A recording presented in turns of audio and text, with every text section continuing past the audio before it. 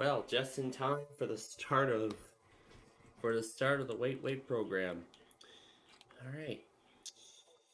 So, good morning, folks. I know we're a little behind, but hey, I didn't care for I didn't. There's not a particular for the news segment and all that stuff. So,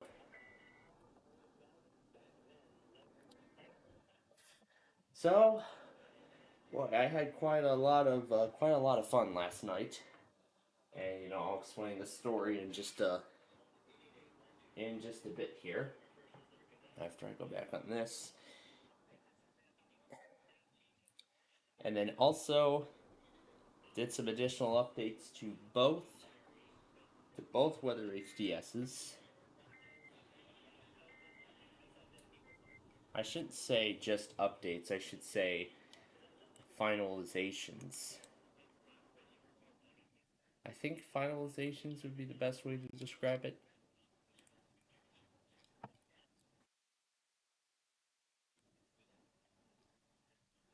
Yeah, I think that's the best way to describe it now that I think about it. Alright.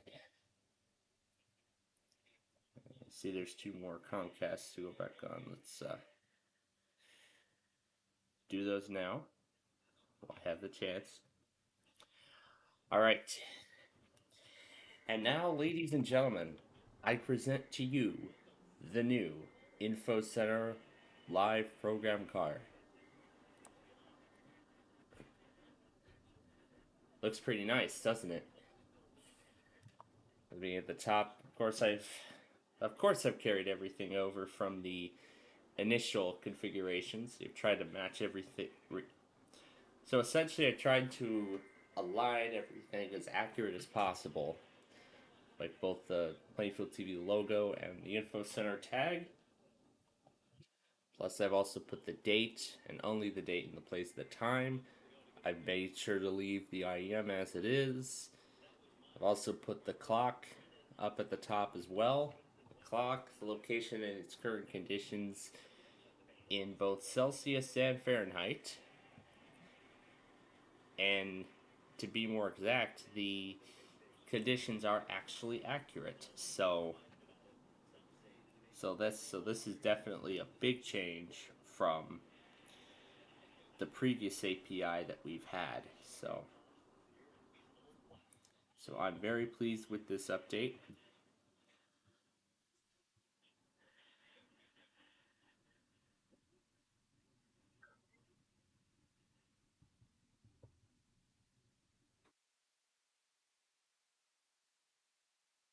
There we go.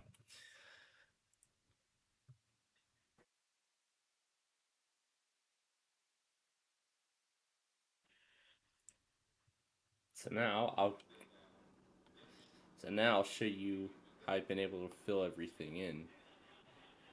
Oh, hmm.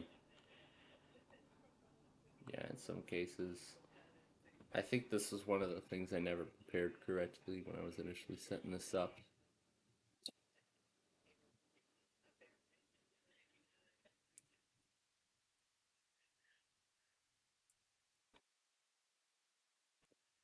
So yeah, there we go. Essentially, I get the whole browser to fit inside of the box. So sure to get the whole browser to fit inside the box, which is essentially that Chicago skyline picture. Plus, I did some additional ideas and concepts for Weather HDS,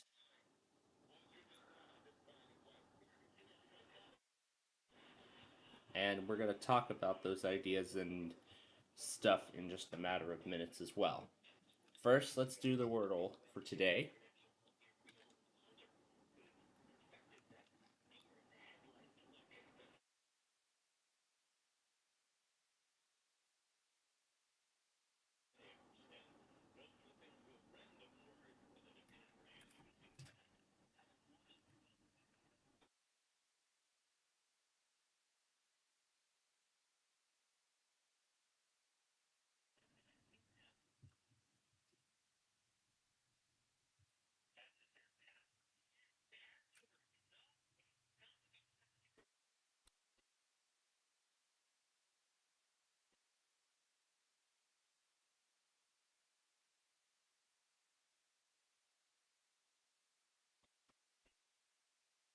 One was a rough one.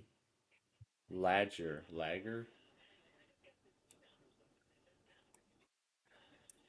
I don't know if that's really how it's pronounced, but of course I got the whole display to fit in the box, so that's a pretty neat. This is a pretty neat update I've done. Now I haven't gotten the weather server set up yet. In fact, I think we can set it up now. Now that we have, now that it looks like there is something in effect, and I can do some additional updates. So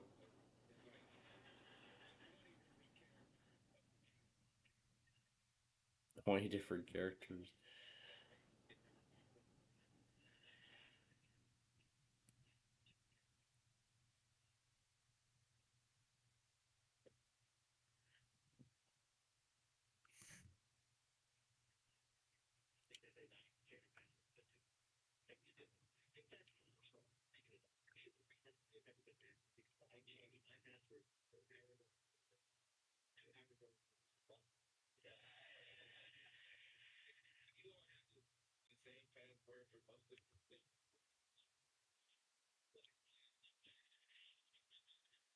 Let's see.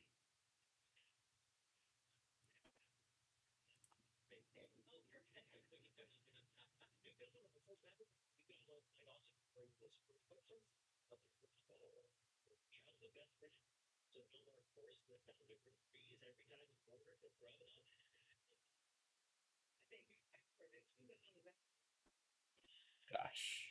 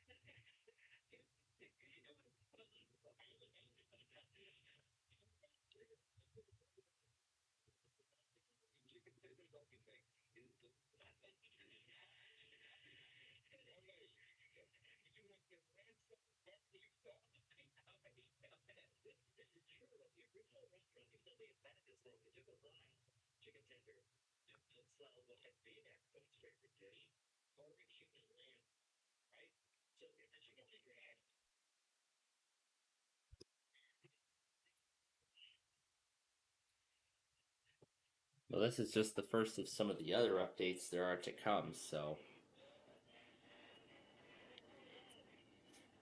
we can have that bottom bar be weather alerts.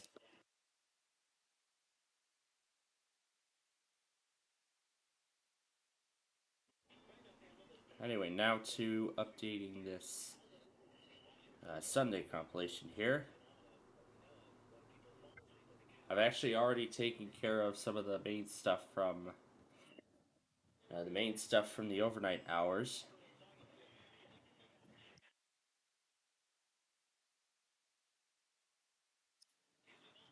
and I didn't get to explain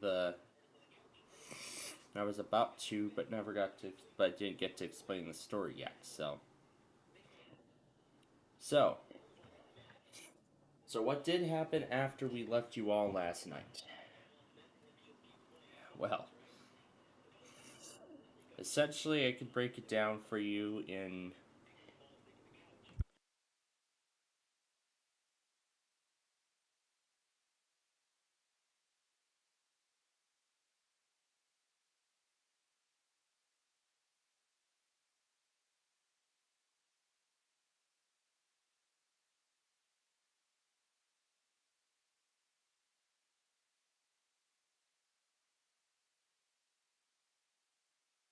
Okay, there we go. So,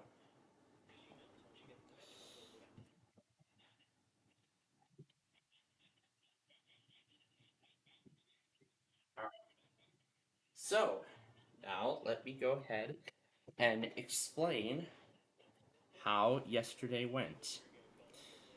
So,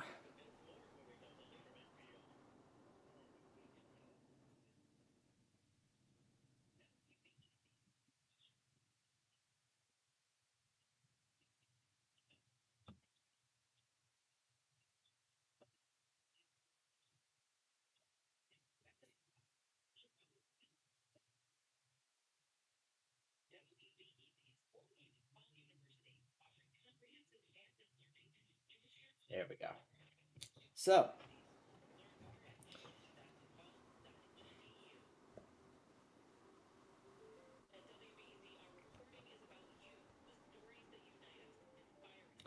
so anyway, here is what happened. I'll give y'all like a breakdown as to what happened yesterday. I was at my cousin's birthday party. So,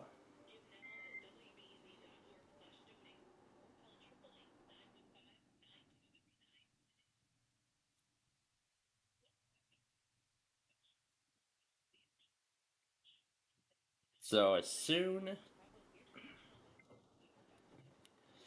so as soon as we came, of course, Stella was there to greet us.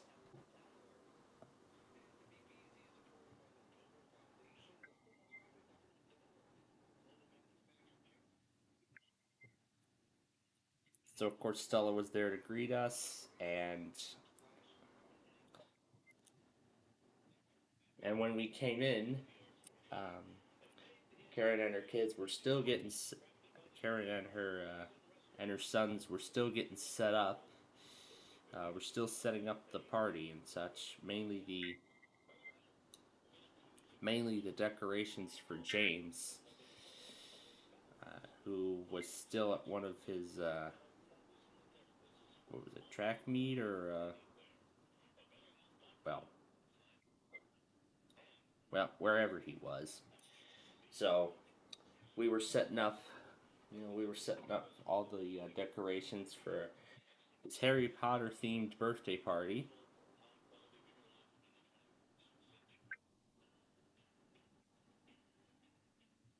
And it was pretty neat the kind of thing that they set up in the living room.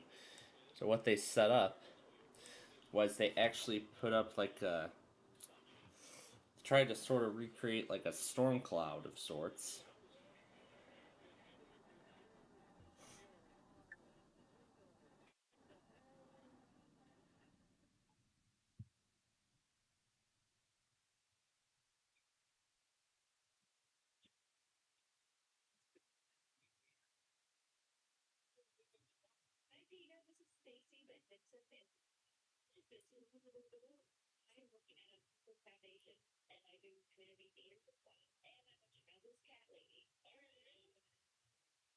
Yeah, they were getting that cloud thing with so they were setting up that storm cloud like thing with LED lights in a synchronized pattern to make it look like it's actually a storm. And of course as soon as he came, we of course surprised him because it was supposed to be a surprise party. So so of course as soon as we were Told that James was on his way.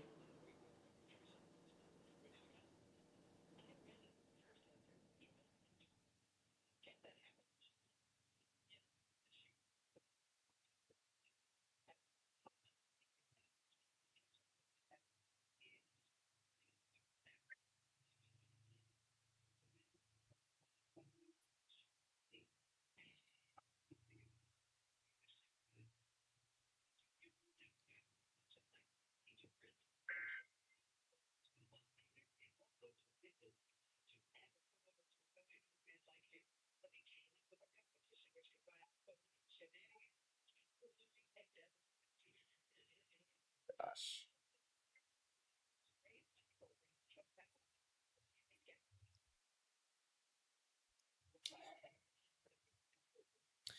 So, then of course, they also got him a special, I guess, wand of sorts. Yeah, it was a specially made wand, I believe. They did put up candles across the main area of the house. However, of course, a few candles fell off and thankfully didn't break. But it was kind of neat to see that wand that James was utilizing turn on all those candles on its own. So that's pretty cool. That's pretty cool what it does.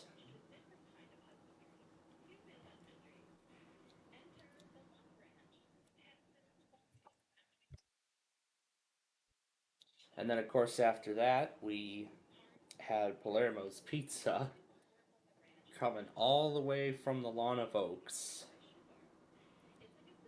So pizza coming all the way from the Lawn of Oaks. Yeah, all the way from the Lawn of Oaks to, well, to Karen's, of course. And of course my grandma, of course, was there.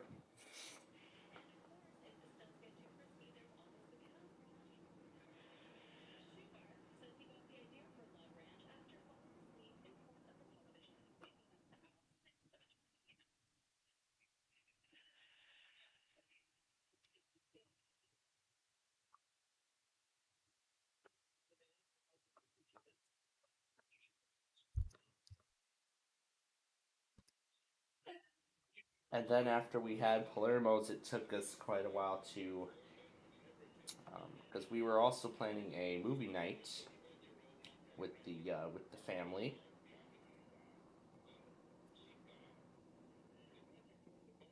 However, of course, played around with Stella outside for a bit.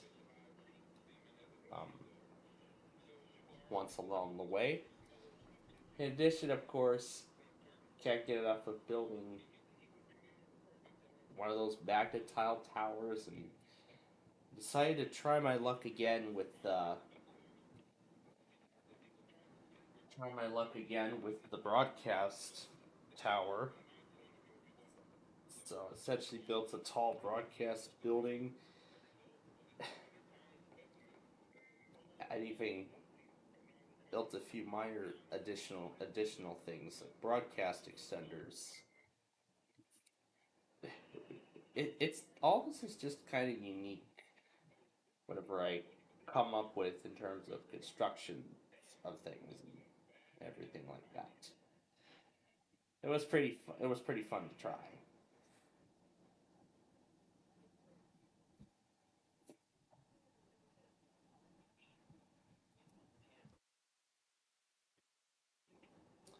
So we were trying to set up the outdoor movie theater while we were trying to set up the outdoor screen,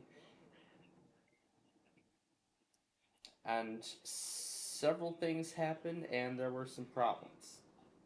First, let's start with what else was going on during that time. Now, as I was checking in on the setup, I heard a I heard what sounded like a fireworks show. going on somewhere else in the town. Of course, I couldn't see. Of course, I couldn't see it. I, I, I couldn't even see the shells bursting. However, what I could see was, well, what I, well, the only thing I could tell that it was a fireworks show was I could tell it by the booms,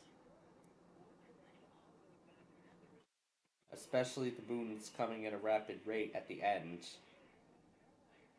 when it came to the finale at the end. So pretty much only heard the last 5 minutes of that show as we were getting that set up.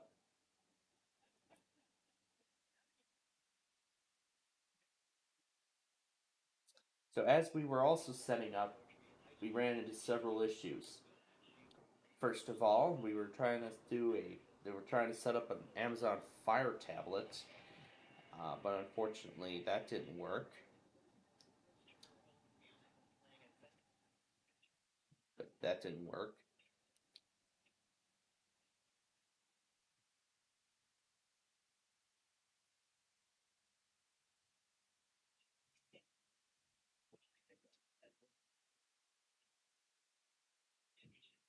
So, and then and then Bill finally got a new laptop as a new main computer for his office work. Finally, but I mean, he shouldn't even be using that Windows 7 desktop computer because Microsoft is not providing updates for it anymore. So it was about time he got a new machine. And they're going with the and they're doing they chose HP. As remember, Luke has that desktop gaming machine, which is also funny. As when he was trying to when he was trying to connect his Bluetooth headphones to the machine, it somehow connected to Karen's Bluetooth speaker downstairs, which ended up turning off the music that was playing on there. It's essentially what she was playing from there was I believe the Harry Potter soundtrack. Yeah, I believe it was the Harry Potter soundtrack. It actually flipped to the Up soundtrack afterwards, but I believe the issue was later corrected. So yeah, in addition to the pizza, there was of course fruit and vegetables. And of course, I had to go with the apple slices. I actually had a few of them along the way, so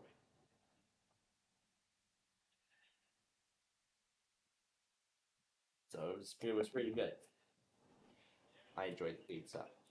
Going back to the movie theater I was talking about, so one problem was we couldn't find the right device or get proper connections, but we were able to get the laptop connected, and that worked.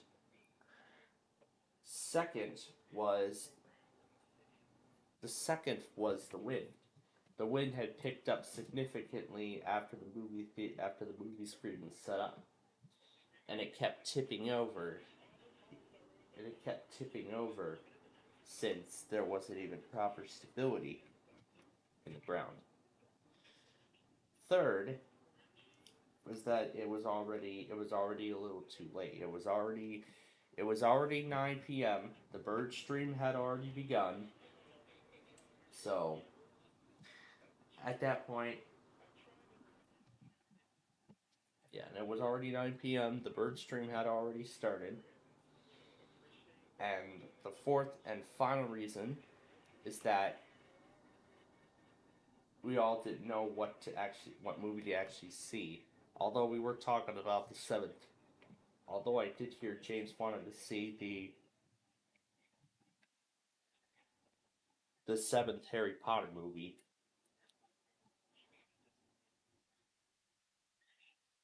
but unfortunately couldn't find anything that would satisfy all of us. So all those factors unfortunately led to the planned movie day being axed from the party because my father was actually planning on was planning on making popcorn for all of us. We would have had the cake. Well, we did eventually have the cake, but afterward that was it. Originally, we were supposed to have the cake and then see the movie, but as I said, the movie day got axed.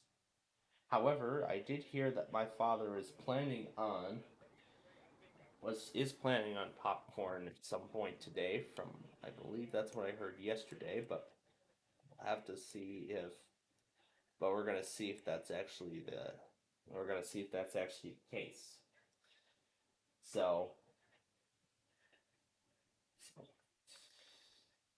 so of course it builds. So of course I had to build the tower, and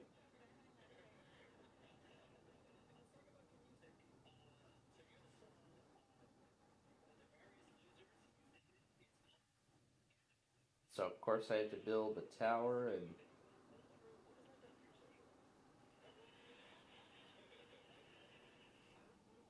building the tower and all that stuff.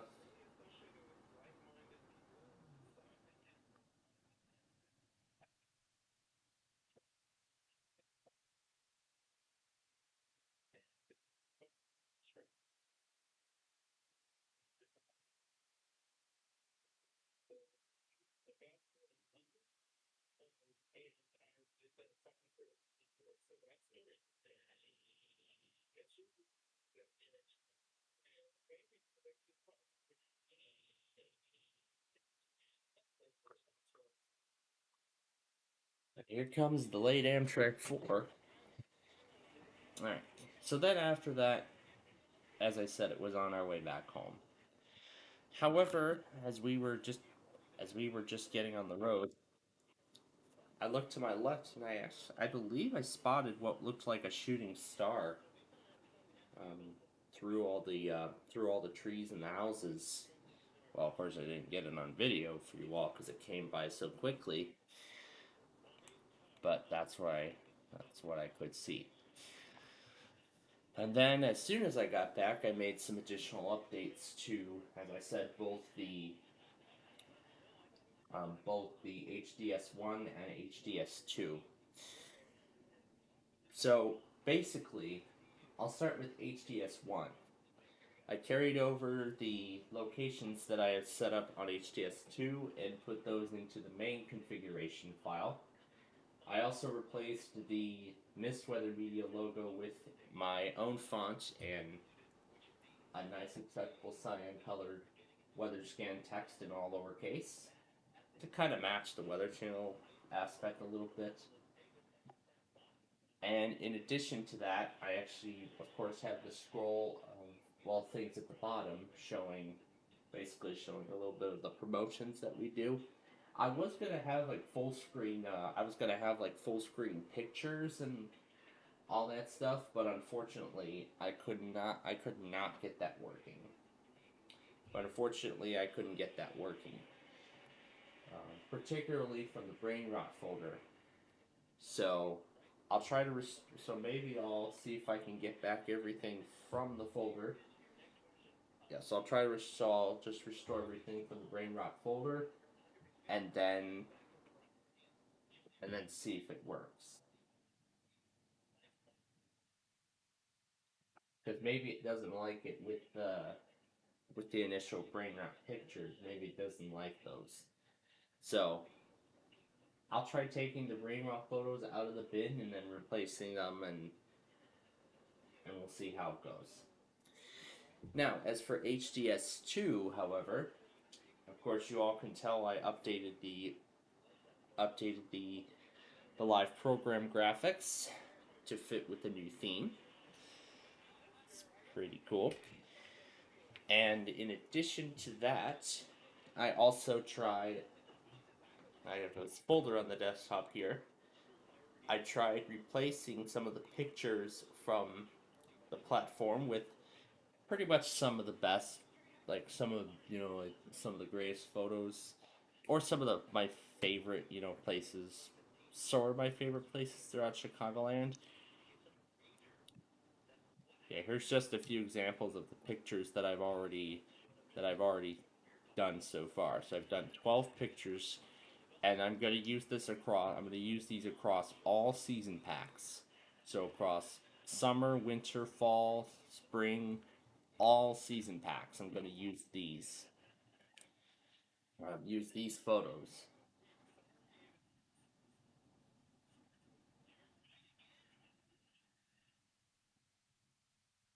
I'm actually also planning to take the Chicago skyline and merge that in as well. Yeah, but for now I'll keep the. But if I do eventually find more interest in this, I will eventually replace the theme and whatnot. So that's essentially everything that happened last night. And as I said, all the tests went flawlessly, so that's great.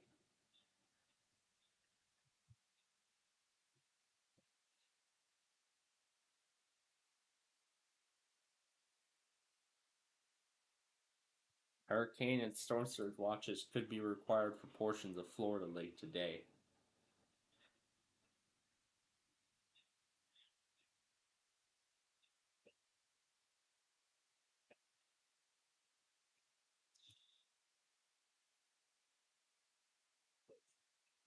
So it looks like so it looks like we could be getting ready for another major hurricane event in Florida. As right now it is going to be a category 1 later today. This is Milton now,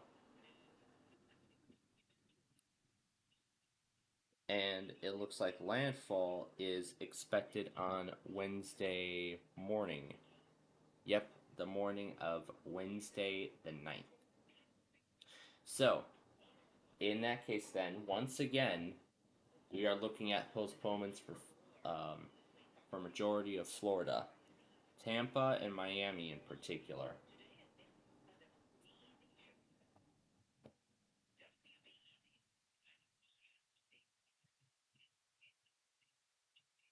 And I see we also have a slight risk for portions of the Northeast. So, what we're going to do now is we're going to go ahead and make those changes.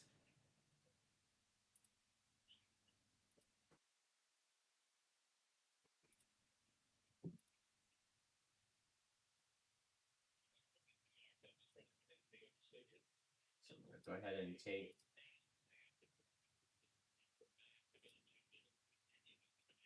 So, I'm going to go ahead and take.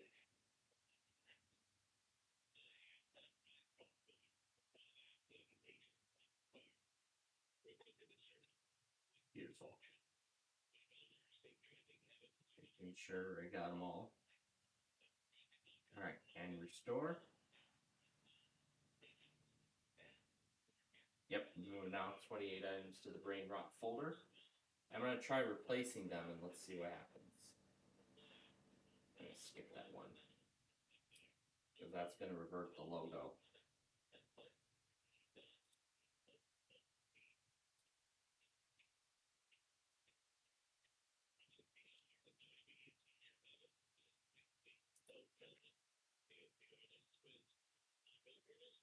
Restore that to the.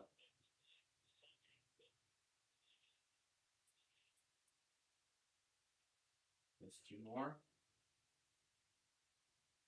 All right, now it's done. Let's go ahead and empty the bin.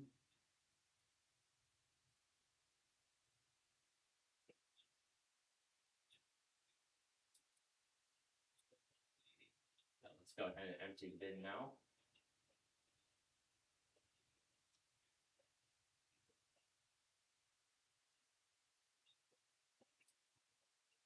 And then at the bottom bar, I have also what I have also done.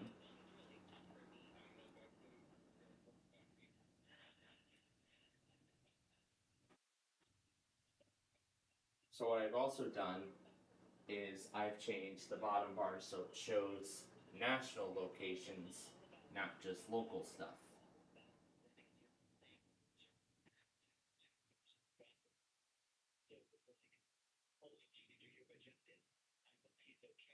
Looks like the brain on the folder isn't working as anticipated, so I'm going to set that as true for now. Anyway, back over to the config file. Now we're going to make some adjustments and changes.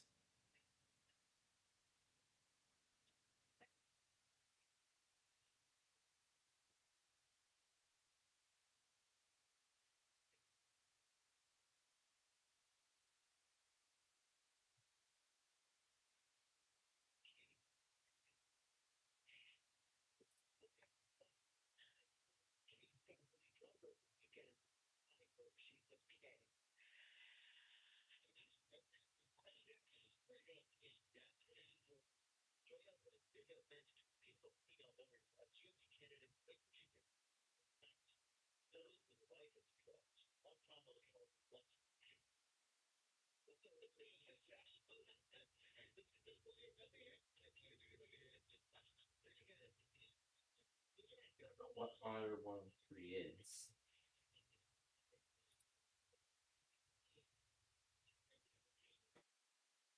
but it's going offline every 7 seconds.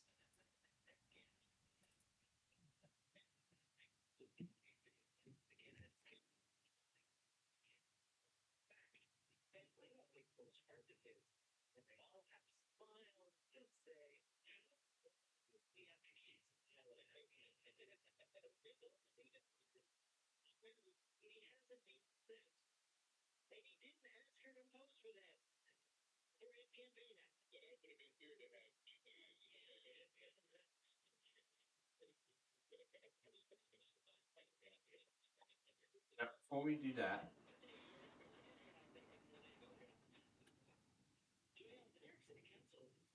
locate all commas in the document. There you go. And this will tell us which is monitor 103 and which one isn't.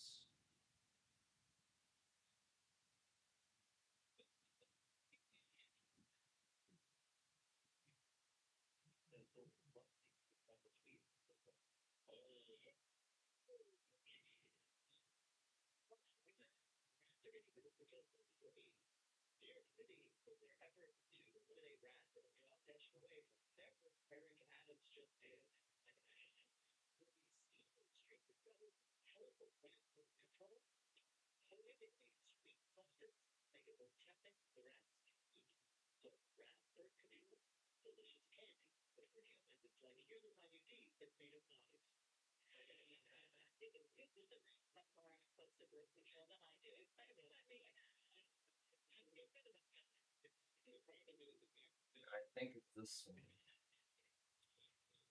I believe we may have found our culprits.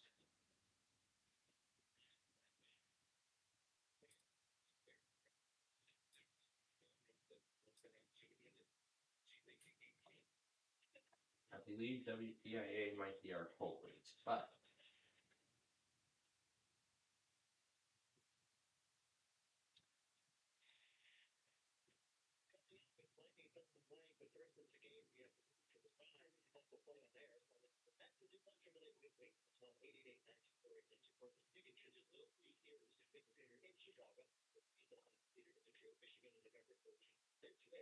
Berg.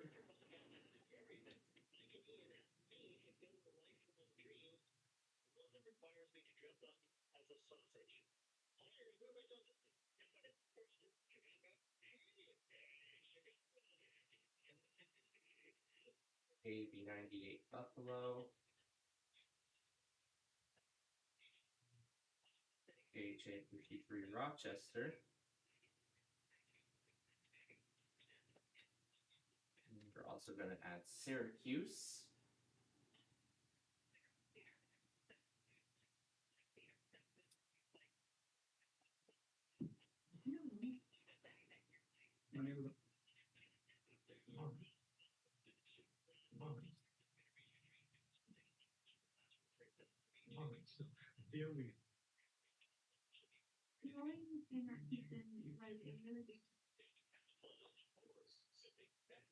Nothing.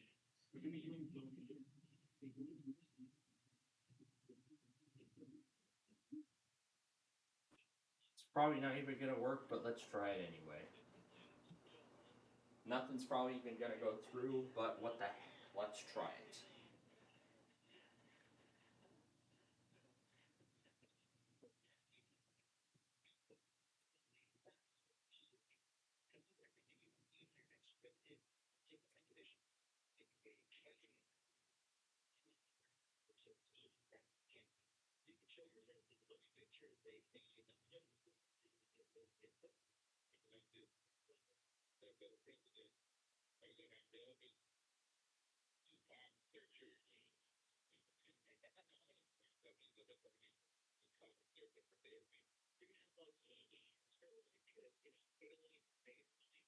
At WCPA.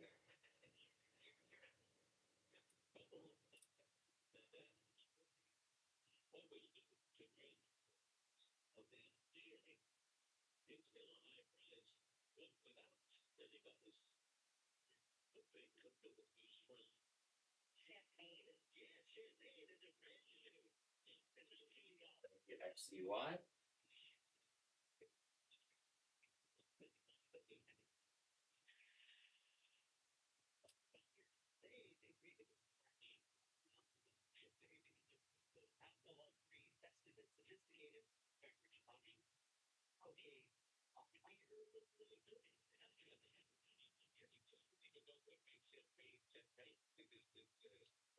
Charleston, West Virginia looks to be in the marginal area.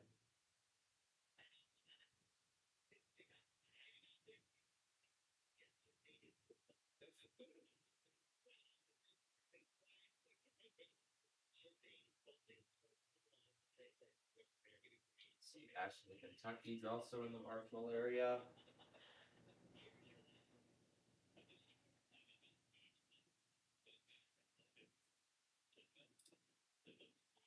And I know it's pretty close, but just in case Wilmington, Ohio gets involved, we're going to add Columbus as well. I think that looks good. All right, let's save the changes now and restart the station. Let's see if we're going to see if PIA is the culprit. Oh, let's see if that's the culprit. Let's see if it even starts up.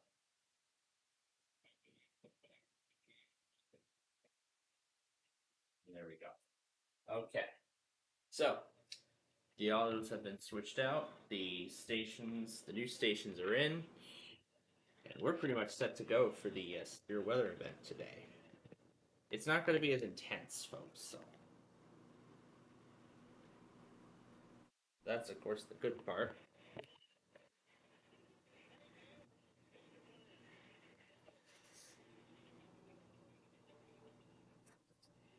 Day 2 looks like nothing. The marginal is for Florida. That's for the hurricane. So we'll have one more day of peace and quiet before we begin coverage yet again of another hurricane.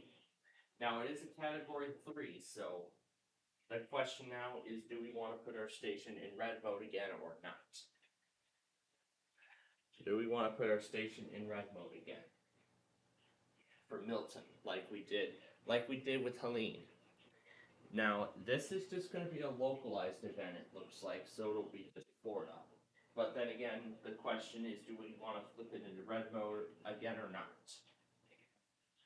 I'm actually considering saying yes to that. Yes to flipping it into red. Now,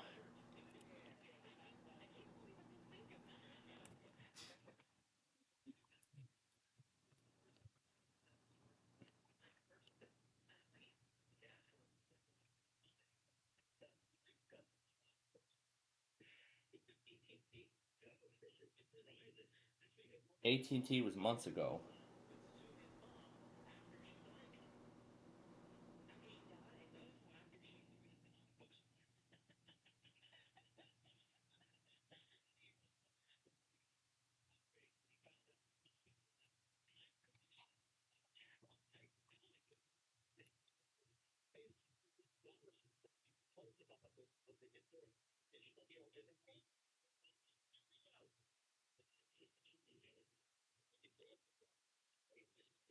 All right. So I'm going to add WBZI back into the lineup here. But let me be sure that this link works. Yes, it does.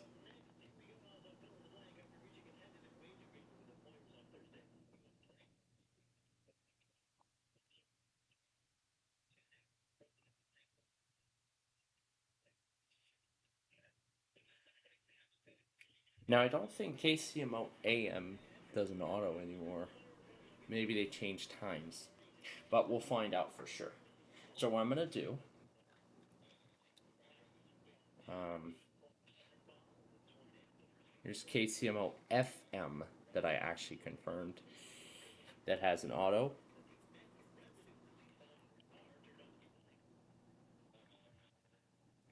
So I'll swap it out.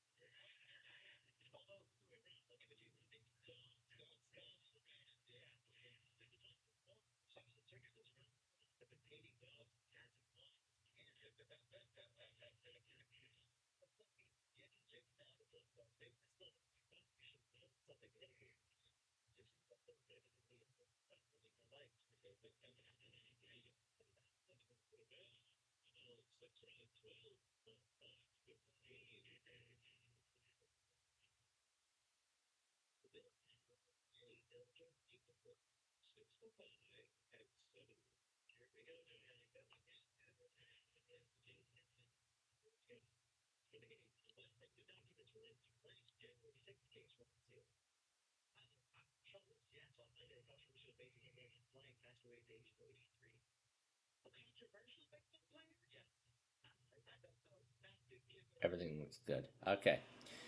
All right. So the autos have been readjusted. I'll go fix the Sunday auto thing. Let's go get the Bears game started.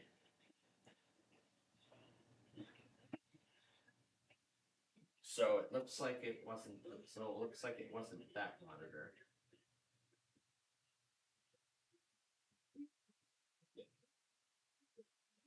So it looks like it's CDU Classic, I believe.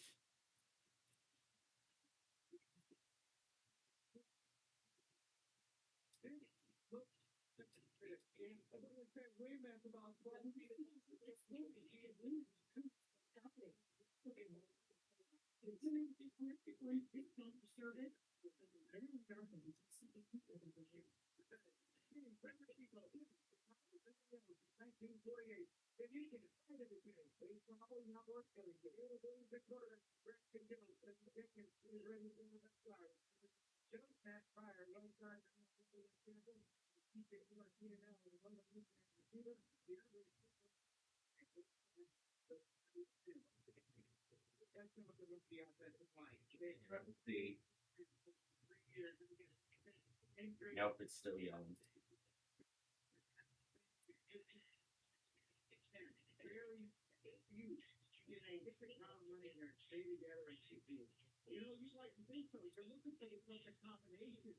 Let me put this all in lines so I can see see which one it is.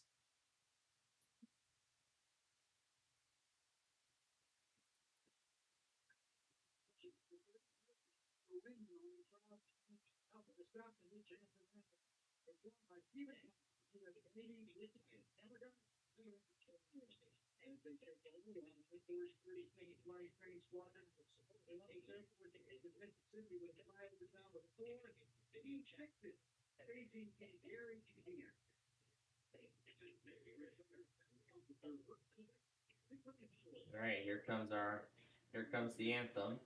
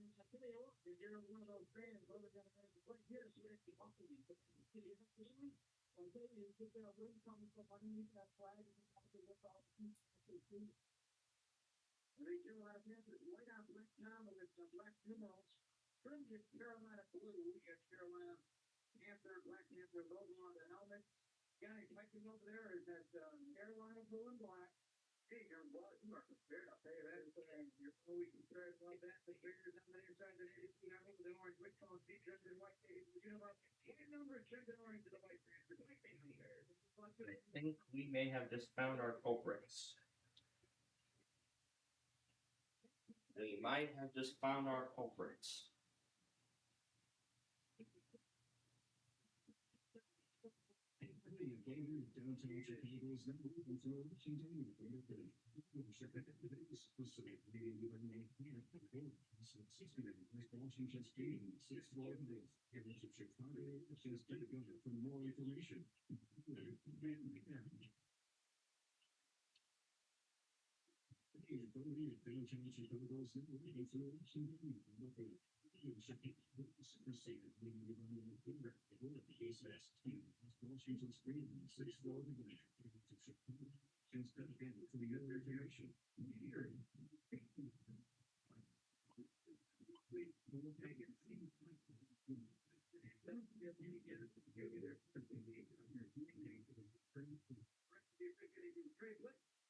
Looks like I think. Oh.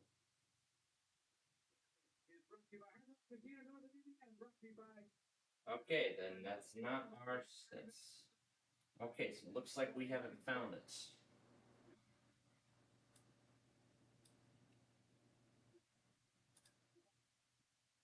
Let's see if it's this one. Seems to be going offline every 6 seconds.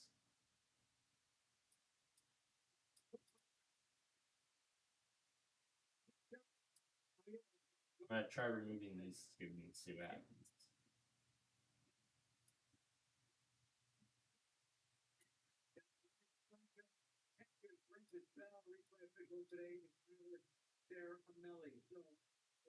Alright, let's try removing these two and let's see. And let's see what the result is.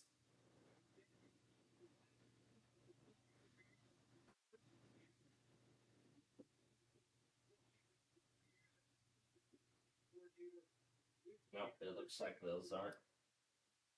Alright, let's bring them back.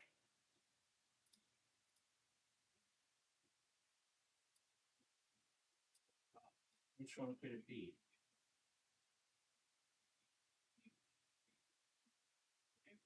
Huh. I guess starting at the end then. I guess now then starting at the end, we're gonna start removing stations one by one until we find the one that.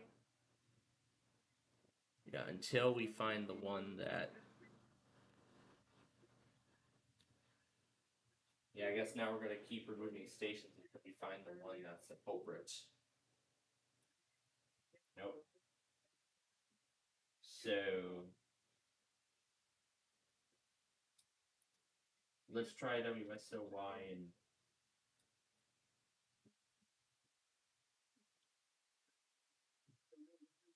let's see.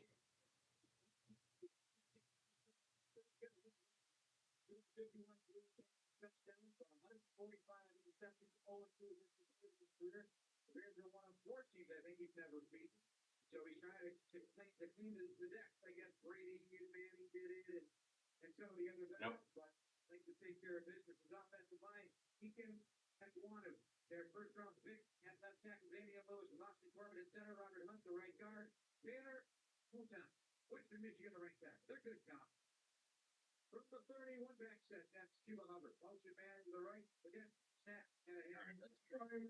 All of this.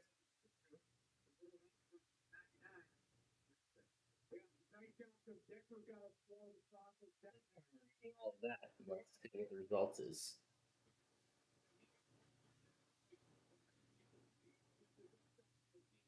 9, 4, 8, 7, 5, 6, 58, 69.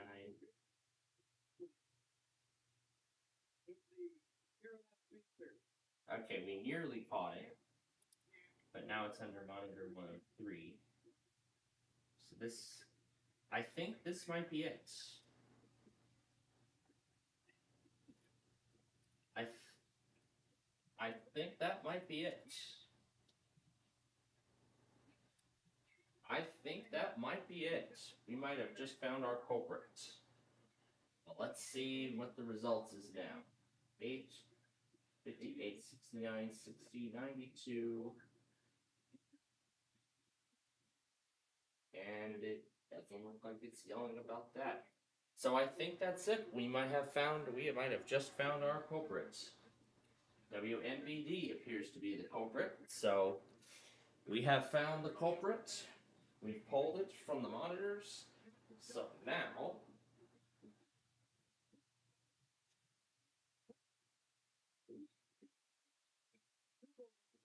so in that case, then I will need to find a different station. So NBD, where is that? NBD, yeah, we're gonna take that out and gonna replace it with the next station on the list after XCL. So I'm gonna replace it with the next two stations on with the next three stations on the list.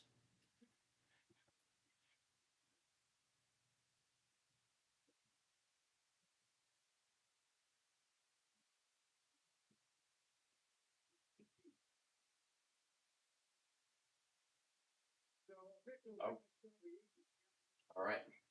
So I have added some other stations in the place of NBD, so unfortunately that's out there. Now, remember on Tuesday we had what? When was it? Was it Tuesday or was it Thursday? I think it was, yeah, it was Thursday.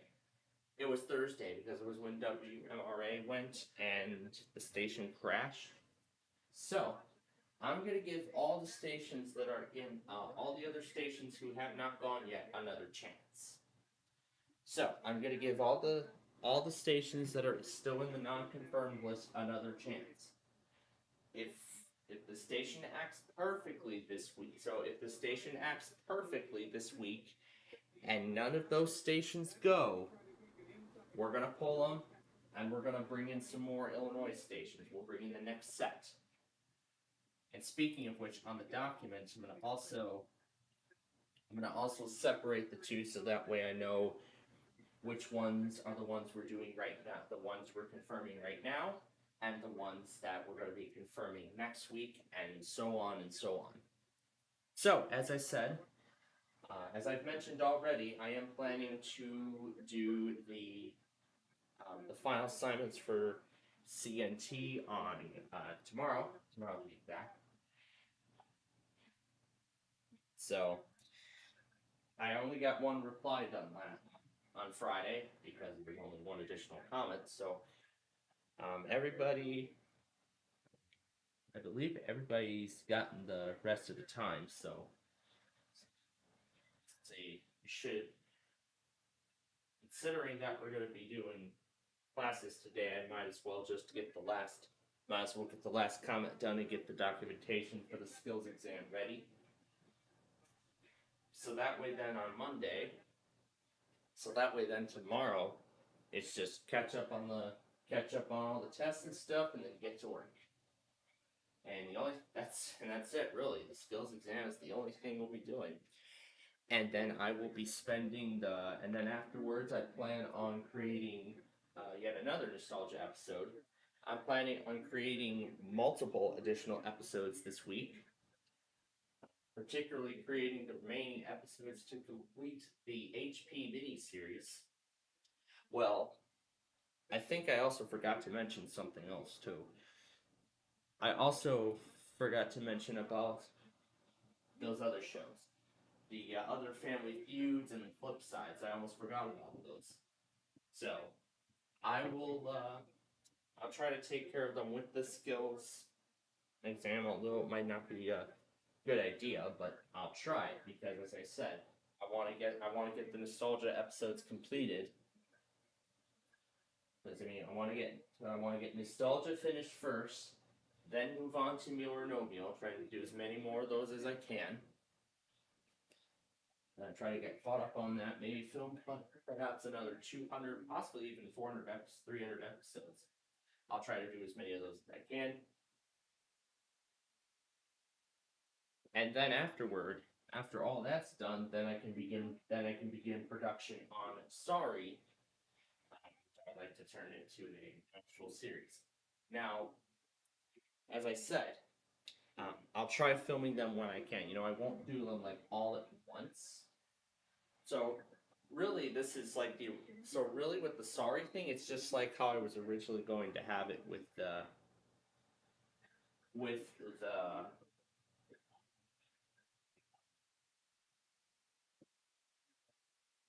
So yeah, what I pretty much do is I'll have just like with the Big John's exhibition game, I'll have everything done by the computer. So I'll just have OBS do the recording aspect and everything, and then I'll just put in all the opening and closing sequences and everything like that.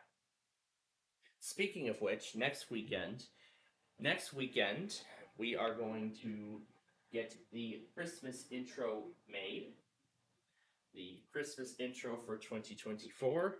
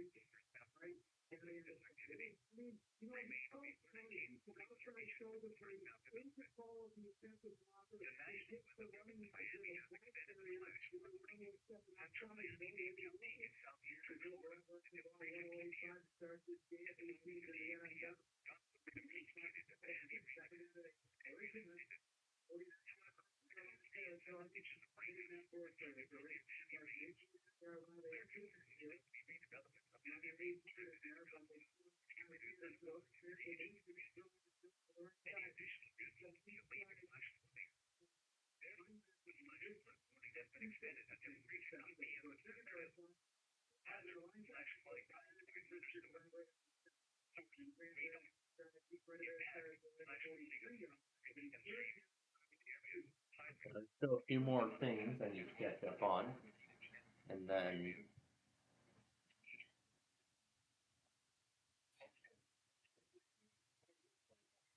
I'll go get some lunch.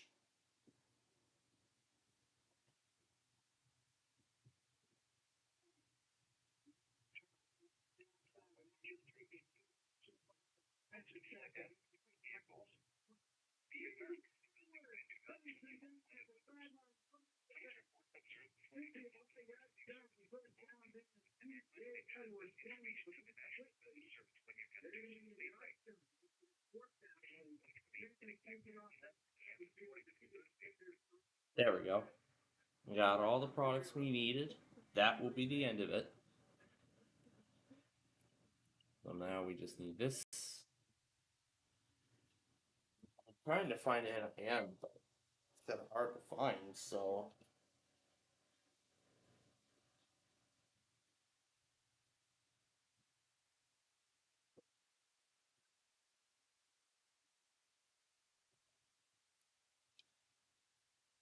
And finally, KWSA.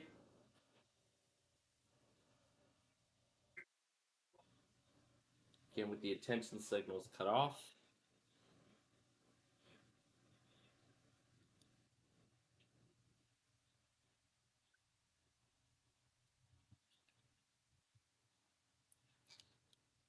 And that's it.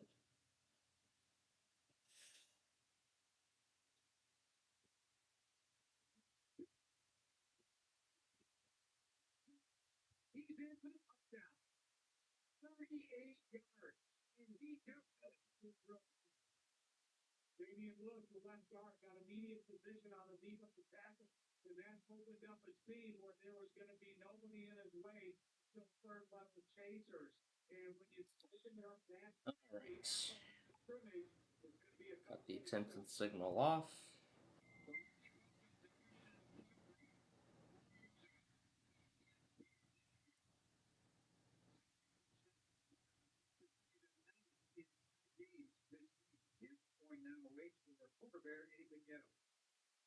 Cut that off. There we go. There we are. Okay, that's it. Now all we just need to do is render the Sunday tests when after lunch here. So I'm gonna go ahead that, and then, well, if I even get the chance to, and then we'll maybe do some more updates, and then I'll see if we can do some more updates to our weather HDS and all that kind of stuff.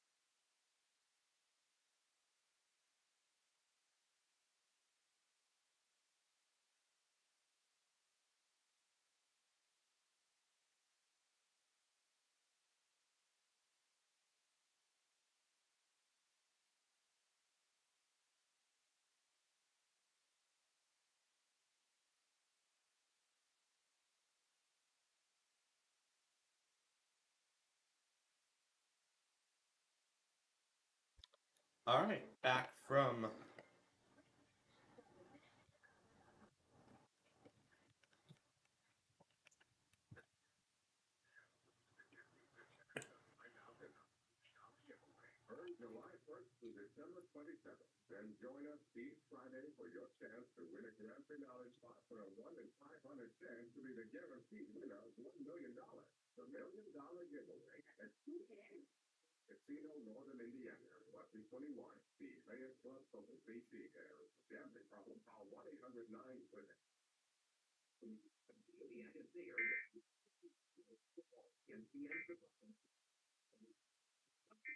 So there's one more Comcast to go back on, and then that will be the end of the Sunday video.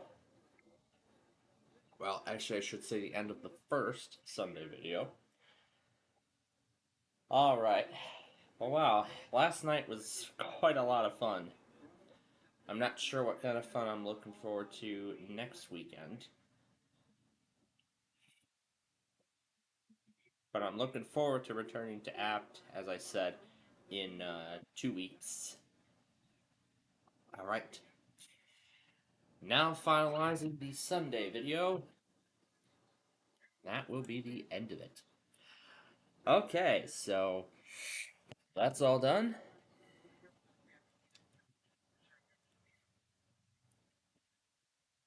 Now I was also trying to see if I could set up a scoreboard, like a little scoreboard element. So I could update the scoreboard, but I want one that's like live and dynamically updating. So,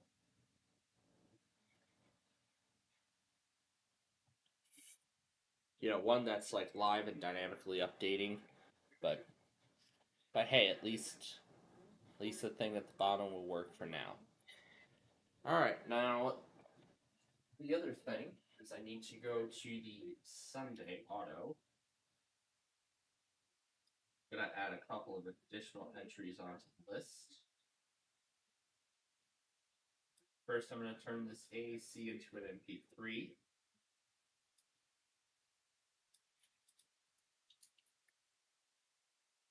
And switch this to their AM signal.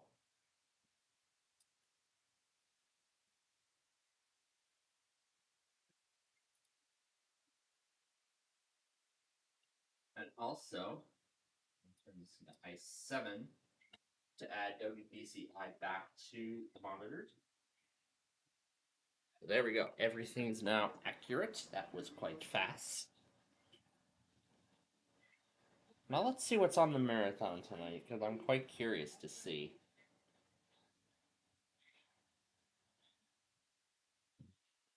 Nothing in my interest, but oh well.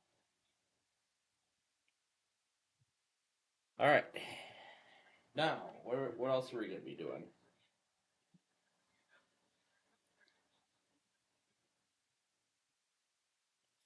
I was going to show you 24H2, but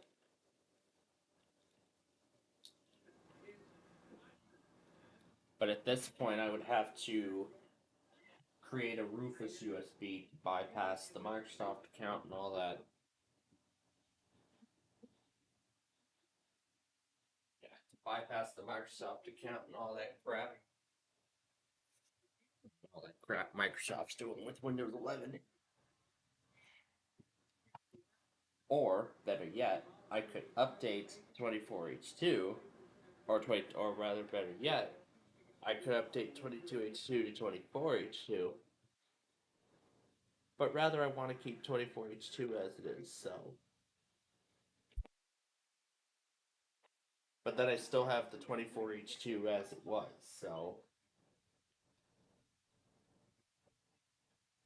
Of course, I use 24H2 to test out some like new apps and stuff. You know, see what kind of consequences they would have before I install them on my host.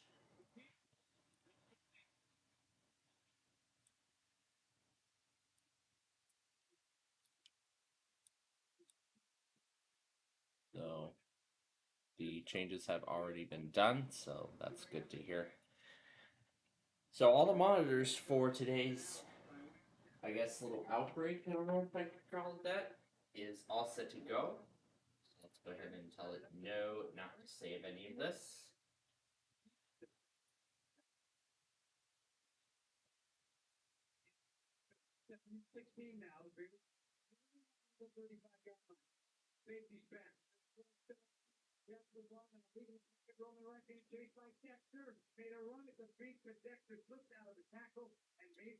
But yeah, I really like the design of HDS1. But also, let's go ahead and do some testing on HDS2. Oh, I don't have the server running.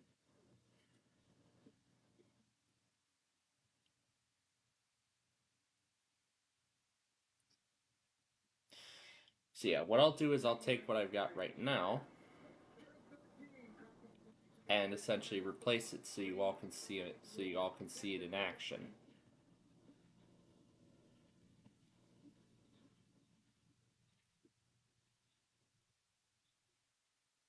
So we're gonna go to BG Autumn and WX Good.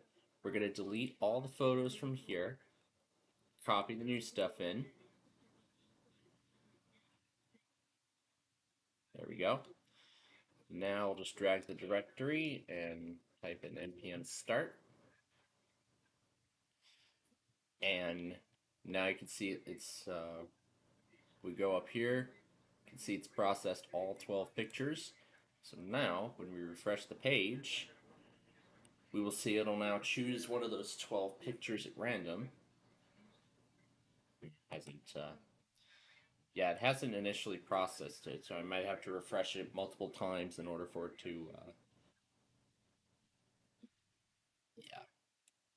Yeah, sometimes it doesn't process it right away. So this is one of those special cases where in some cases, have to restart the web server in order for it all to function. So yeah, maybe restarting because it might have to take a couple tries in order for everything to work. So I can refresh it one more time after restarting the web server, and nothing.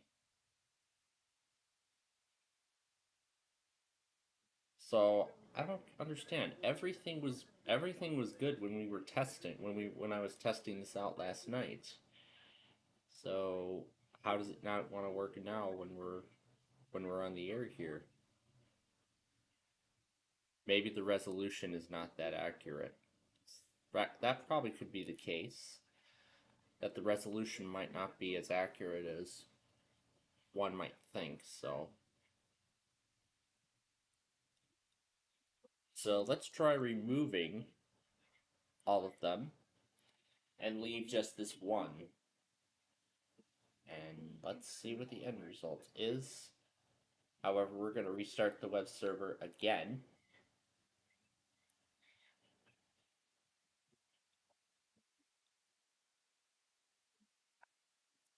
So let's see.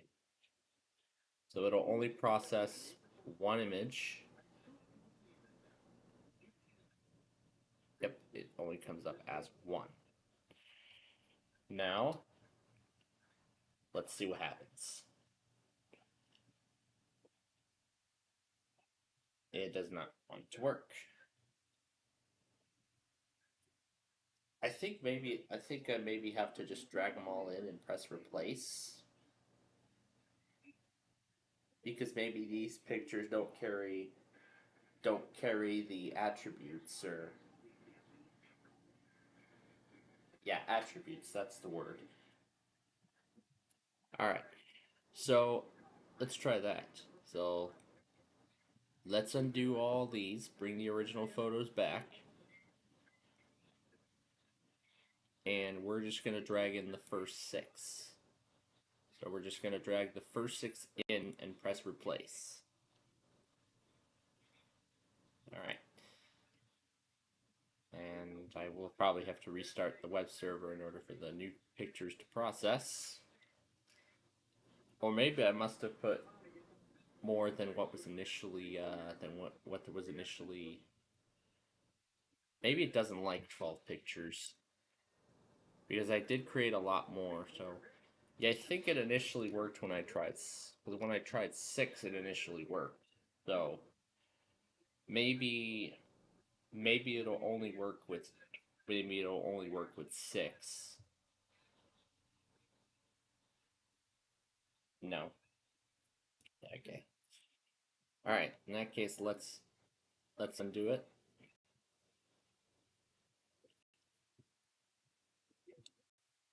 And now it's dinging at me. But thankfully, I have a backup of all of them. I can go to images. I have a backup folder of every single picture from this directory. So I can go over, so then I can go back over to public, BG Autumn, WX Good, and paste them back in.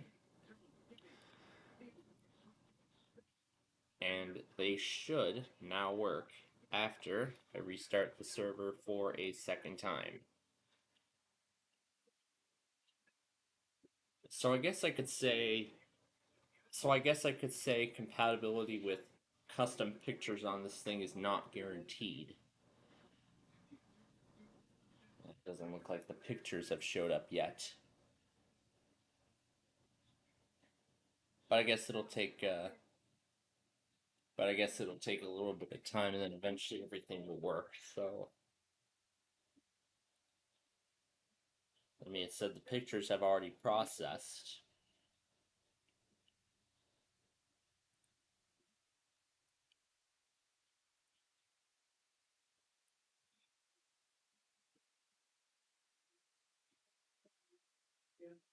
But actually, they all will not process. And actually, I think I actually just found out what it's doing.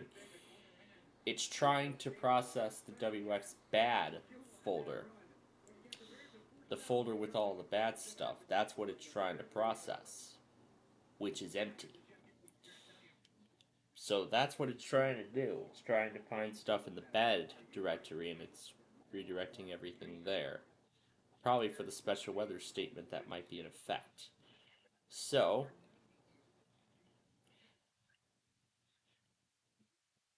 oh, are we in the wrong folder? We have a backup folder. So WX bad, there's all 3. We'll go here, paste them in. Alright. It must be processing a different directory. So we'll hit start now, and now it'll process. Now it should process those pictures because I think that's what was going on. And now when we put the 3 pictures in, we now have working photos.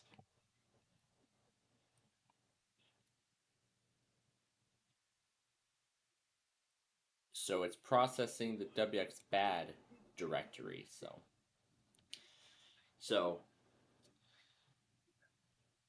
so I guess only if there is like so I guess it'll only process so now I'm understanding the whole thing here. So it'll do WX bad if an alert is in effect, and if there isn't, then if there is no alert, then it'll just default to the good directory. So so I'm guessing then I can put as many JPEGs in there as I want. So I'm guessing that I can put as many JPEGs in there as I want, but I have to make sure that they all follow the same name, or else it most likely won't work. So that's what I'm guessing the case is.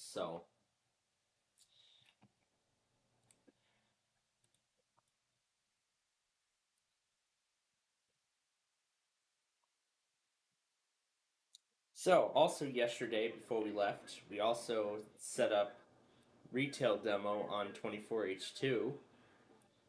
So now I'm curious to see what the Microsoft did with the animation for this new update. Let's see. I don't see anything happening right now. Because all I see is a Windows 10 Wi-Fi icon.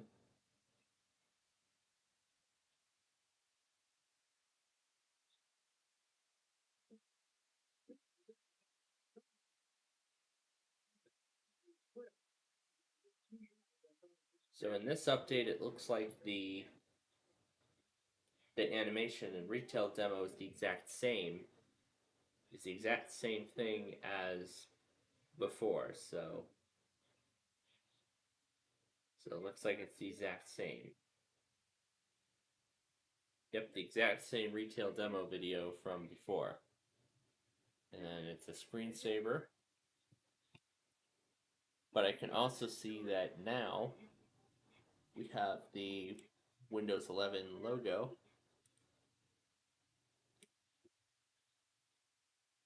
which apparently I can say this whole thing is a web page. Apparently, that's pretty cool. And these are the full specs of the virtual machine. Head input incompatible.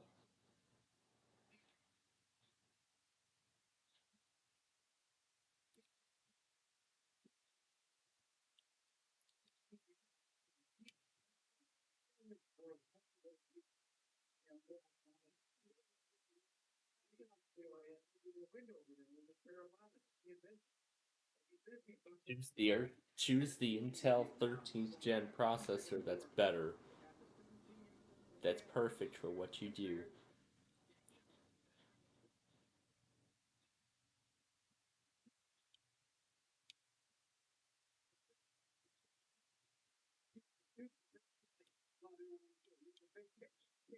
Looks like a Windows 11 PC. But to me, that looks like that laptop.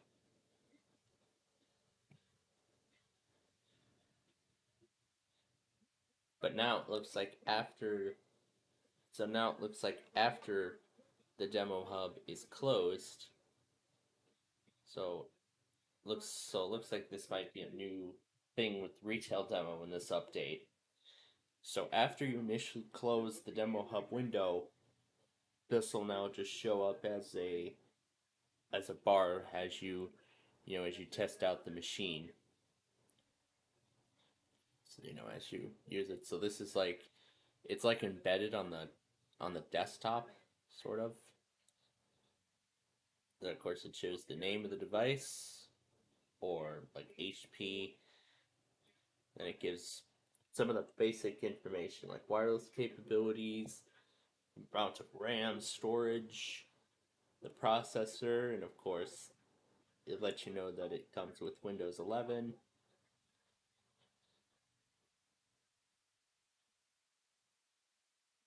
And we're not going to try and install that preview, but we're going to go ahead and install and we're going to go ahead and download and install them all.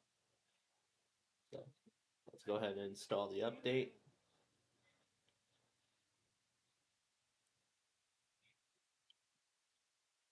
And I'll show you again that this now is 24H2 of Windows 11 Pro.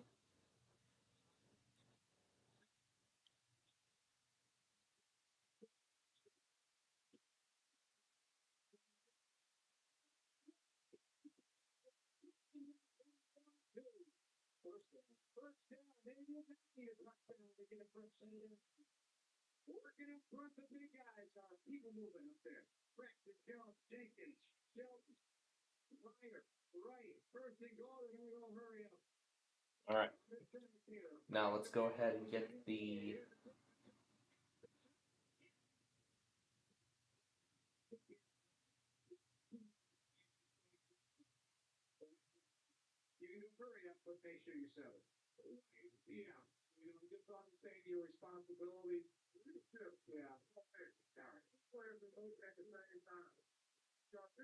N5 and 10/6/2024.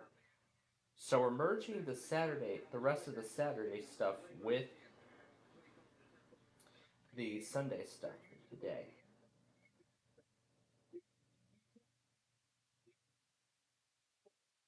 I actually also noticed that I forgot to upload the Union Pacific intermodal that we were stopped by last week. I forgot to Forgot to post it, but got that. I took care of that as I was finalizing the weekend stuff, so that's all set and done now.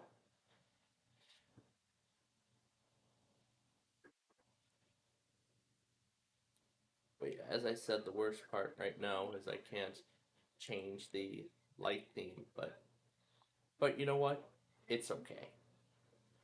It's alright because I can tell the difference between which one's my real PC and which one's the virtual machine. I mean, I personally prefer the dark theme of Windows 11, but yeah, this one specifically is Windows 11 Pro.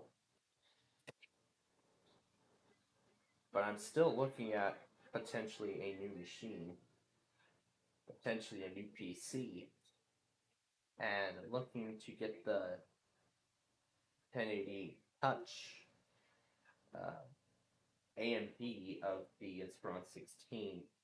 If I pump it up to Ryzen 7 and 1 TB, it wants to preload it with Pro. It wants to preload it with the Pro Edition. If that's so, it would make it the first Windows 11 Pro machine that actually meets the minimum requirements by Microsoft. Because remember, on the ThinkPad, I was able to use Rufus to bypass those. Because I was able to use Rufus to bypass those astonishingly intense requirements for the OS. But then if I put it back to Ryzen 5, I can switch it to Windows Home. So I'll be paying $700 for a base level Ryzen 5, 512 gigs, not touch. I don't want 512. I actually want a little more storage than that. I want 1 TB.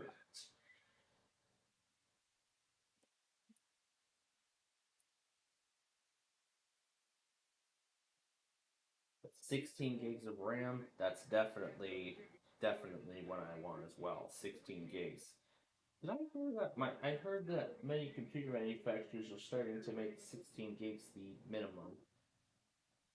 There's a 16 plus out of stock. I can swap this to the home edition. Ooh, at 2 TB.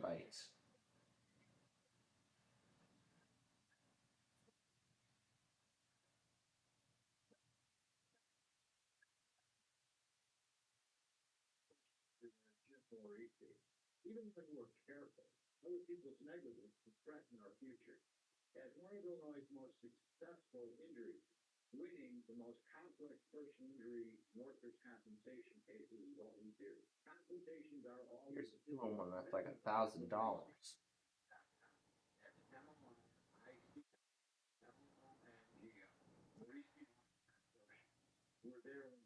Yeah, it's like $1,000.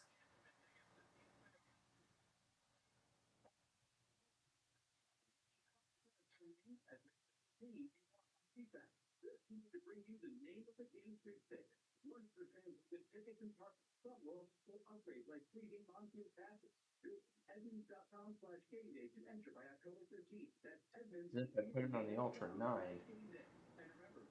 is it actually on sale? Oh my god. Wow. Intel Arc, 32 gigs.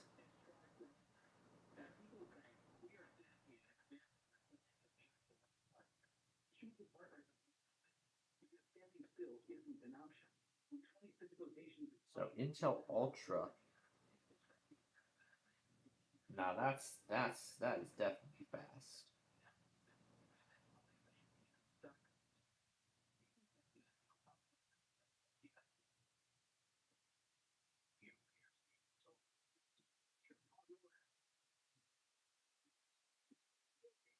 So I'll go back to the Inspiron line.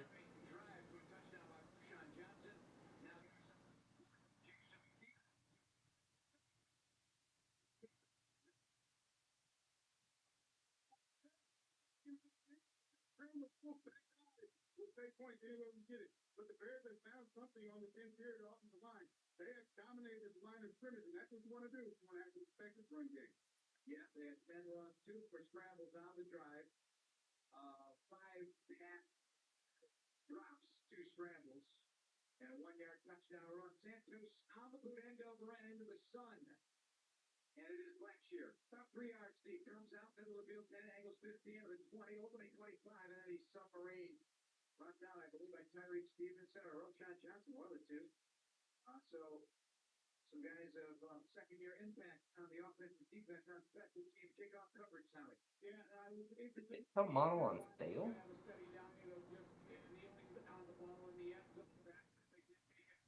So it looks like the Intel model's on sale again. So it looks like the Intel models look to be on sale again. The Core i7 looks to be now just $700. But again, if I want the Pro edition, I'll be paying an additional $130.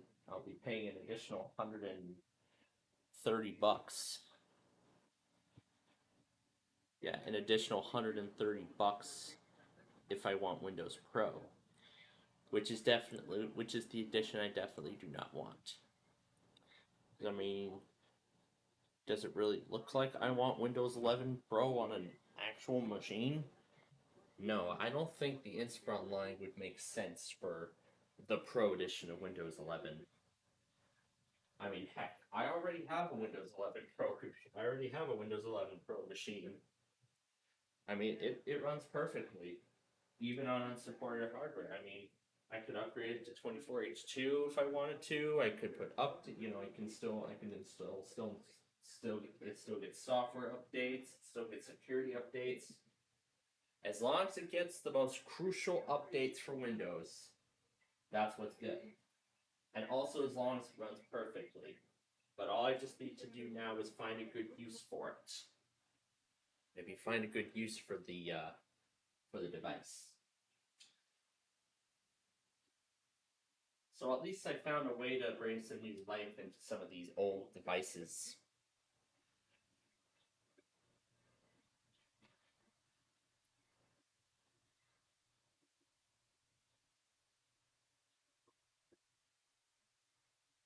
If I swap it to Ryzen 7,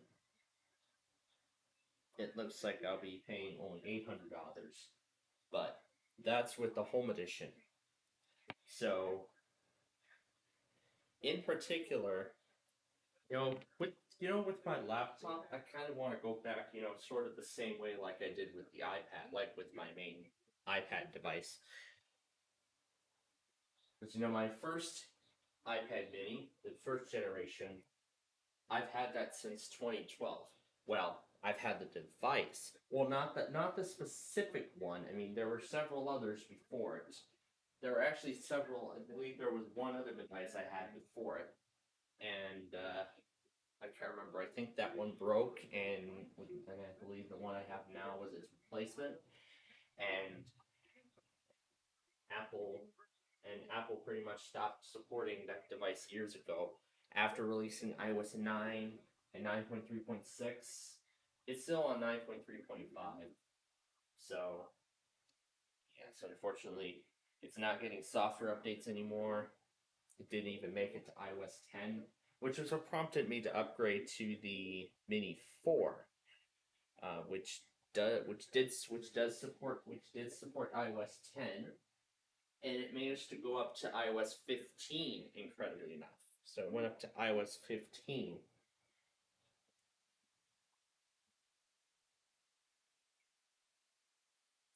And then I remember that school day back in 2021, was watching Apple's keynote event, and they were getting ready to release a new iPad Mini that would finally remove the home button and bring the bezel-less design and bring the main buttonless design to the iPad for the first time.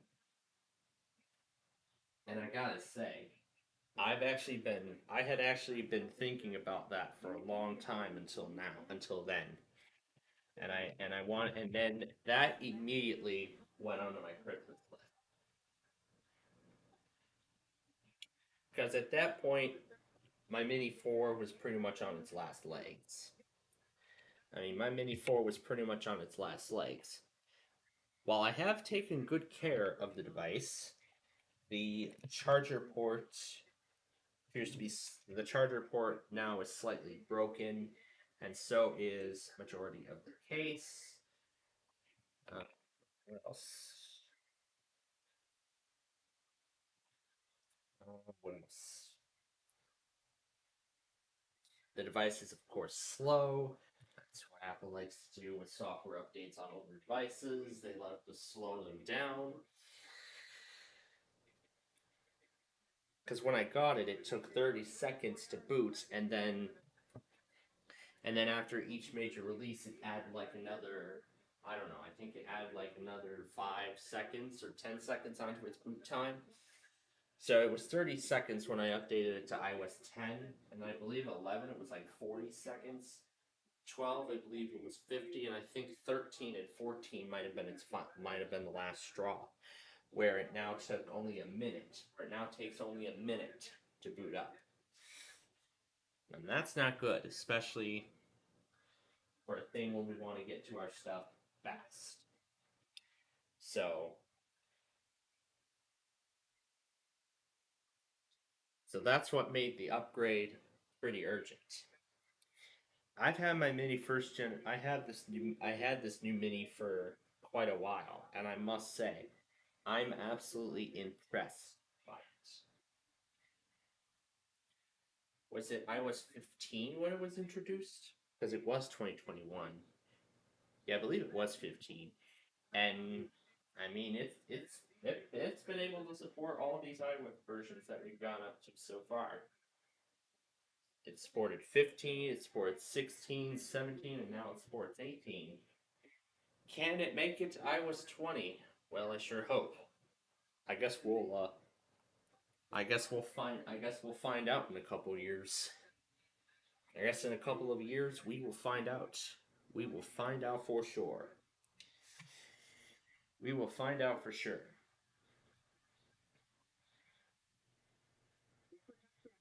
And now that I'm considering upgrades, I was now actually the thing I was going to talk about was the colors.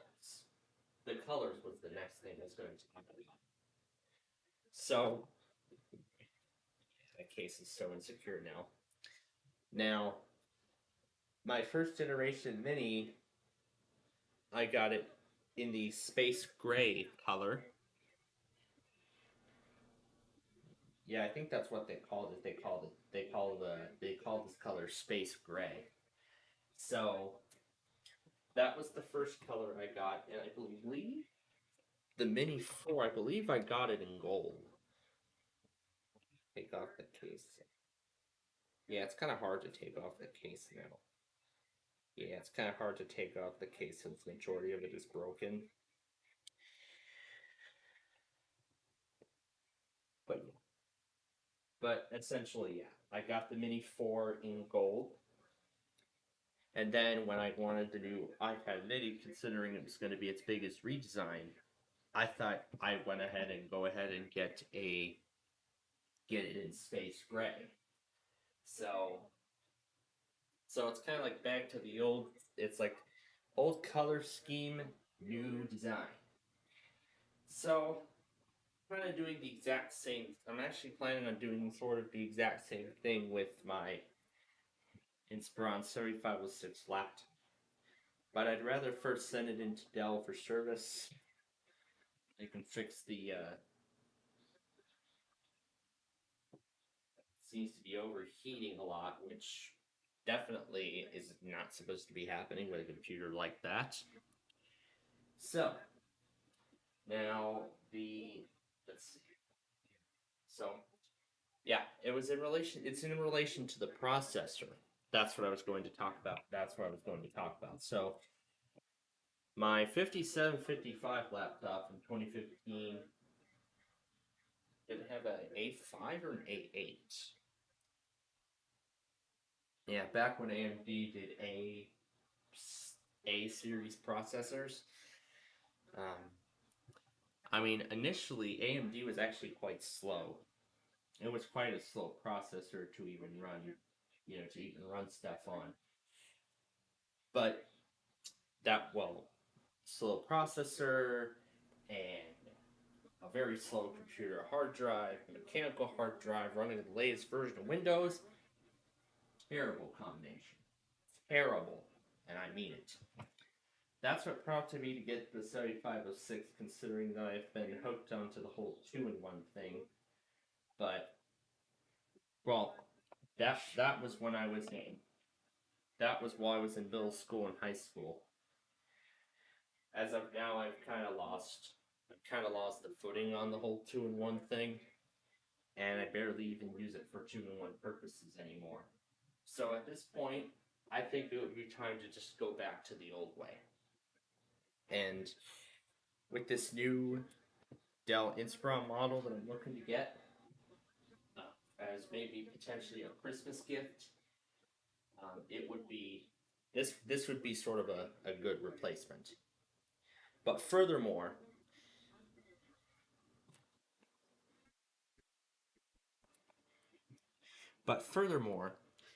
I'm very impressed by the performance of the AMD Radeon and Ryzen processor. So I'm very pleased that AMD hasn't had improved the performance of their processors since 2015. But as I said, that's 2023 when I got the when I got that H when I got this HP laptop just in time for college, just in time for my first semester of college. And the timing was just absolutely perfect too, because I had just graduated from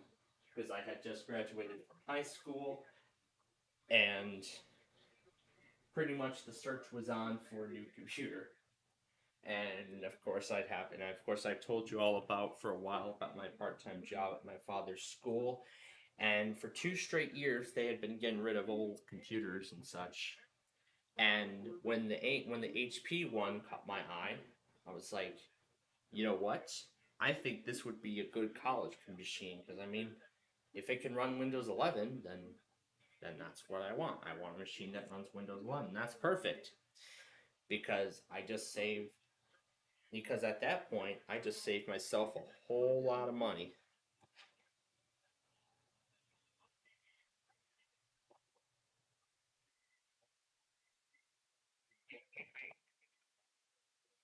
because at that point I had saved myself a whole lot of money. Yes, at that point I had saved myself a whole lot of money. So essentially, a school laptop getting rid of for free. But there were some more things I needed to do before that.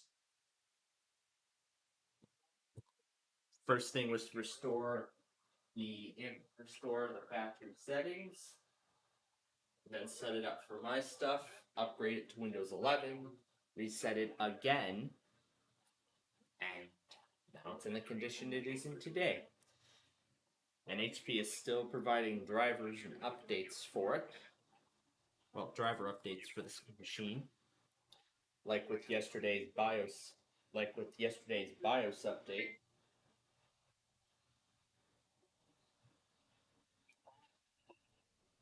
Is it done already?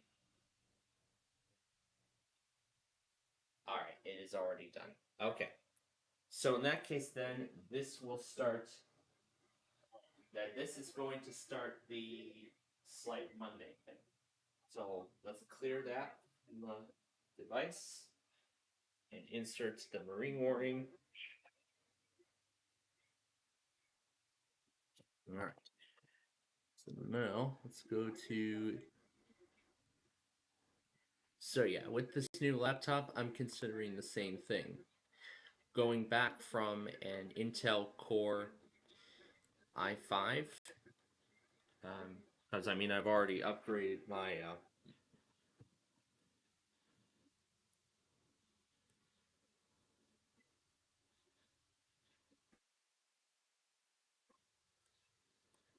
Oh, Yeah, I deleted it already, so it's too late. Yeah, I've already cleared the movie thing, so it's too late.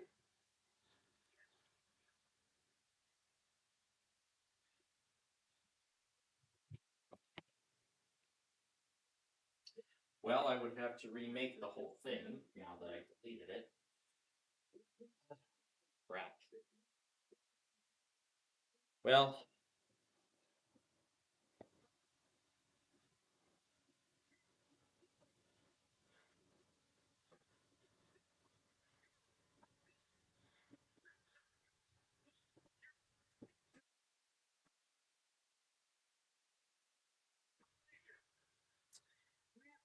so, well, but I didn't see that.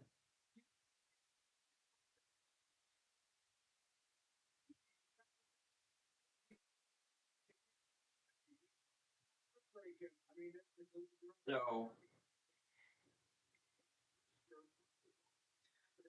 yeah, let's see if I remember how this was all done.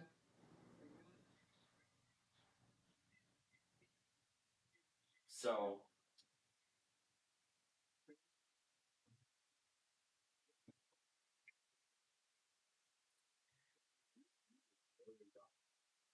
so yeah, I'm gonna redo the whole thing. It's great.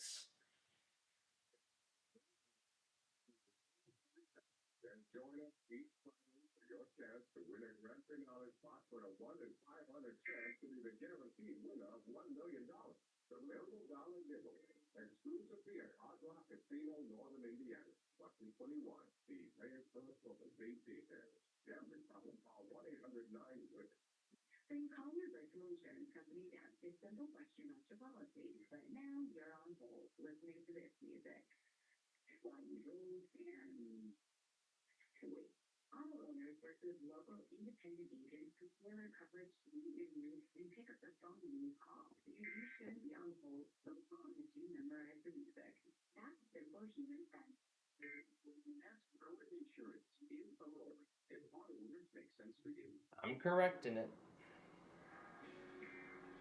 I'm gonna have it corrected.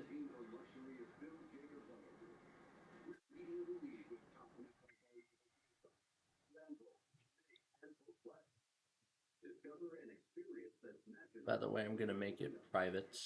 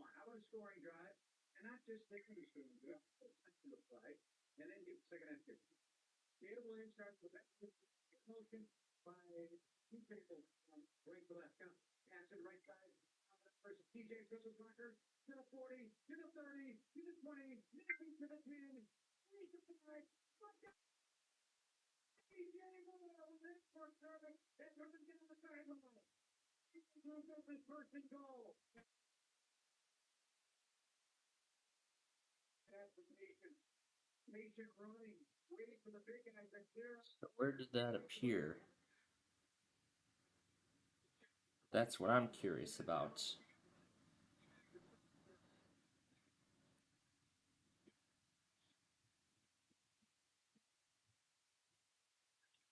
I'm curious to see where exactly that appeared. So yeah, I want to take a quick look and see where the heck that appeared. It says it appeared at 16:35 on the video. So I want to give it a listen and see.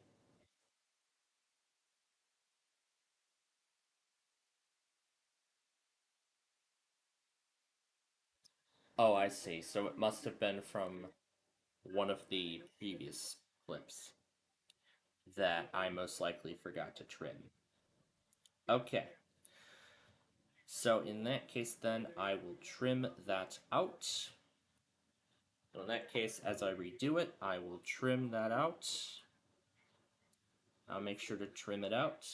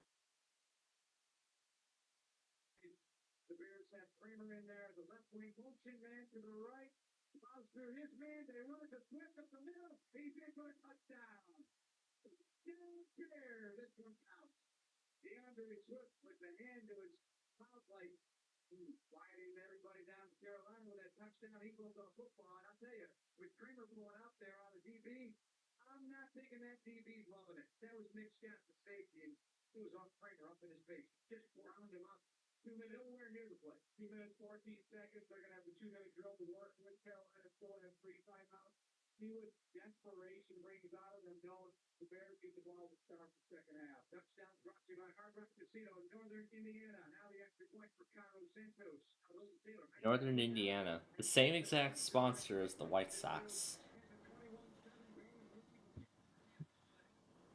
Alright, here's the problematic clip. I will fix that now.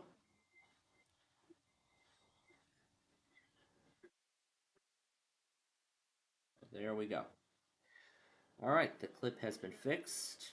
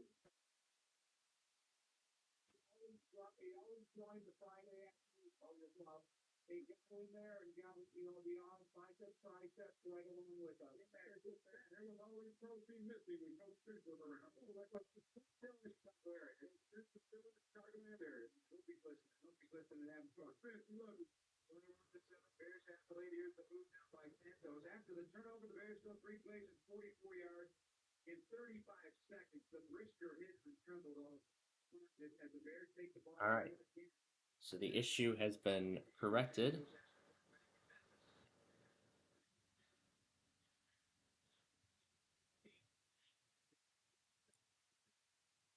Alright, so the issue has been fixed.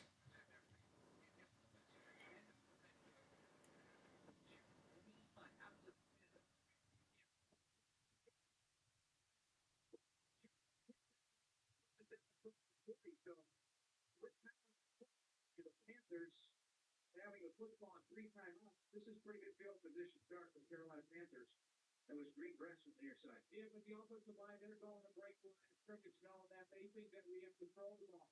So then you're going to get the effort of the defensive line across, but knowing that they got to throw the ball to get into their best pass rushing stance. Let's see if everything succeeds again on behalf of the Bears defensive line. And avoided a touchdown throw, runs by Roschon Johnson and DeAndre Swift for the 21 points.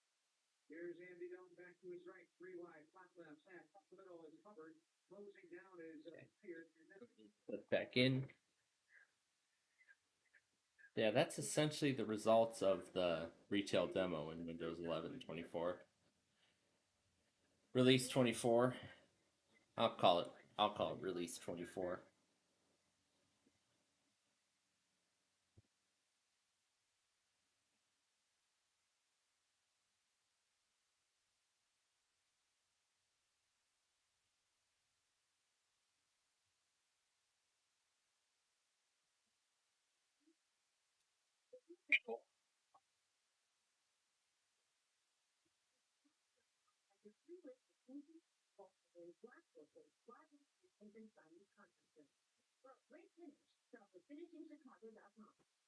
$2.25 million. The Loriac Law Group once again for their clients. That's right. The Loriac Law Group recovers $2.25 million for incident auto accident. If you're injured, make sure to call the Loriac Law Group. Playing professional football and being on the radio for many years, and had the opportunity to endorse many products and companies, but this is special. So for Loriac Law Group, close friends, they've even taken care of my neighbors and close friends. I truly believe in them. When you need a doctor who fully experienced this, the same goes with choosing a lawyer. The Bernoliac Law Group has recovered over $9 billion per client and served more than 40,000 people. Whether it's personal injury, auto and truck accidents, wrongful death, or medical malpractice, all my friends at Bernoliac Law Group. The Bernoliac Law Group is going to bring to my friends and neighbors. They will do great for you too. Call them today at 844-4. Is Chicagoland's favorite locally made chocolate chip cookie and Love America's top-selling soft bake cookies. Baked mint #1 on everybody's shopping list. Locally baked to perfection with real ingredients. A wide variety of your favorite Match cookie flavors can be found in the cookie aisle at your local Churrasco, Mariano, Whole Foods, Meijer, or wherever you buy your groceries. Pick up a package of Match today. They're a snack the whole family will enjoy. Match cookies, Chicago's favorite soft bake cookie.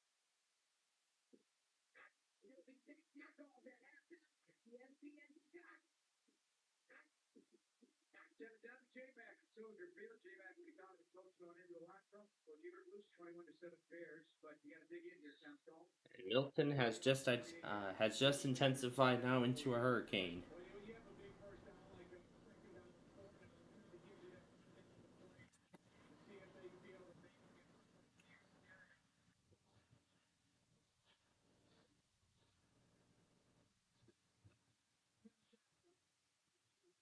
Terms at discover.com/crypto.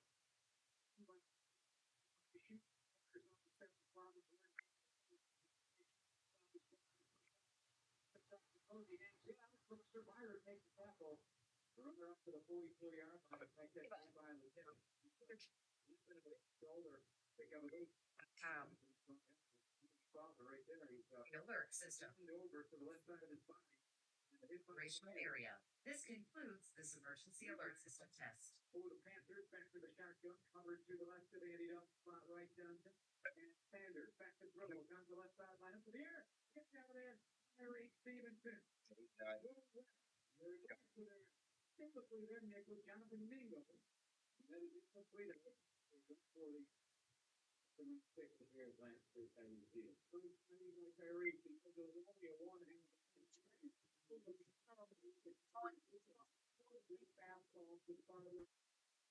able to tip it under the air. Off. Moving forward.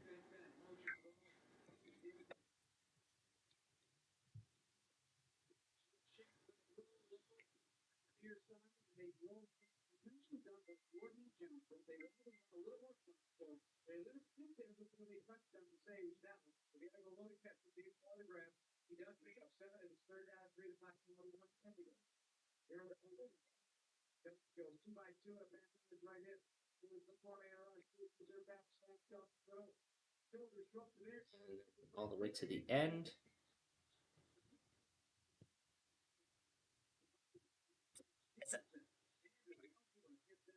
So, go and yeah, according.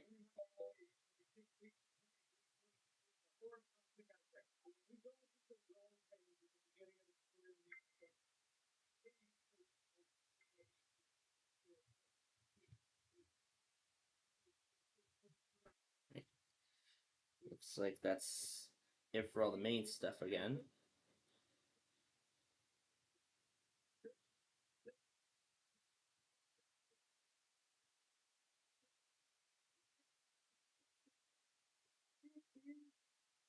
Incomplete. The near sideline, and Deontay Jackson. By Big Bear standing on the front. I gotta wait to see what happens when the Bears take over at their own 37-yard line and 55 seconds and 3 timeouts to do more damage. J-Mac talked about the enthusiasm that Chad Moore needs shelter there as well, and appreciation of the coverage that the empty back show. So it's nice to have that to the players on. After this is redone,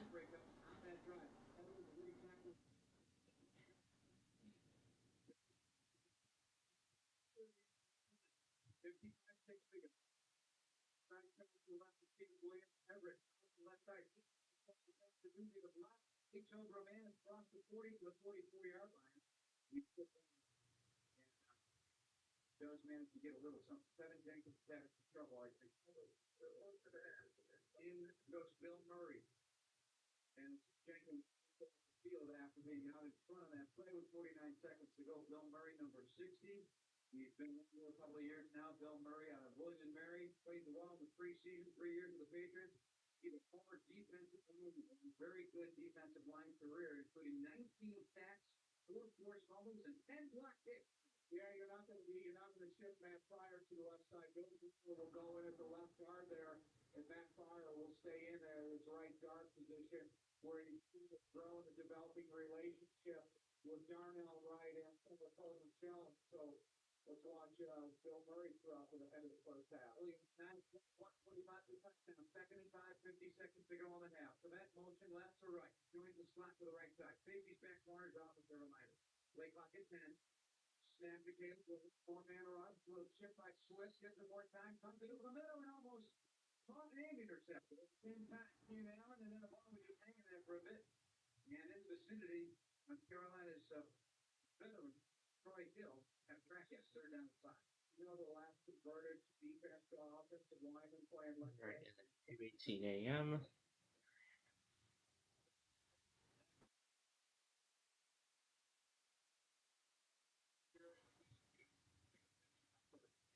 first assignment against Claflin training camp. You were kid. Let me see. Here's the tackle that I was Pro Bowl guard. 3rd down 5. Snap it. Clean. Comes to the right foot. He's got it. Open up behind the coverage. Caleb found him. And he rolls out of bounds. Sets the clock at 38 seconds at the 32-yard line of Carolina.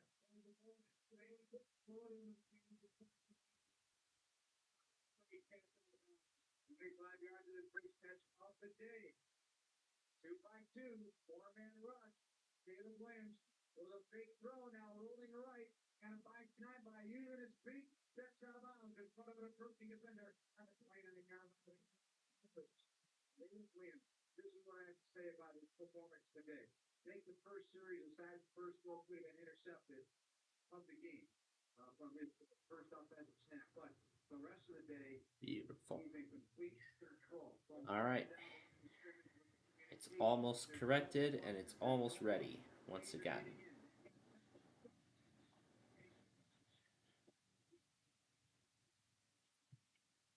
All right. This guy is almost back together and is almost ready to go. Making sure every video I took made it.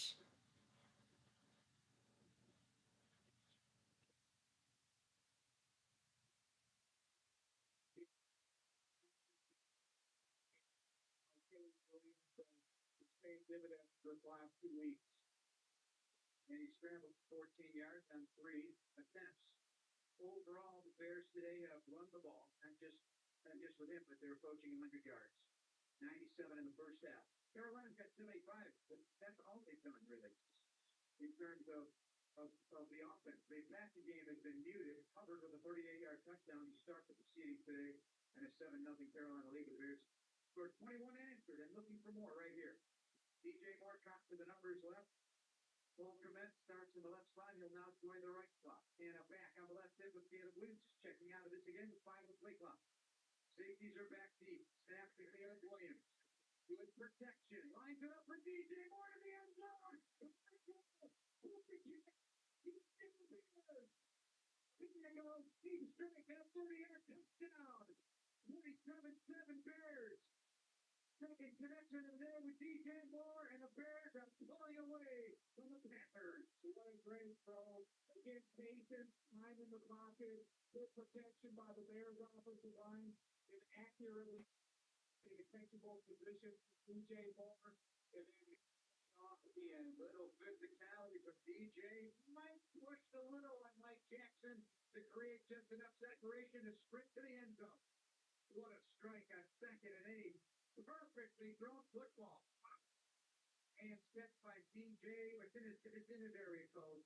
In the end zone, that man's dead. That throw to Cole and that throw to DJ on that series. Impressive throws. Wait a minute. What the hell? ANUS Denver disappeared. Because I had it in there for just a second. I had that in there a second ago, and it just disappeared. I think I hit delete on it by accident.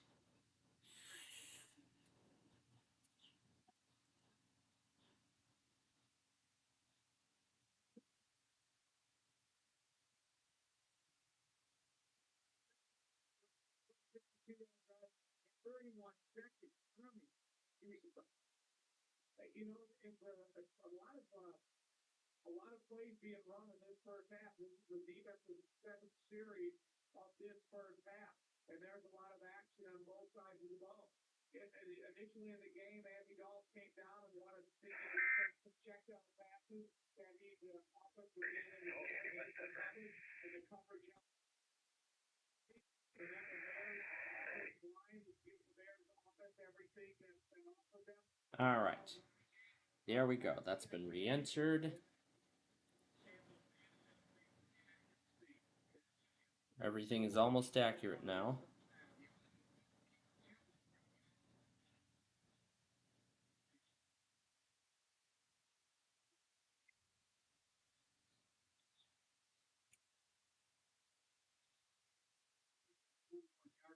To set him up on a pretty good field for Eddie Phillips, but the Bears sent him on 4th down and got the ball back, and we're because that's a almost by end of the stand. 27-7. Swift with 67 yards on 15 carries, 4.5 a crack, and now the Bears defense. Again, Bears get the second half kickoff here. They are not going to kneel on it, so pay attention. Panthers in dire straits, Andy Dalton. And a quarterback, 4-man are up. All right. The last one.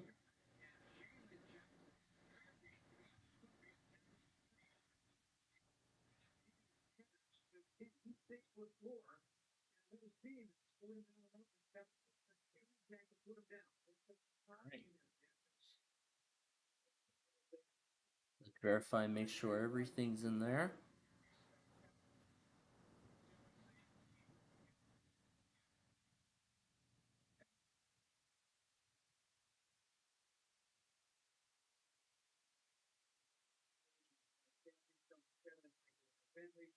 Rest in peace, Big Ray.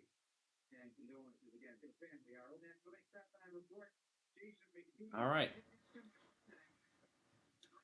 Okay, the compilation has been fixed, and now we're going to render it again.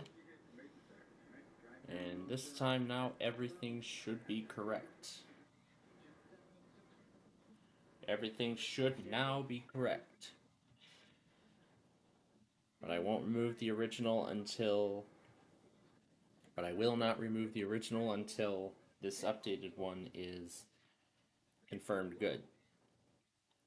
So, now with that all remade, let's go back to what I was talking about with the processors. So, yeah, I was talking about earlier how I actually just recently found out that the Ryzen processor has been doing very good, in terms of performance. I mean, in terms of speed, I'm impressed. Considering that this HP laptop only has 8 gigs of memory and a Ryzen processor, I mean, that with an SSD, I'm absolutely impressed at the speed. But furthermore, I'm impressed with the XPS from 2015, considering it has a solid state drive in it. Considering it has a solid state drive, and yeah, considering it's got a solid state drive inside, but yet it has an Intel i5. But to be honest, I mean, now I kind of seem to have a negative feeling about i5 processors. If I remember, I think Dell actually had like a. I think Dell has like a. I think Dell did like a hardware upgrade program or some sort, where you could upgrade the.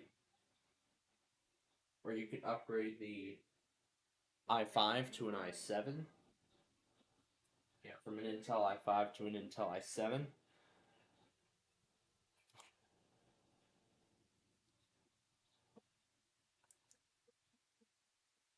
But in my particular case, I got the i7 with the machine, with this machine in particular, and the performance has been it's been very impressive. I'm very impressed at the performance of this computer. No.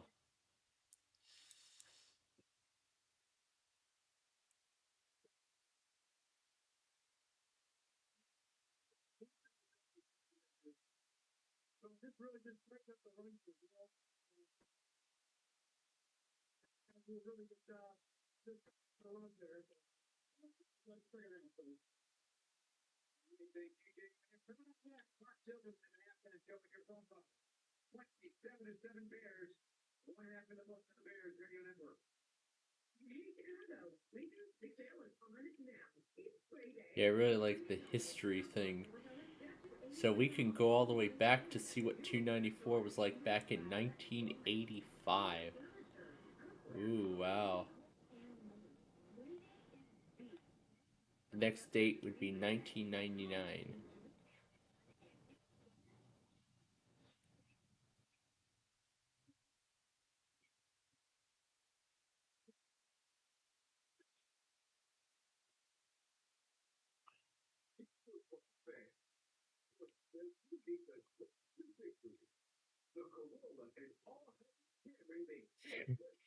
Yeah, here's what it looks like in 1998. This is 2002. Here's 05. Here's 09. 2015. 2019. Here's what it looks like now.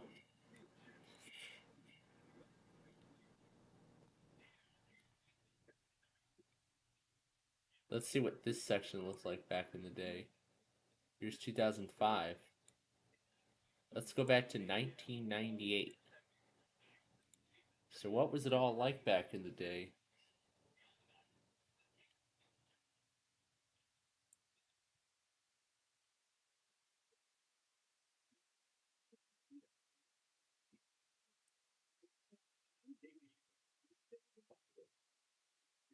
Our four-season heating, air conditioning, phone selector. You've seen those free furnace air, or those free with the purchase of any air conditioner. Well, we all know those are too good to be true. At Four Seasons Heating, Air Conditioning, Plumbing, and Electric, we give upfront honest price. And I personally guarantee to beat any buy one get one free offer by $1,000.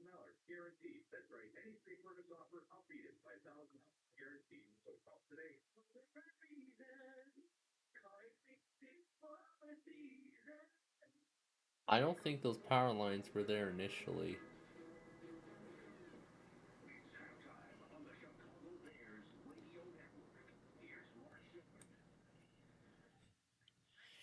Yeah, so it looks like these were installed in like the mid 2000s now that I see it. I mean, wow, these power lines only lasted like what, 20 years? Nearly 20 years? All right.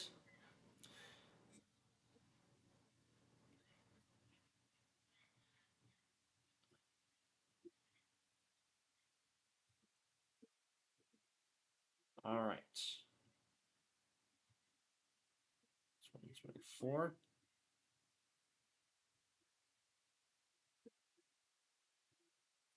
All right. Before I hit accept, is that it? That is it. Yes. All right. Let's go ahead and acknowledge it all. And we're ready to export the updated product. Let's delete the original. All right. Let's delete the original. And we should be good now.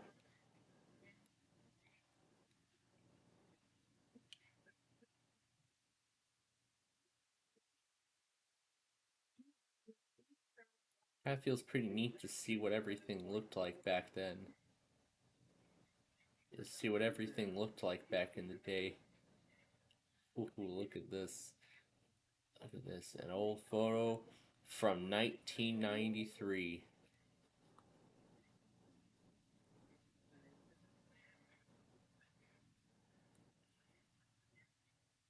See, this was even before those lines even showed up.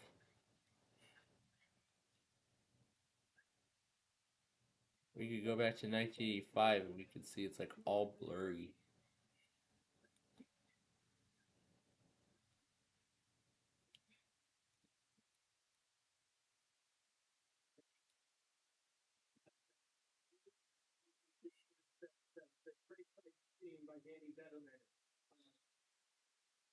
So basically we can basically get a look now and see what everything used to look like back in the day.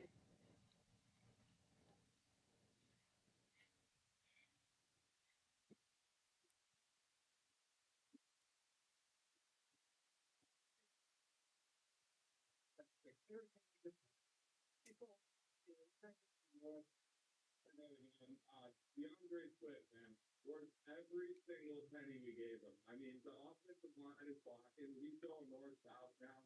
The whole offense virtually for 300 yards.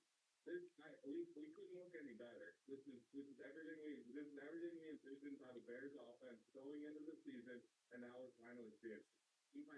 I'm getting my Bears Super Bowl. 1998, you can see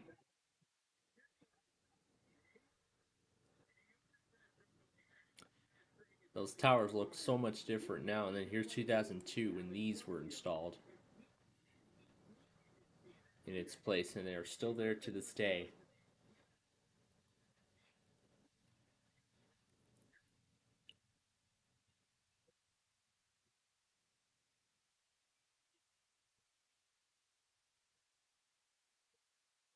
And this is the first tollway that did all electronic. And I especially like this because we can get a pretty raw look at the original interchange.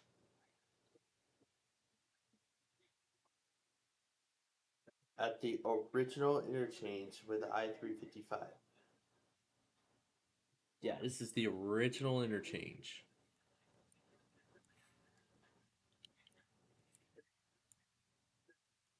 Here's what it looks like.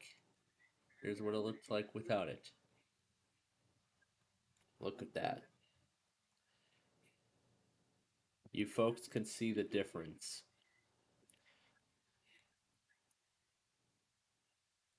Now let's picture going to Nanny Karen's house even before 355 came up.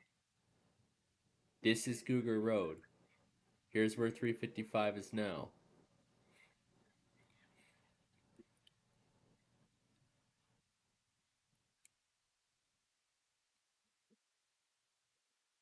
I wonder if that subdivision was even there before. No, it wasn't. So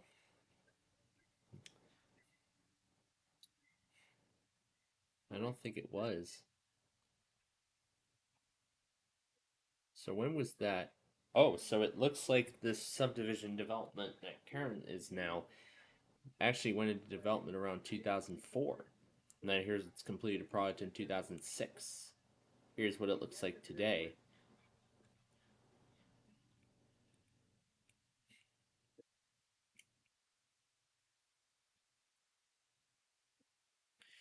This is 2015. This is what it looked like about a year or so after they moved.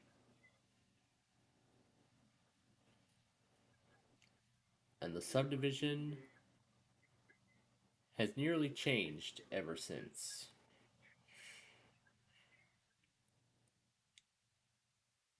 I wonder what this downtown Homer Glen looked like back then. So let's start at 97. Look at that, nothing but just a field. Here's 98, 2002. This is when they were setting up a Home Depot. So I believe it was around 2004 when the Home Depot opened. Here, here's 08. Here's 2010. This is 2013. And here's 2015 when the Meyer took up the remainder of the took up the rest of the land. And here's what it looks like present day.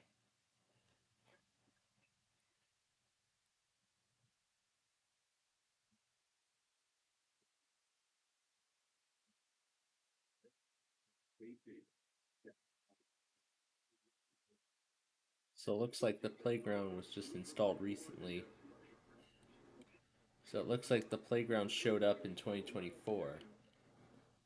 I don't think it was there before. 23. Here's 2021. So it looks like it came up around 2022.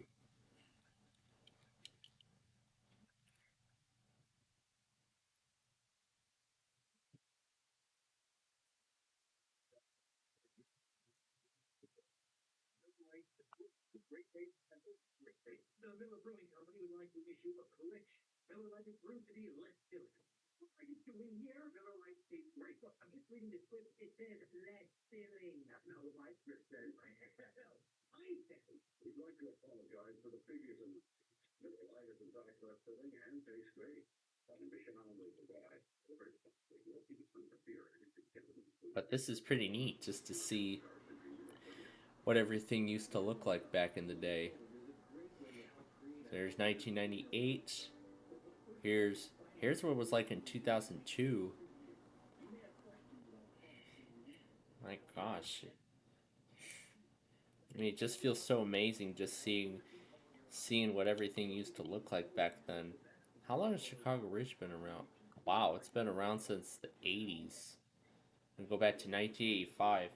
You can see from all the blurriness, that is the mall.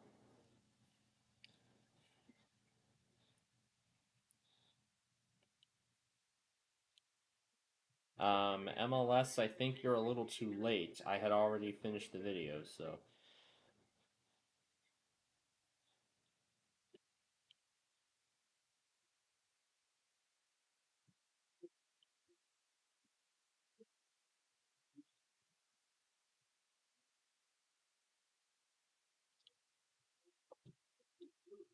Alright, this will be the last one.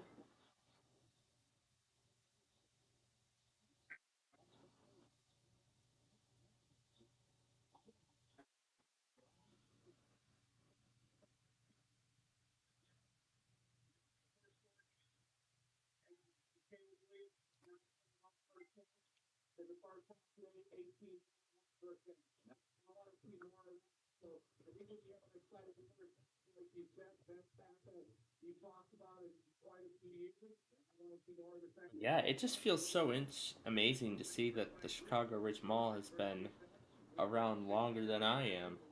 And I have, yeah.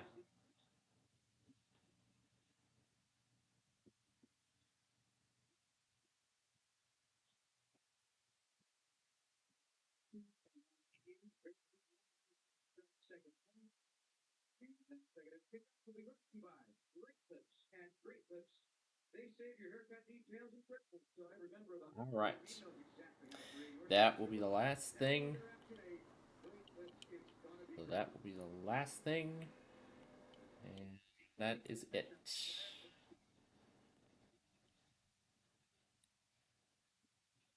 All right.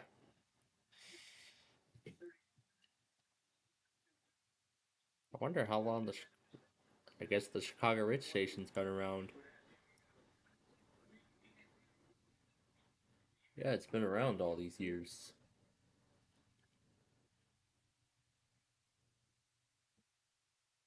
There's 22.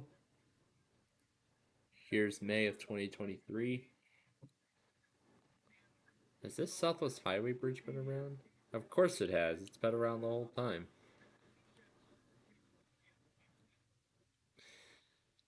Now look, we could even get a raw look at this high school even before that pavilion building went up.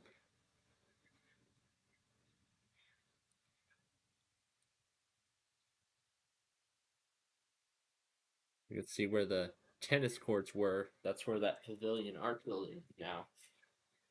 But there are some additional tennis courts over here on this side of the building.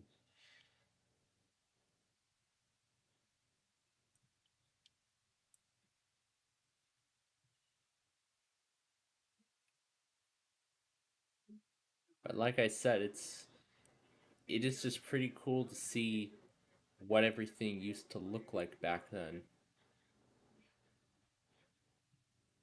That was just months before I was born. Here's 2005. And this here,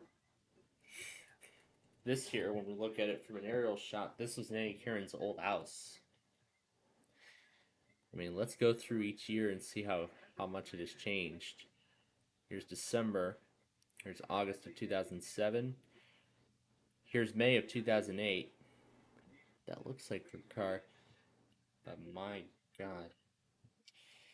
You know, just looking at this, I still kind of feel a little sad considering that Karen used to live in Oaklawn.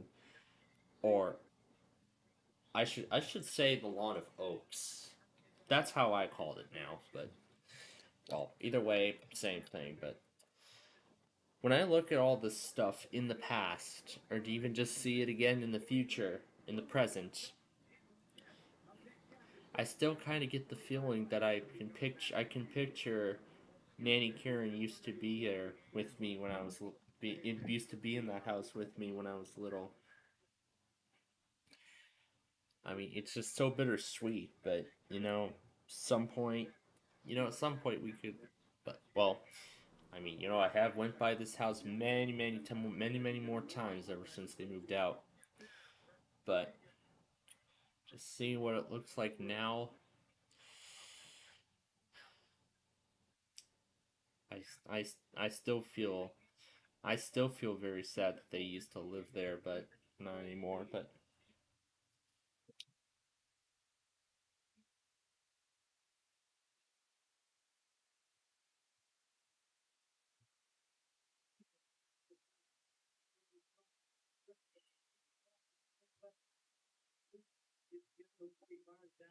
I mean, they've been living in Homer Glen for over a decade now.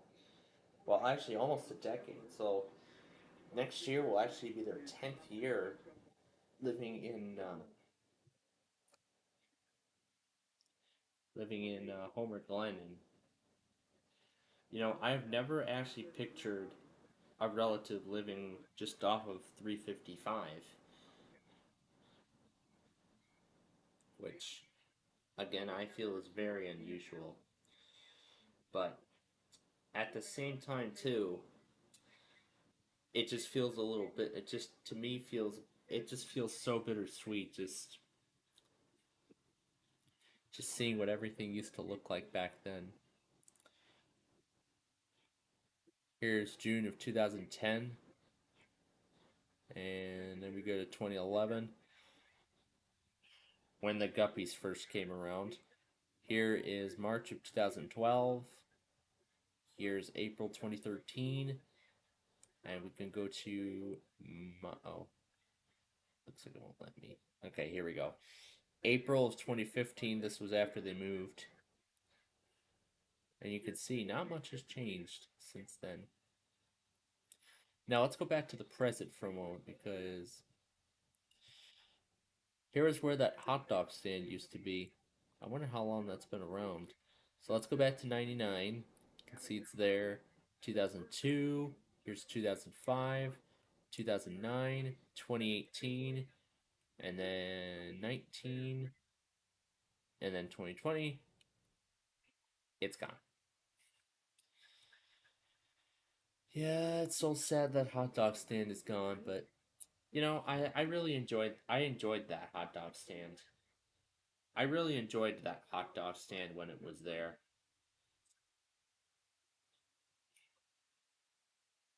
All right.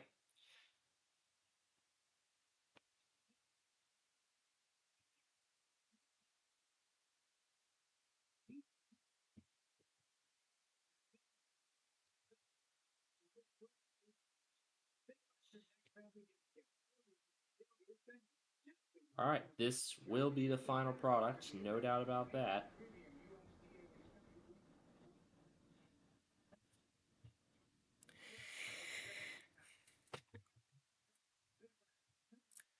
But we can rewind even further and we can see what it was like, what life was like before Millers came in. My God, that building's been there forever. My goodness.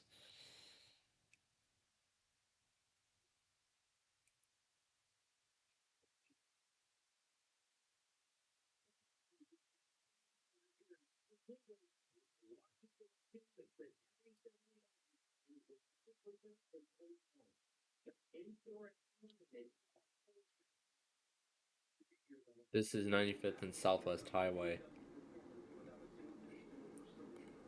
I mean, wow, that pedestrian bridge has been there since like I don't even know how long. Here's 2019. When did they remove that? Was that before the pandemic? 2018 was the last year we saw that bridge, and then if we go to next year, gone. I missed that pedestrian bridge being there. At the same time, too,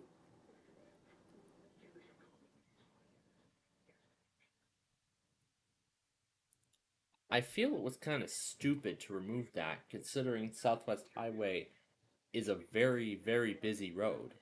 It's a very busy road,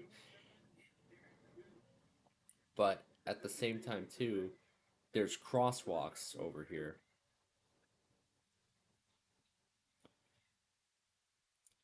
Let's forward it back to the future once more and get a look at the pool that Polly used to have. Is this as far as it'll let me go? Oh, it'll let me go farther.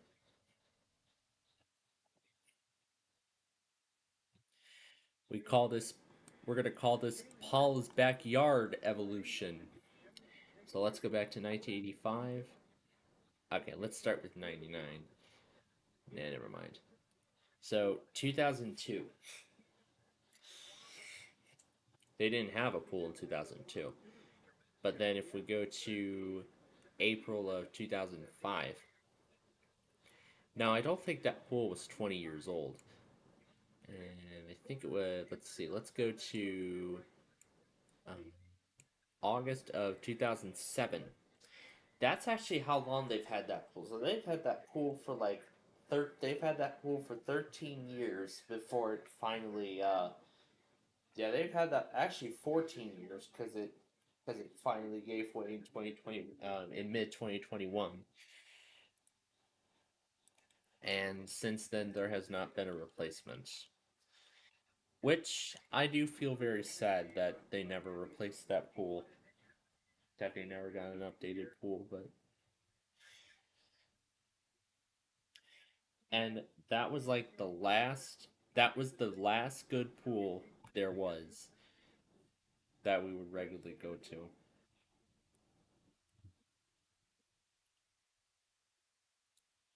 Because I had one more thing I wanted to do with that pool before, well, if I had been made aware, then it would have been a whole different story. But I mean, look at this.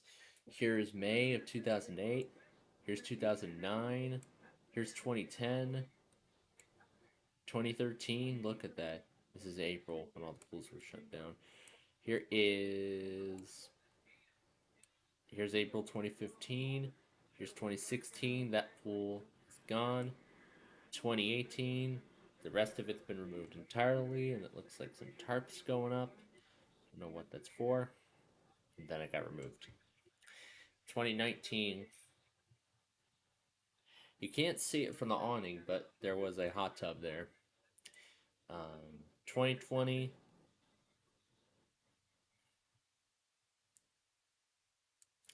And here's May of 2021. The last photo with this pool. Then, September. There you go. That's the aftermath of its devastation.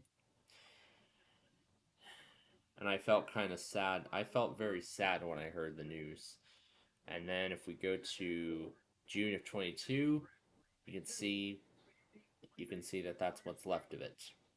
Let's see, that's what's left of a piece of history that used to be there. And we continue to 2024. You can see the rest of it is pretty much gone. And there is a smaller pool in the place of the neighbors now. There is a hot tub over here, but I don't think it can be caught by Google's aerial view. Now let's go back a bit to my hometown here. I think I went too far, didn't I? Where are we? Yeah, I think we're almost there. 127th. Yep, here we go. Yeah, here's Aunt Jennifer's old house. Used to have that nice pool and hot tub. Let's rewind it back. Oh wow, that subdivision hasn't even been there for as long as I remember. So this one went up in 06, and then it wasn't until then that they moved. So here's 2013. There was barely any pool. And if we go to the next year, okay, well, it'll work. March of 2015, we could see some construction.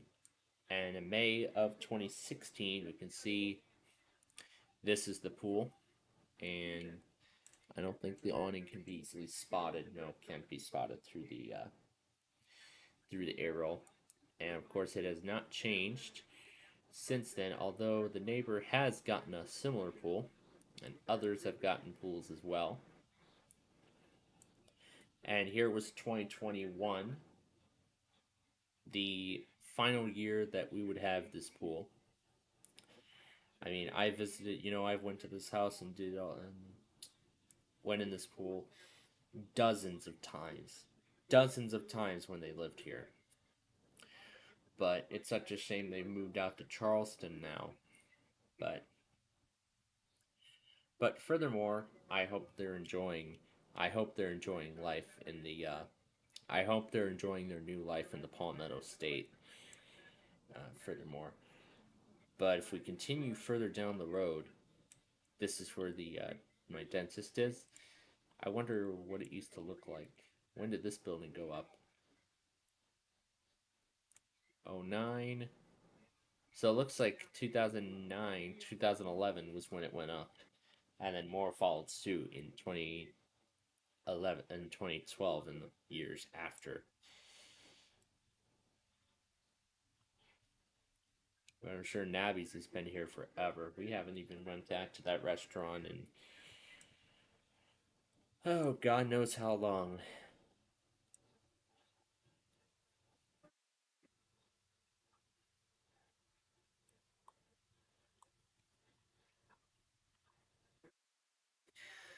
And if we go to Shorewood here, yeah, this is that facility that used to be there. And I wonder how long it's been there. It was there in 94. It was there in 98. And of course, it remained there. And that was until 2022. You can see this was the aftermath of a massive fire that occurred in that building, and sadly, that was its fate.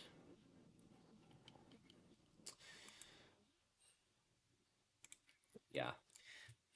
So yeah, that's the after. So Google's aerial view caught the aftermath of a fire that occurred in that facility, and that was sadly its fate. Um, and since then, you can see all that's left is the foundations of what used to be the building. Yeah, you can see all that's left is the foundations of what used to be the building. I never got to go there. I don't know if I have any sort of reaction to it. I probably don't, but I don't know if I'm actually kind of sad that it's gone. But then again, it does take me some time to get used to the ever changing landscape. With each of these buildings getting removed and everything like that. But it looks like is this Raging Waves? Yes, it is. So here's '07 when it was under construction. Here's when it wasn't there at all. Here's 2008 when it was still under when the thing was still under construction. Here's '09 when it's fully done. And you can see that each and every year they seem to be adding new attractions and everything like that. Here's 2018 when they added that new kid pool. And look at how wide it, and look at how big it is now.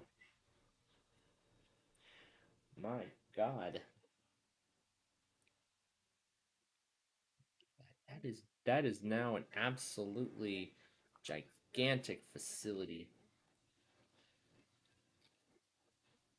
Alright, this should be corrected now. But we'll wait and see when that's done. So yeah, that's what Raging Waves looks like now. Now that we see it in 2024.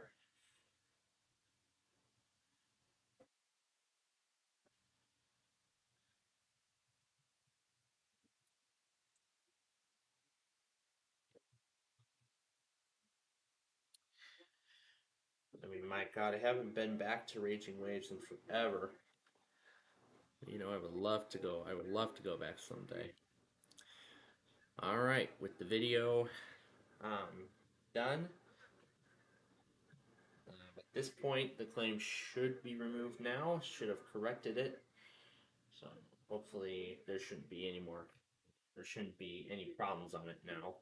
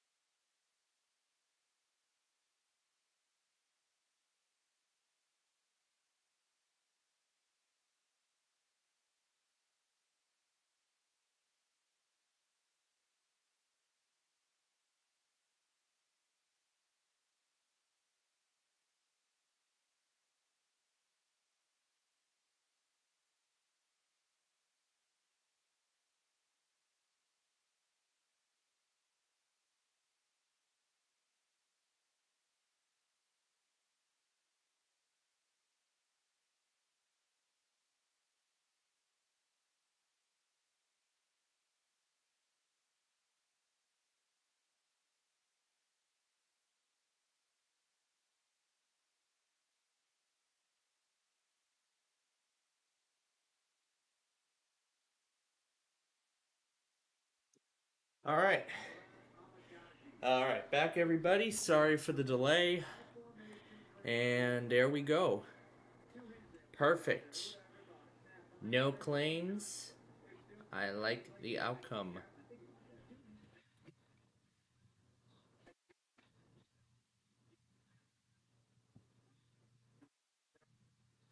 Actually, one more.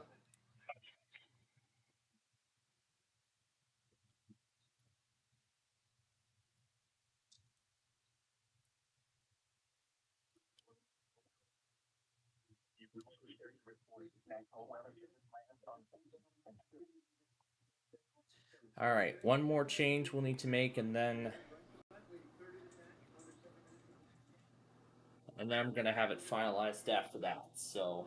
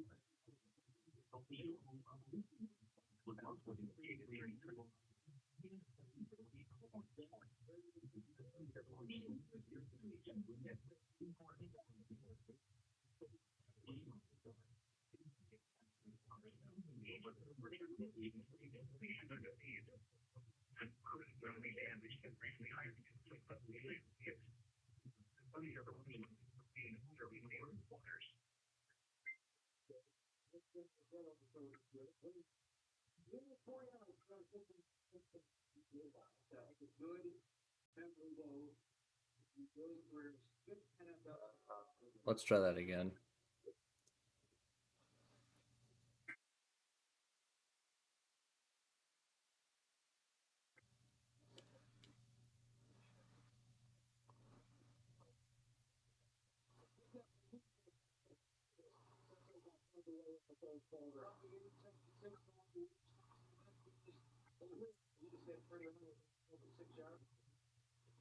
And last one.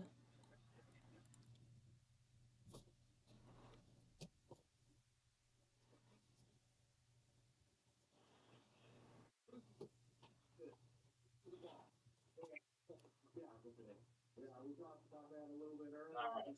That is now going to be the end of it.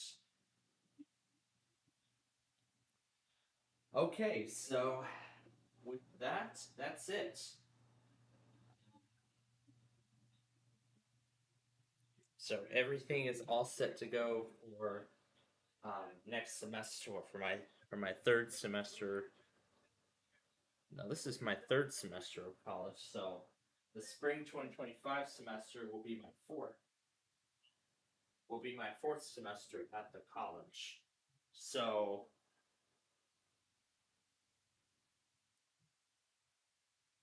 it'll be semester number 4. So after I take that semester, at this point, in terms of the semester, I'm getting very, very close to completing every single course. Yeah, sorry, folks. I'm gonna make one more correction to that, and then that will be it. And I'm just gonna dismiss both of these messages because I have already resolved both. Because I have already resolved both issues.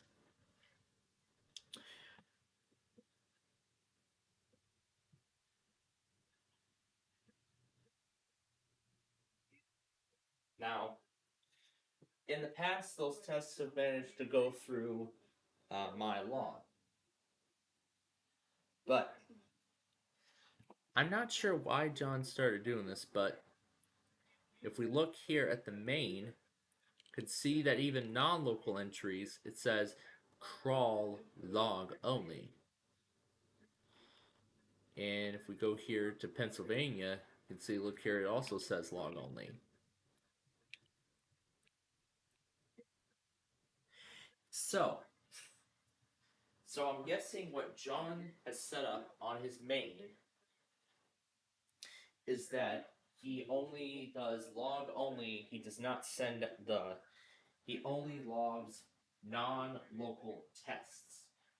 So non-immediate local tests are only logged. They're not sent. So like for example, anything that comes from John Local, for example, or anything that comes up on WeatherScan 24/7 or from permanent monitors, for instance, those are disregarded. Well, those aren't sent out over WJON-IP. They're only just logged. Now, for some, I think this might be a major. For some, this might be a major problem, but for me, not so much, because that log doesn't even have any of the audio replays.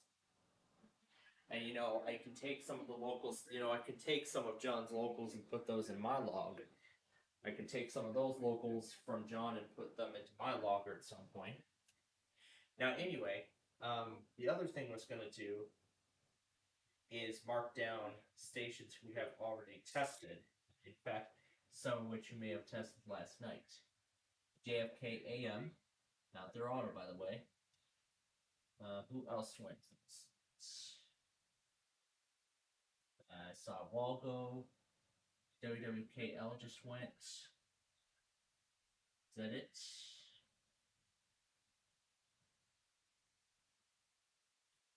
I think that's. Oh, Easy Cap went. SEB went. Did UFT go? No, they didn't. COA went. I think that's it. DDG went on Saturday night. DDG went on Friday night. So that means they're starting over. That's starting over today.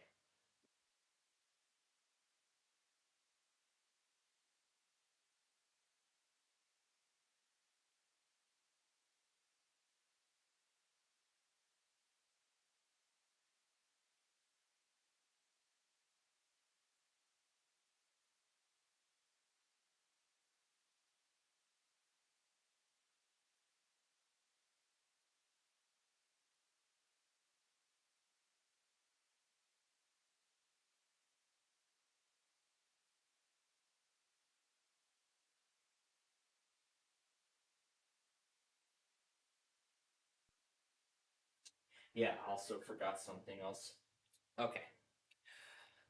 All right. Now we're all set for the spring. Now we just wait until the registration opens, and then we'll take it. And then we'll take it from there. And then we'll determine what our next. And then we'll determine our next move at that point. All right. So with that done, the Bears game is also almost done. Now, what were we doing about 40 minutes ago? Yeah, I know what we were doing. We were looking at aerial shots of some places I've been to. Some I have been to before, others I may not have. Here is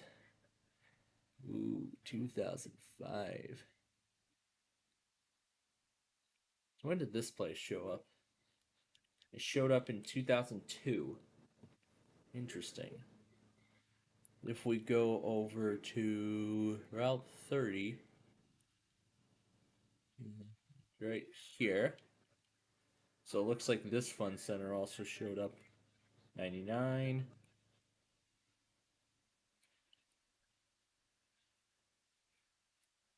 So it looks like it was kind of starting to show up, but then here it is fully completed or renovated, whatever, in 99.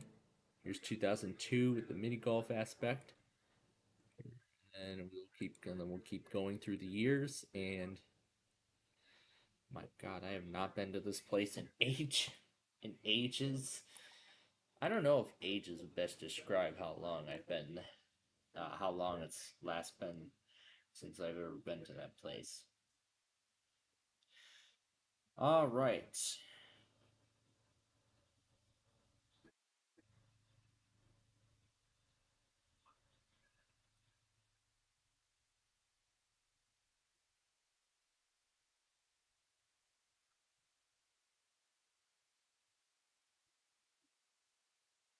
Good Karma Brands radio station. All right, reposting the um, reposting the Saturday thing, and I see my the intermodal train that has no sound on it at all already got 29 views within the last 24 hours after I noticed I haven't posted it. So yeah, I didn't know I had not posted it, but thank God I found out. So I'm glad I realized. Otherwise, yeah, it would have been a whole other. It would have been a whole other story had I not found out.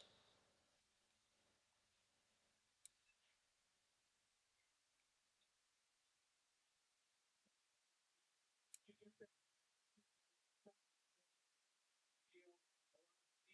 players, make sure you get points out of it. They got 36. I think all those numbers all mix and match together.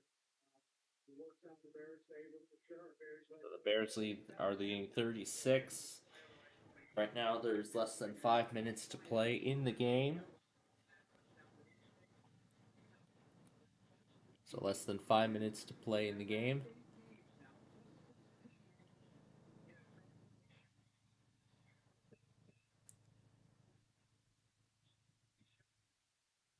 Let's go back a bit in time on this pool. 2015, 2011, 2008, 2006. It wasn't even there. It wasn't even there in 2006. Ooh, let's go back to 2002.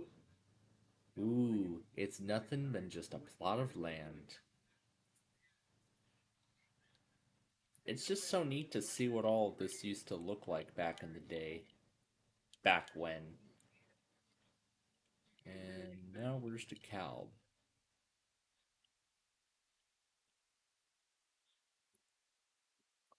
I think this is the cow.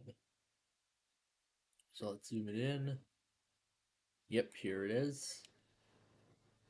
Here's the cow. So let's see how it evolved. 1999, 2001. There's 2005. Let's follow the Geneva subdivision all the way to Rochelle.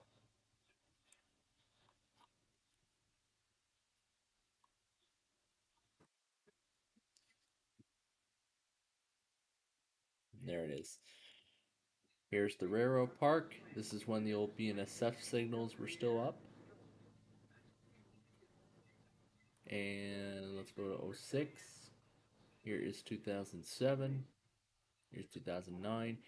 This is 2013. You can see the new signals there.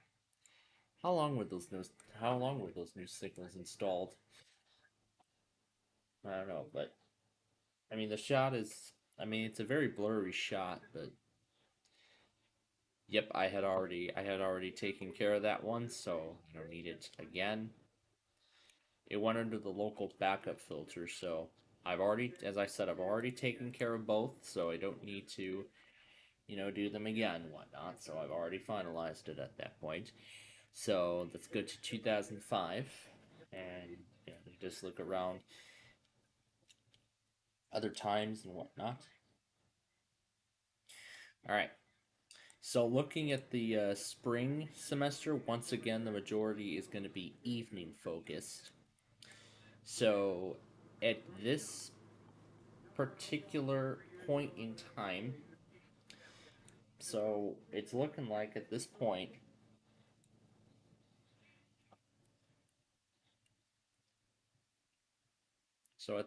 in time, it's looking like that. It looks like now that even more of our programs might even be potentially canceled or postponed. But we'll have to see what the extent is on Wednesday when my registration date is. And of course, I already have everything set to go for Wednesday. I'm usually up at 7:45 in the morning.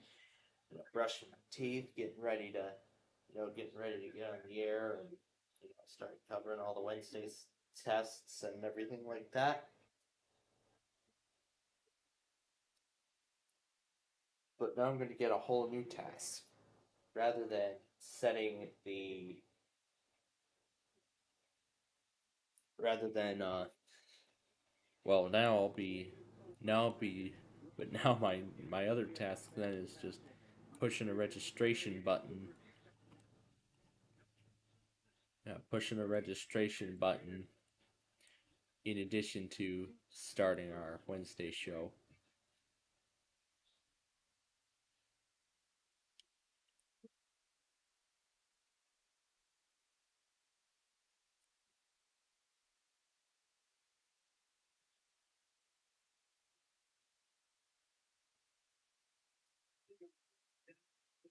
Bears drove down at 2:52 to play. It's third and for the Carolina Panthers.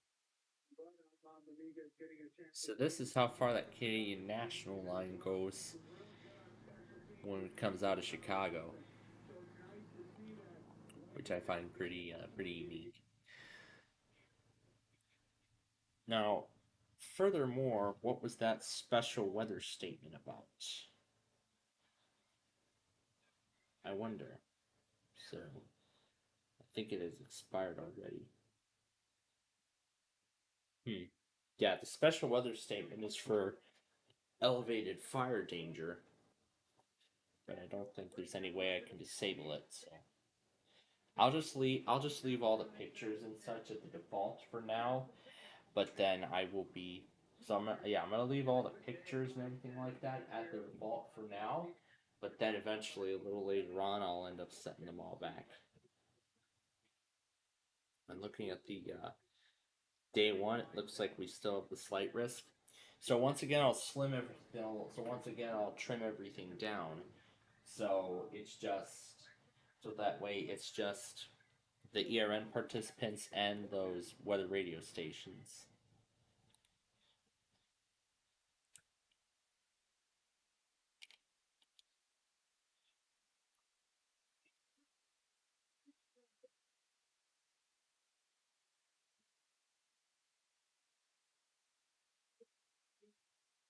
Bears with a minute 56 to play in the game. And that's on wraps activity. Booker brings him down to be first out at 10 for the Bears. The guy in the game, Bajan who beat we're gonna break. We're gonna break. Thank you, Bajan. Take care of the final 2 minutes. Here at the Bears lead 36-10 of the Bears Radio Network. The final 2 minutes. Oh, that reminds me. Didn't I say we're gonna take care of the? I was gonna check on the reply and get the materials for tomorrow's thing.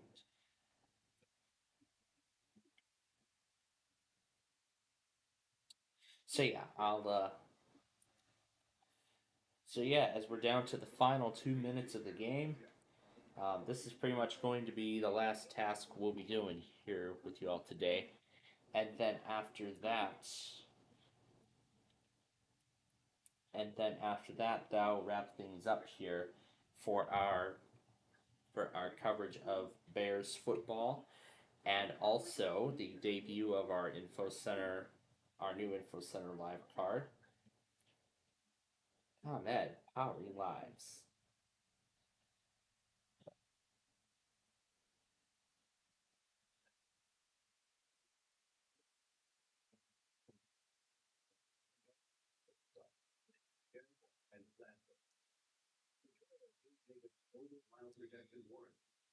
So first, let me look at 143.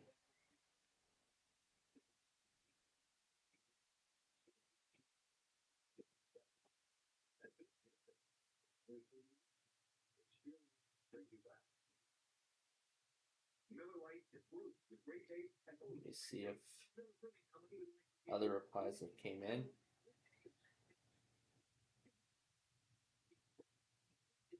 Of course, I see a whole bunch of them. And then there's mine.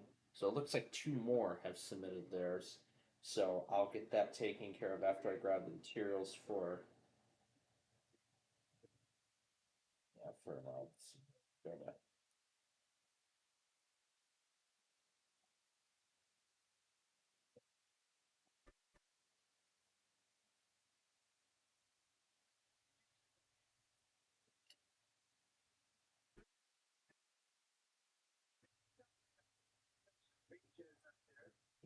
Yep, they're putting the finishing touches on today's game, as I'm putting the finishing touches now on compilation here. Well, in terms of the video of all the Sunday stuff, just like the weekend stuff, we had a little bit of a mishap where I forgot to cut off some music portions, or I didn't know if it was loud enough to yield anything of that sort of nature. So so I am correct. So I have corrected those issues now. So let's see. This is.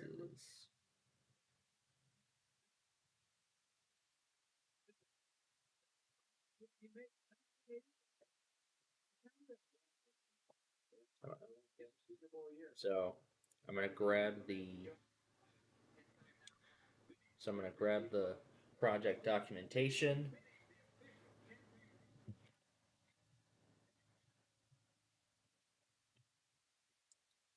And let me make sure that they went into their correct directories. Yes, indeed.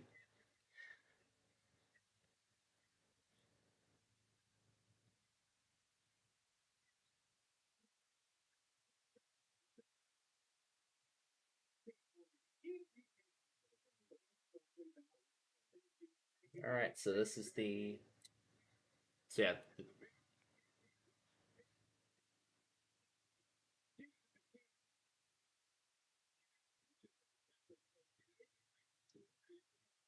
All right. The updated video is done, and this will be the final product this time. And let's verify that it has gone up. It is up, but right now it's looking. All right. And by the way, this will be the final change we will make to this compilation in particular. So this will be the final change we will make. So this is the last change we will make.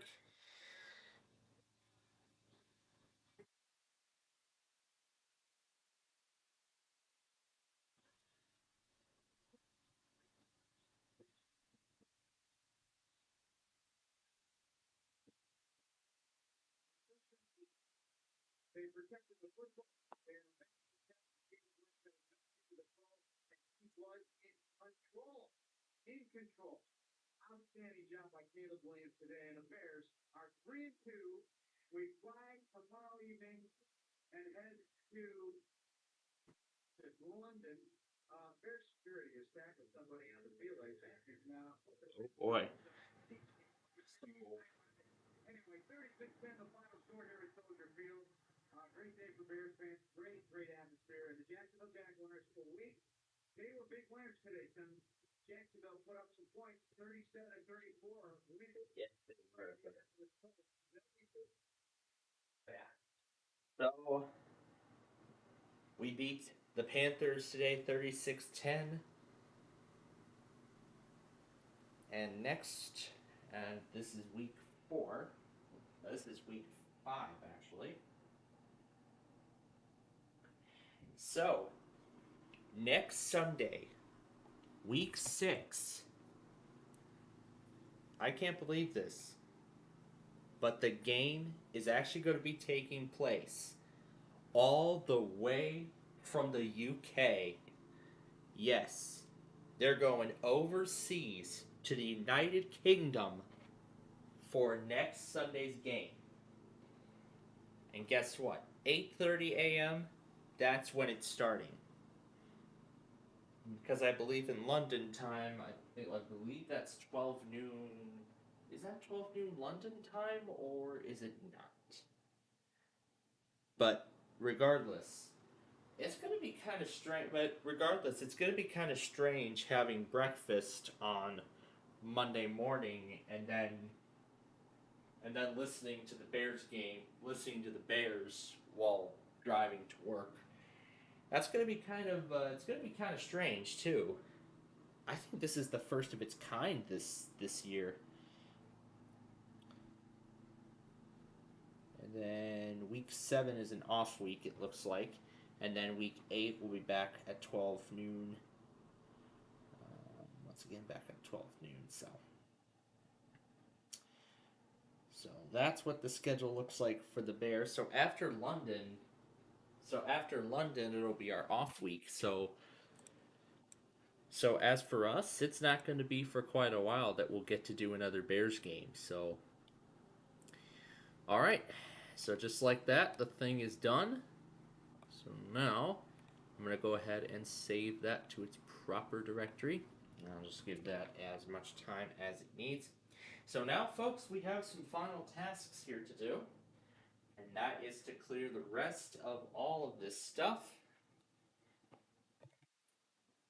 and get ready for tomorrow, the beginning of a whole new week.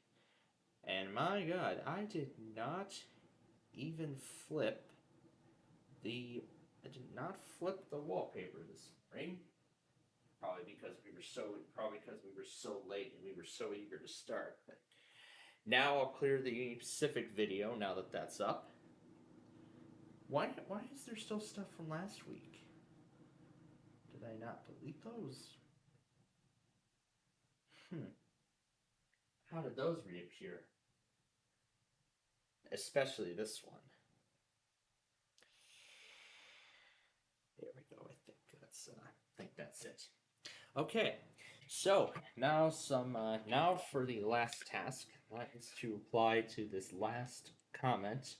As I said, I've already taken care of one. There's still one more I need to take care of. I will. We'll take care of that as our final task for today, and then that will wrap things up. And that'll wrap things up here.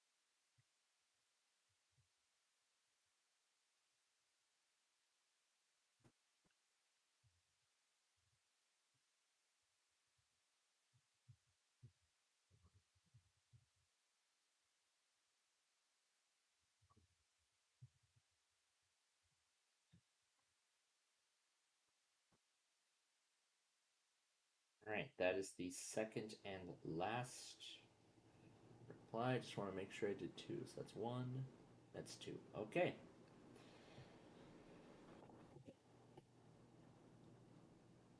Alright. Perfecto. So now all it'll just be is get up, brush, do whatever I need to do, get up, brush, get caught up tomorrow morning, and then get to work. It'll be just as simple. It's really well. So with that, that's it.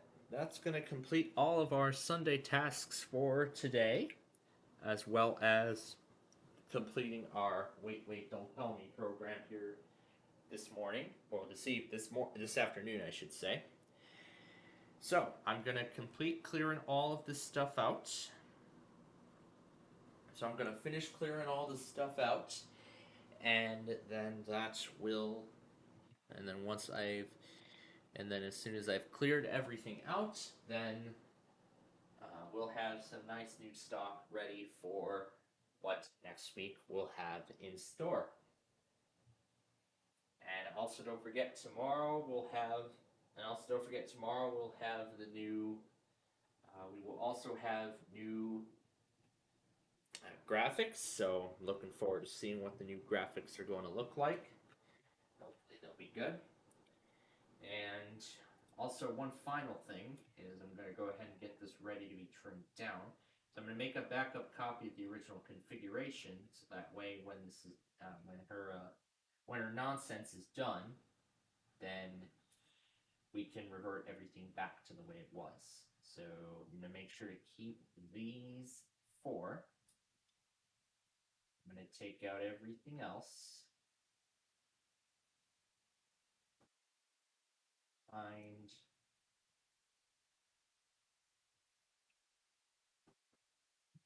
Because it is all going to start around 5.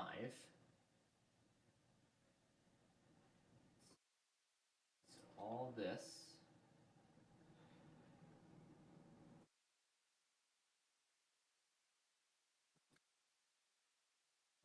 There we go. So that will be a shorter configuration, so it'll take up much less bandwidth beforehand. So that's really everything that we have to do here today. So thank you all again very much for joining us here for Wait, Don't Tell Me and all that Sunday and all those other things here on this Sunday afternoon. And so we will be back with you all later tonight at 9 p.m. of course for our Ticket to Ride show. So I'm pretty sure we should be back to Card Sharks this week, now that everything in Western North Carolina now that all important utilities in the hardest hit areas of Western North Carolina are starting to be restored. So now that everything has been restored, we should be back in business with Card Sharks this week. So I'll be watching the new episode tonight.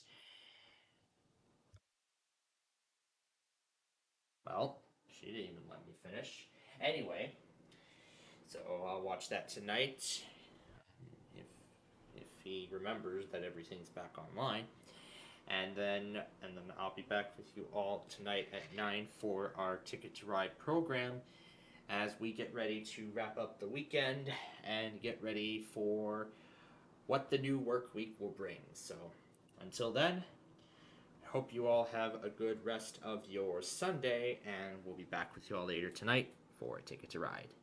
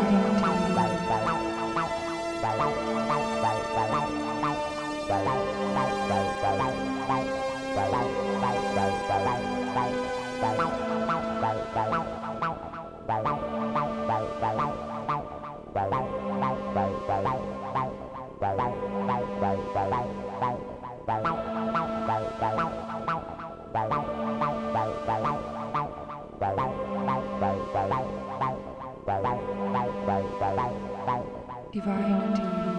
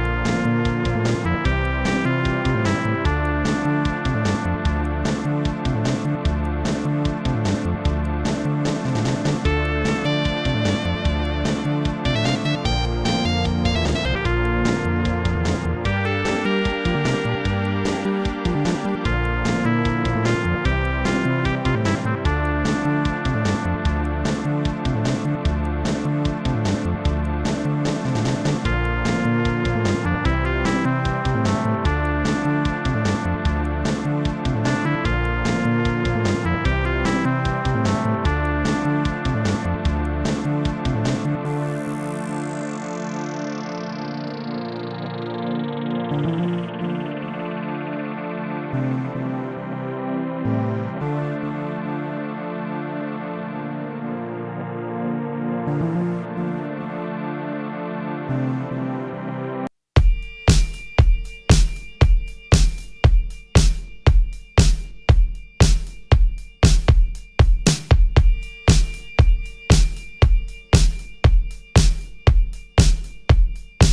two, one, two, one, two, one, two.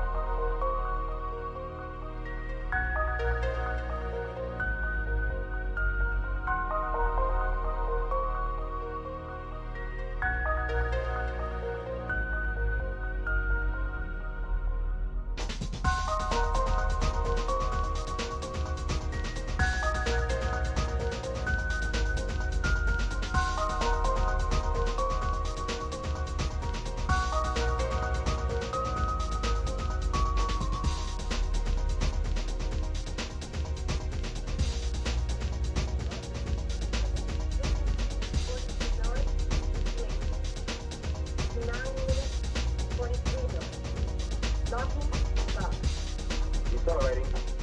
Force gravity. Slow. Proceed with the operation. Roger. 30 seconds.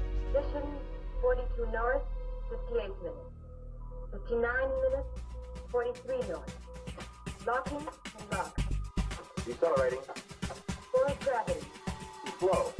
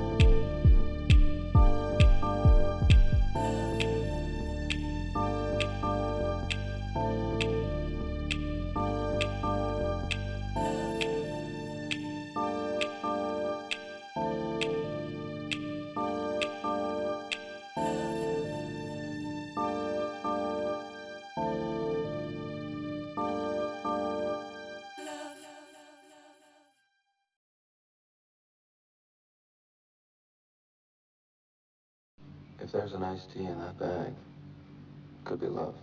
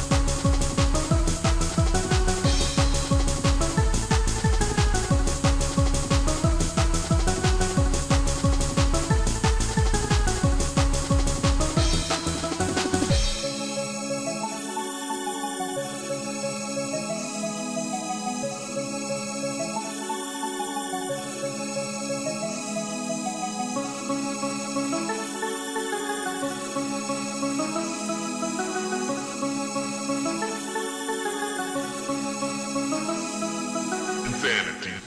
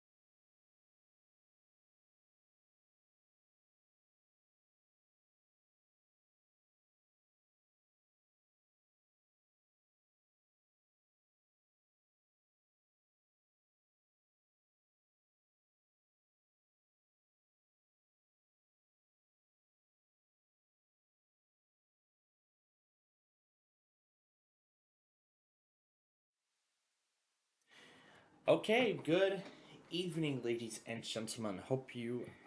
Okay, good. Oh yeah, I had the main source running. Yeah, because that last song it played, World 204. Wait a minute, that's not the right style. Ah, there we go. Yes, that is much better. That is much better.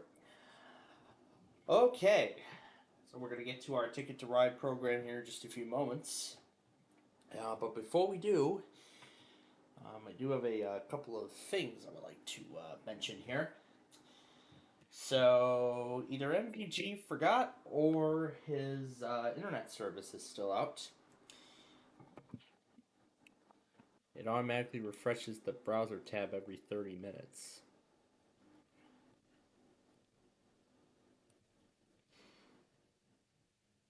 Yeah, I am. Yeah, I'm kind of curious as to how that actually happens because I'm under HD. So yeah, it automatically refreshes every 30 minutes. We're getting to code automatic weather updating. So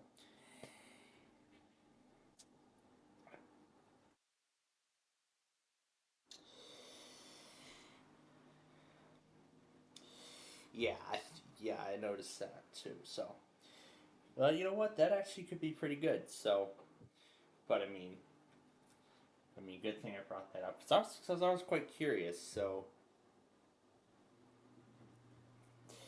yeah, I mean, I was absolutely curious when I found that out. Well, we're gonna wait for the Sunday video to finish rendering again because I started rendering it right after I started uploading it right after I saw nothing. I then go over to brush my teeth, and then right as I come back, lazy people at the Red River Dispatch Center take a long time to finally send their third IPOS test of the day. And they wait till almost 9 o'clock to finally do it. I'm just amazed, to be honest, myself. So anyway, once the export's done, we will then get started with Ticket to Ride here. So, what did happen when we left? Well, oh, jeez, Louise, I forgot to update the programming. That's right. I'll actually get to that. I'll actually get to that before we're. I'll actually get to that. I'll probably set it up before we're. Even during the Ticket to Ride show potential. Now, those of you who were with us earlier this morning, you all can tell clearly that we have new graphics. And I have to be honest with you, I really, really like these new graphics. This is very, very nice. However, it seems like these two are not showing up. Maybe because I don't have it behind all this other stuff.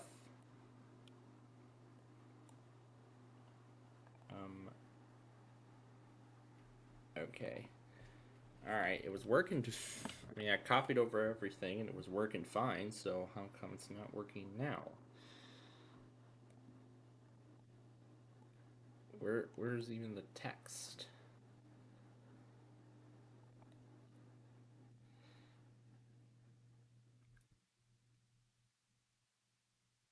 What happens if I delete them both?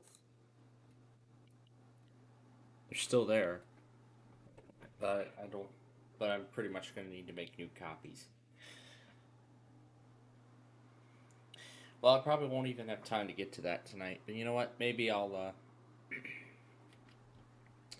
Well, you know what? I could do that now while it. I could do that now while it's still. While it's finishing up. And I actually might end up doing any additional updates too to this before we're done here. So, yeah, this is the kind of card I was looking at. So, yeah, you may have noticed I actually finally got around to putting the weather thing in. I'm trying to get the font size and everything consistent between the two. So, yeah, I might just end up putting the other one on top of this just to make sure that everything's correct. Yeah, just one moment while I make sure everything here is correct.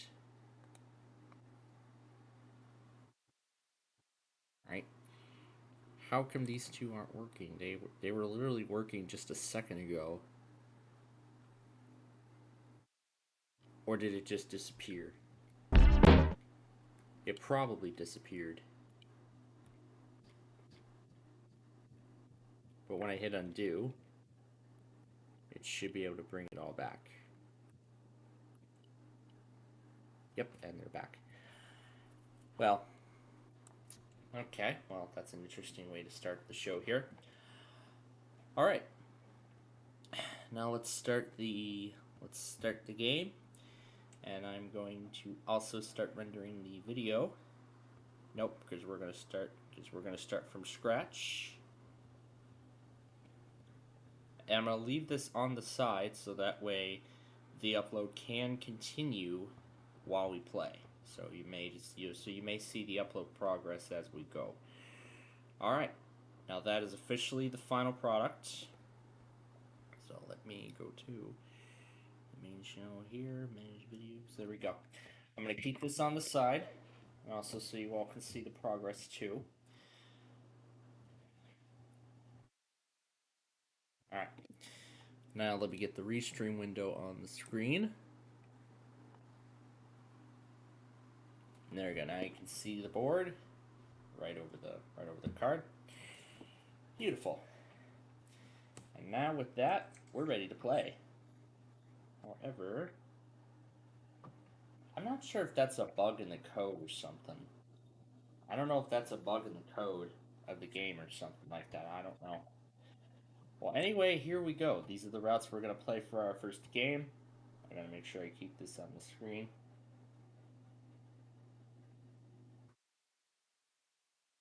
I'll probably just move this over until we need the West Coast, so.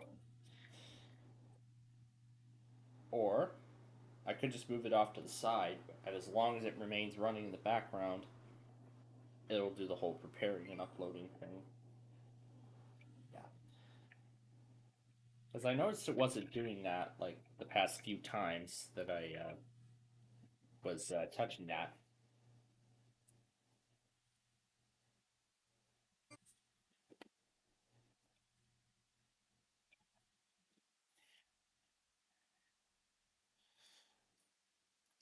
And earlier, I was talking with some people on Mist.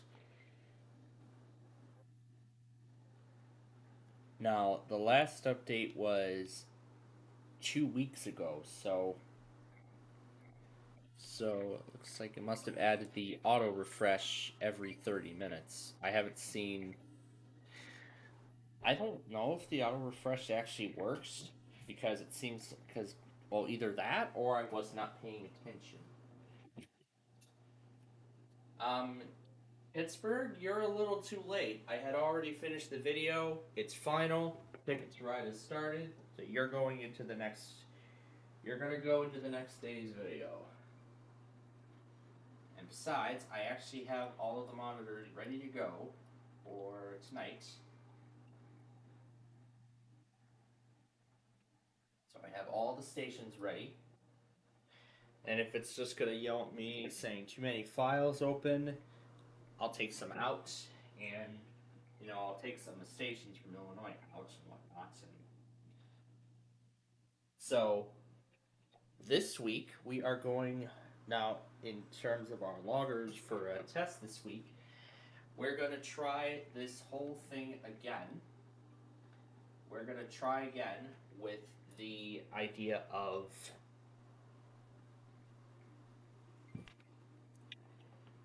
but I didn't continue on. I didn't further finish what I was saying earlier. So what I was talking about earlier was that, well, what I did while we were away.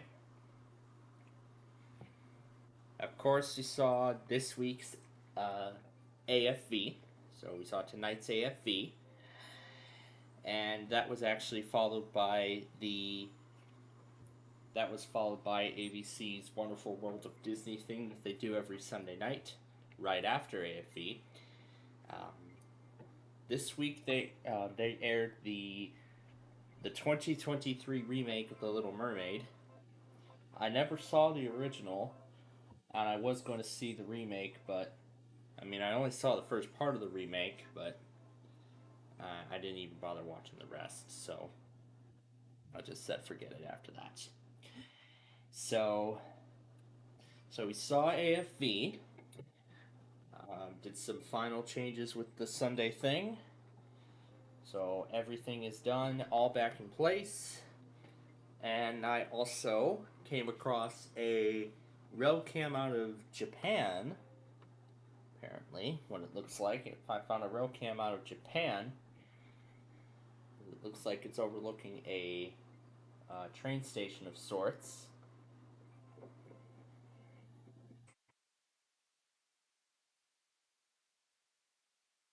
And the crossing this cam is placed at is like so large.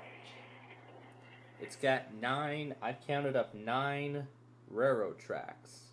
But let me do the math again. 5, 6, 7, 8, 9. Yep. I believe I counted it right. 9 train tracks. 9 railroad tracks on this massive crossing. And I can tell you that at this crossing alone, from what I've seen, the wait time on this thing, and this was actually because they were already in rush hour, because Japan is 14 hours, because the island of Japan is actually 14 hours ahead of us, so they're already into the next day. So it's already 11, it's already 11:14, it's already 11 in the morning the very next day. So it's already Monday, so it's already a Monday morning at 11:14 a.m. So, I mean, they already went past rush hour, from what I believe. And I can tell you, in terms of waiting for a train, the wait time was like very short. I only had to wait like 3 minutes before another train came. And even better, as the rush hour progressed, the wait time was only about 15 to 45 seconds. Perhaps a minute. So we're talking a minute or less during that peak rush hour. It was amazing. Waiting only a minute for another train to arrive. And in a majority of the cases of the activations I've seen, I believe I saw 4 or 5 different trains come by in one activation, which goes to show how busy this is, because it's right near apparently a train station. It was quite amazing to watch too. You know, seeing trains from all over the world. I mean, I've seen trains in the Netherlands. Of course, I've seen trains from the UK and Australia. But in terms of rail cams, there's of course a bunch here in the US. And also there's several I found in Japan. This is one of them. I think there's about 2 or 3 in the Netherlands from what I found. So that was kind of neat to find. That was kind of very neat to find. Okay, it looks like we're getting close to the end here, so we might as well fill in our final pieces here of game 1.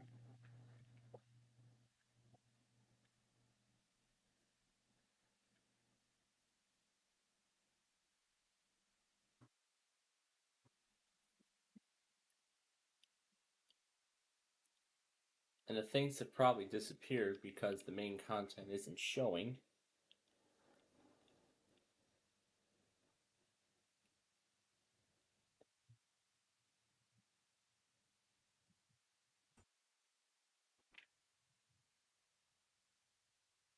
And maybe I'll have to move the alert card. Maybe I'll have to take the alert cards out of both sources and maybe move them somewhere else. So that's actually what I'm gonna do. There we go. Problem fixed. So now they'll stay consistent across both sides. Alright, I think we finished our tickets. This is pretty much the last card we can play. And now that we've already gone past rush hour in Japan, it looks like now the wait time is about, well, now just like the BNSF racetrack, the estimated wait time, I believe, now could be like, I'd say, about 10-15 minutes. As I'm sure it's been since then, since the last train came through. But I mean, it's in particular during rush hour when not that many cars cross the tracks, or any trains come through. I mean, oh, and here comes another one right now.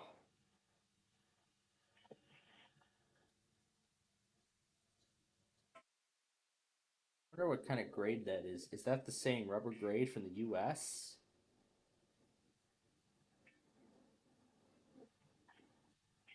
And I don't understand Japanese, so obviously I can't even tell exactly, like right off the top of my head, what it's even saying.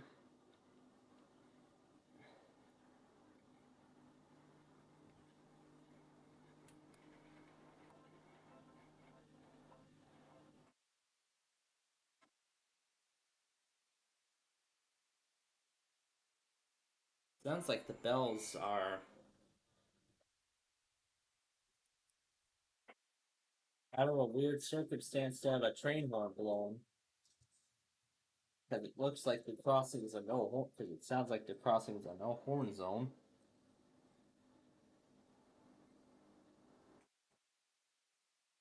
And since the crossing is still on, there is a second one coming.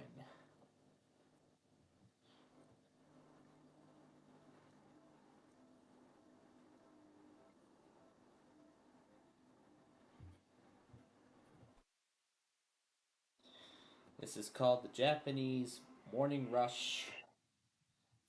This is how Japan gets the work week started. Ooh, it's glitching out. Well,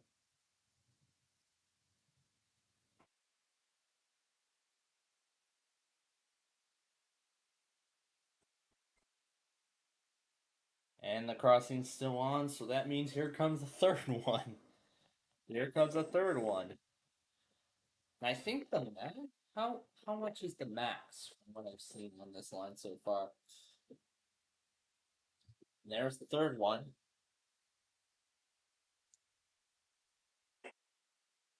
Wonder how busy this thing is. You don't even have to wait long for a train at all.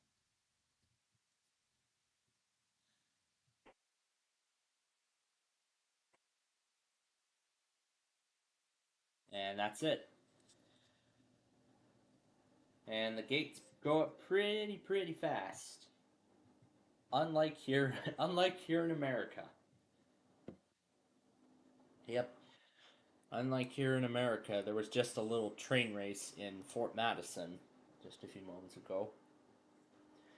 Oh. Oh, wait a minute. There was a reason why I had that VLC window open. See, that's what I meant. I only had to wait 15-45 seconds for another train to show up.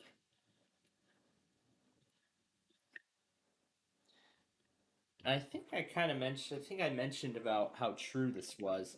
The more tracks there are, the shorter the wait time before a train will eventually come by.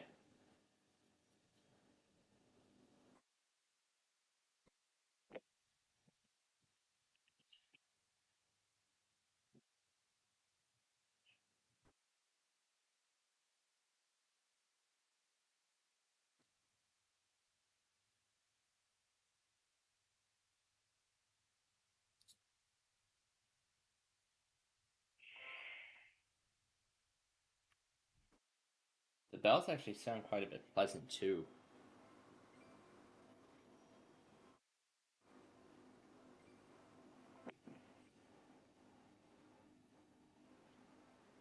Yeah, it sounds like this cam has some noise cancellation.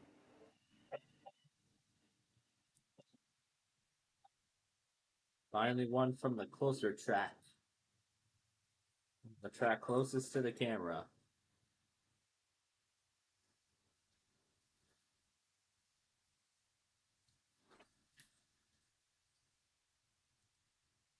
Welcome to Elkhart Station. This is one of the many concepts that we have with Khan's Hospitality.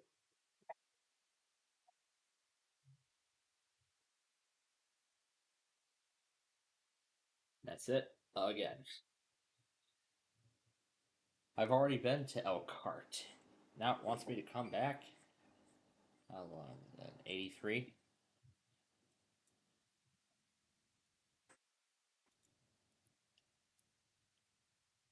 Florida Bay. Blackwater Sound. Like I said, I've already finalized everything, so whatever happens between now and then, we'll start the.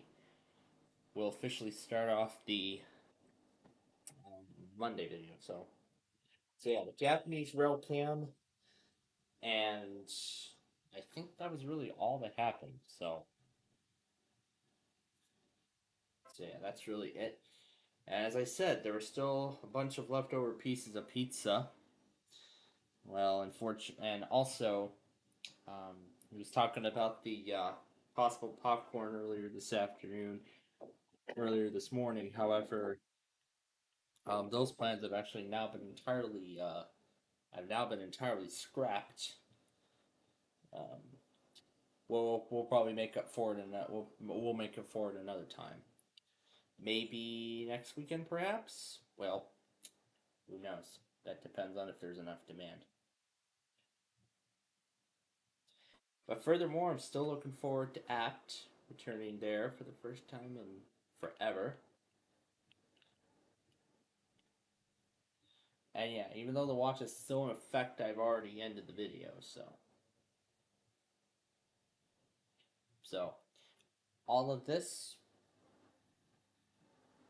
all of this will start off the all of this will be kicking off the Monday video.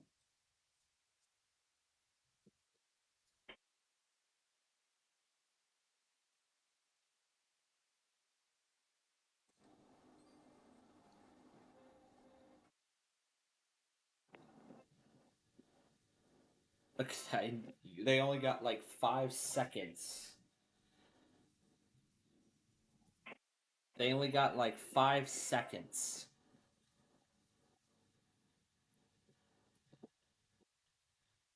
They only got like 5 seconds across.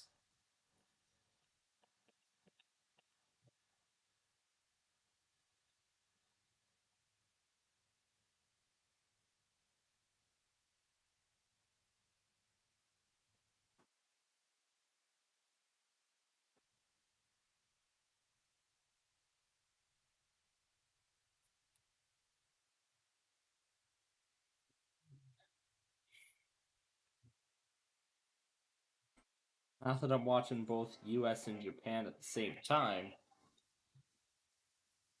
I'm kind of getting a callback to that trains mod I saw where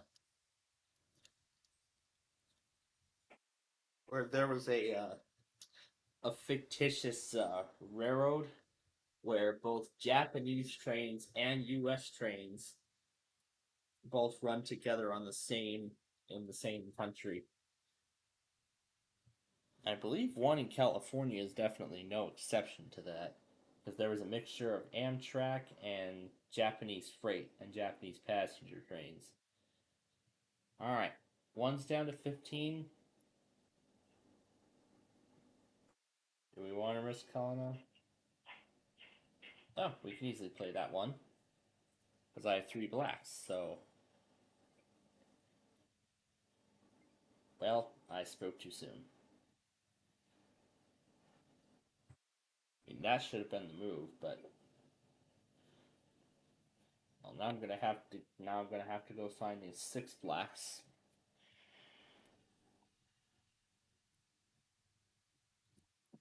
So I guess instead of MVG's card shark, since I'm assuming his service is still out or he's lost interest in card sharks altogether, how about we let the And there we go. It's up. Now we'll just have to see if any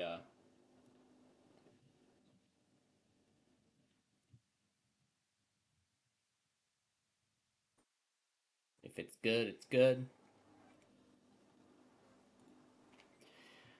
Alright, so now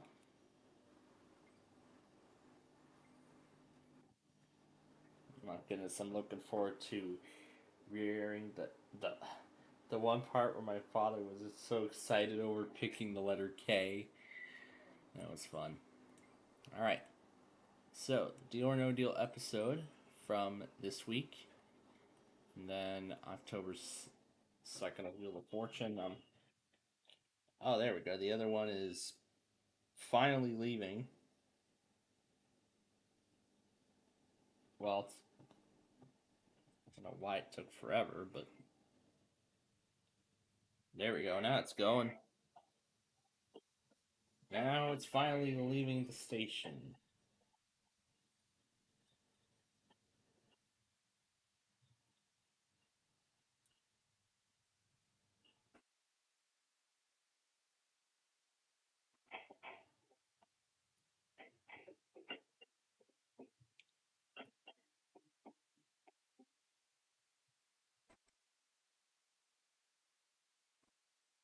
And that's the only one.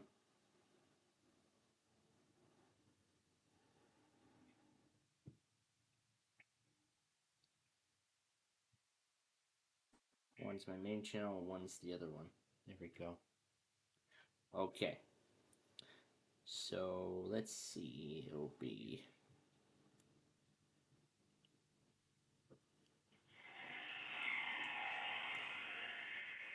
So let's see. Tomorrow will be 85 and 86. What was the Street View video for this week? Black Road? Yep, we'll wear that too.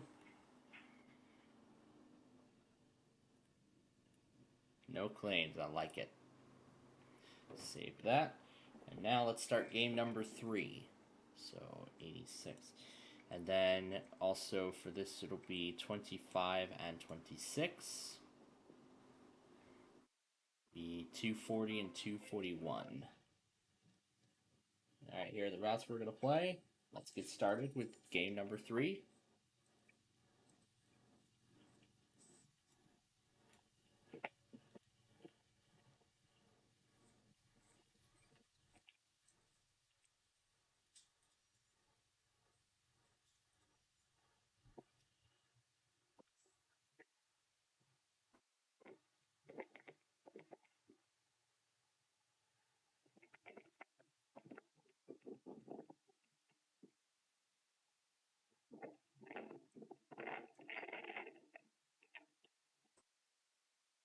Let's see if we can fit the entirety of Downers Grove into the whole 4-hour slot.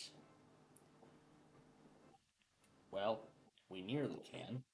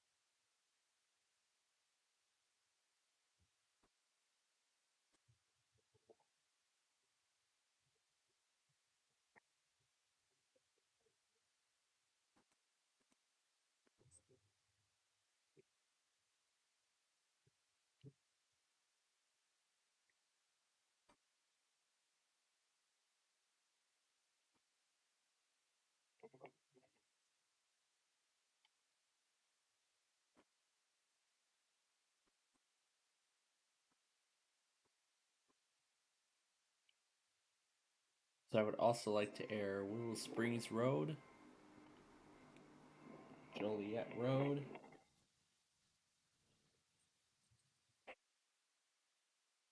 and And the original 294. Oh, hey, that fits the whole time slot. All right. So I will make those changes after the show. I'm going to make sure to keep that open on screen while we continue here. And then once we're done with the initial things and all that other stuff, we will then begin to process any additional changes that we need to make, and then we will be set for what tomorrow will bring. Because, like I said, I'm planning on taking care of the first of the two final assignments for 101. Before we ended our afternoon program today, I took care of the last reply, so that discussion for 143 is all set and done. And I also have all the materials ready for that skills exam, which again, as I said, I'll do that tomorrow. So tomorrow I'm going to take care of that skills exam, make up those 3 flip sides, and then do another Nostalgic Paradise episode all before our Minecraft show, which returns to its normal time slot this week. So that's great. That finally returns to its normal time window. So we're only on game 3 right now. We still have lots of game to play.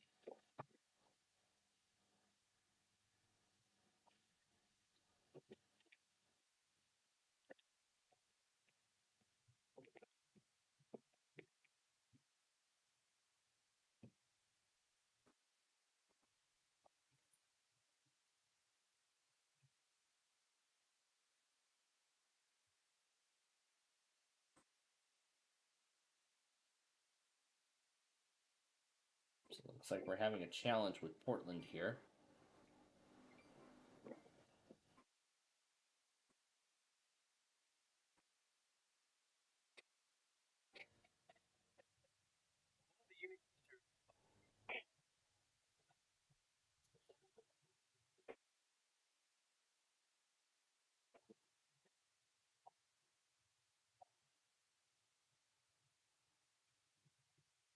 I am a professional simp. Yeah, he really is random in the way he makes his stuff. My goodness. My goodness, if I ended up going there for a trip, and if we were to end up at a dinner place with trains nearby, then it would be an amazing it would definitely be an amazing video to see. Plainfield rail painting in Japan. Well, not in reality though, but it'll kind of make it sort of real tonight. But I'm surprised those in Japan are just starting their day with us. They're starting their days with a Ticket to Ride show, which is still Sunday night here. So this is definitely sort of a unique little thing.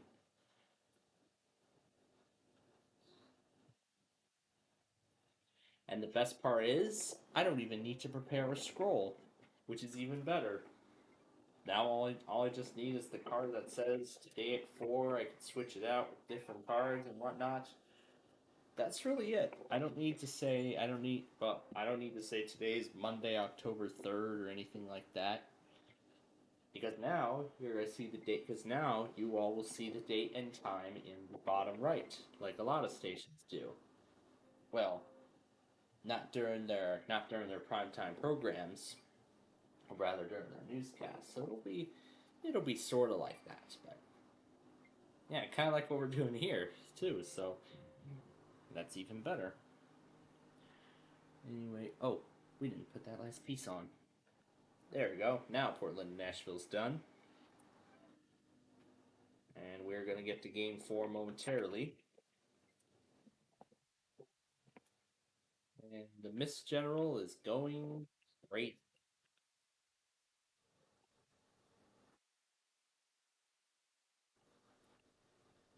IntelliStar 1.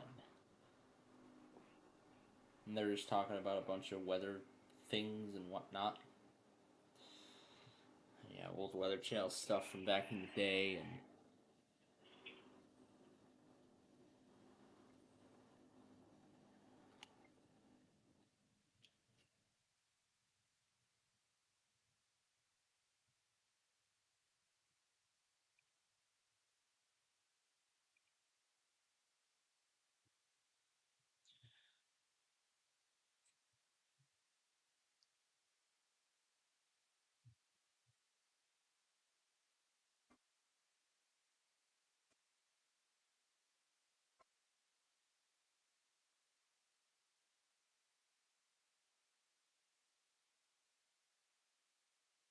yeah, of course I don't know much about the railroads in Japan.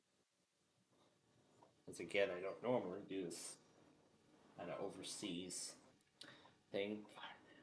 But I believe I somehow kind of gotten the idea that next week the Bears are going to be playing in London.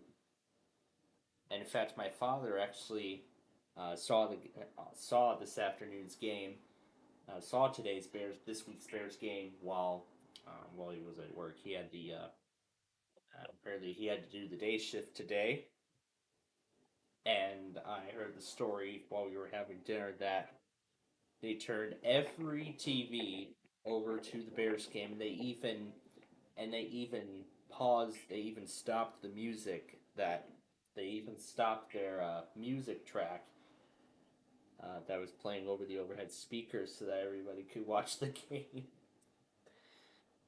Boy, I'm sure it was kind of fun for all those workers. And we're talking about yeah, my father actually knows of a bar at work.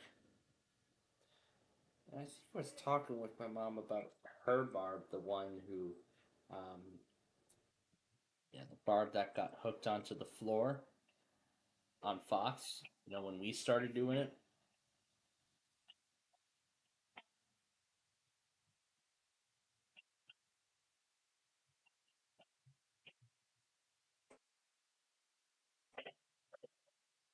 Train meets. I've seen a bunch of train meets in Japan today. A bunch of them.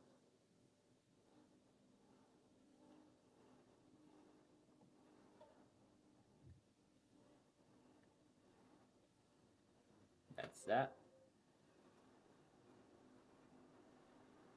There you go. As long as it's a good enough distance and it clears the crossing, then that's where all the vehicles can get across. But we don't have to wait for long again.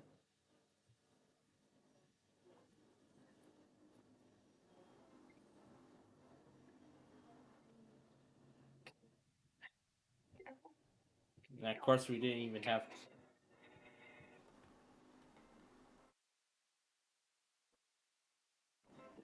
Where do we have to go? Calgary to Salt Lake. Yeah, we're only on game. Are we on game? I think we're on game 5. But either way, the last game. But either way, in about 10 minutes, if regardless of how long this game goes, that's when we're gonna play our speed game.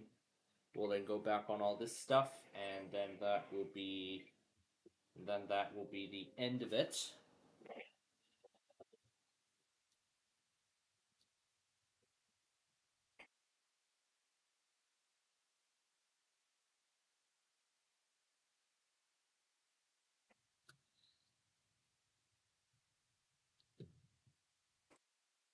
That's almost the same amount of passenger coaches that we get on those that we get on those metro trains on the racetrack.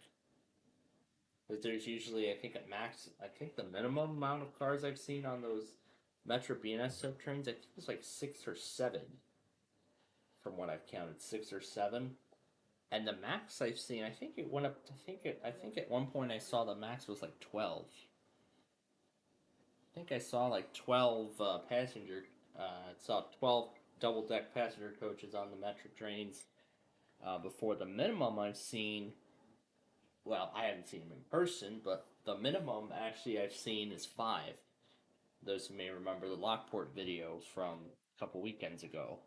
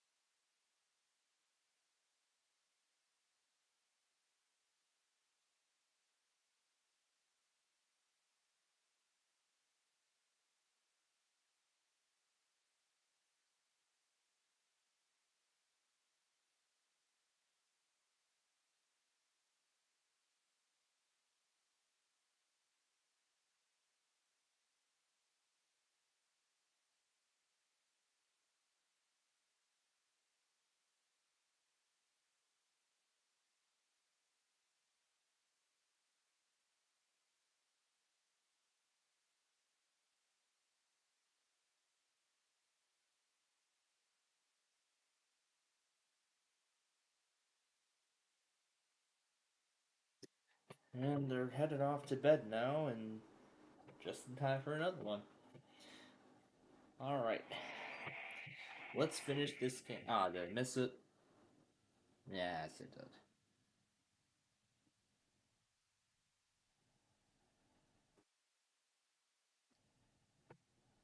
I guess that was the one that just came through. Okay. So, this will be the final game we will play before we do our speed game. I'm going to put the row cam aside. Do we want to go for another one? Yeah, sure. Well, we're almost there again. Might as well. Might as well go for it.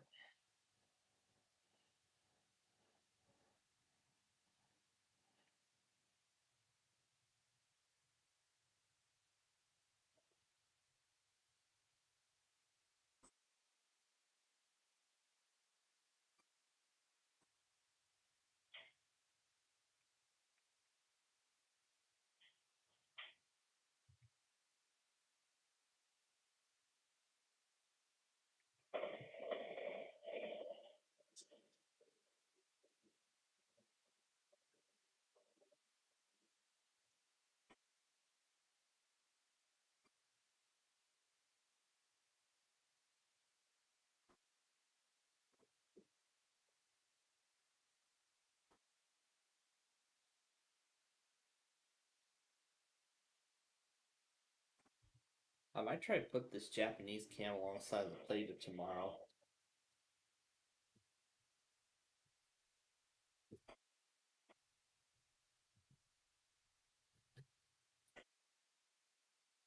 Alright, we're not grabbing any more tickets.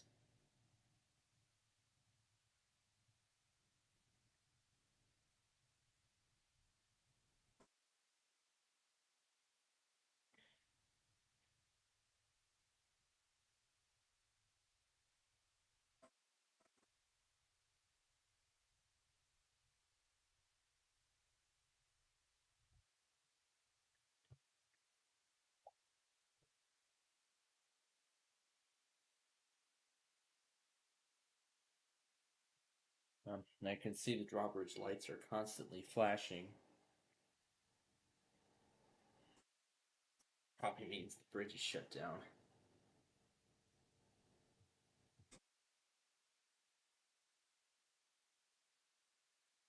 Alright.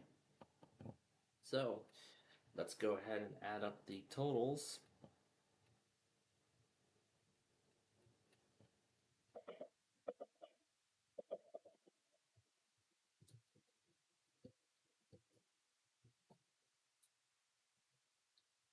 Yeah, all passenger. Not gonna expect freights or anything.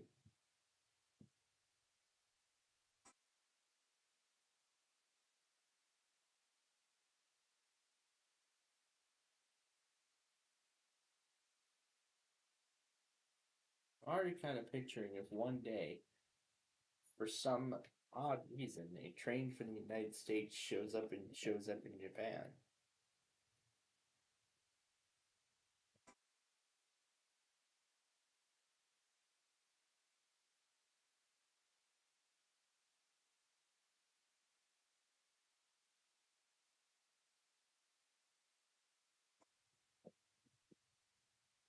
Alright.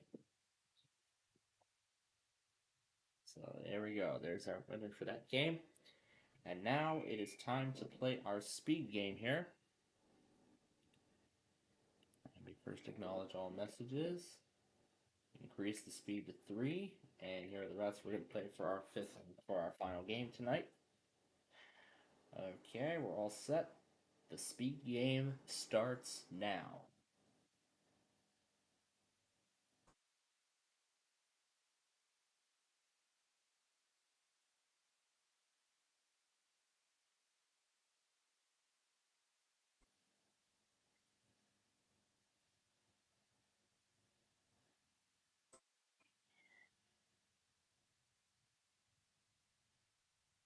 Oh, looks like after it pulls in, it's coming the other way again.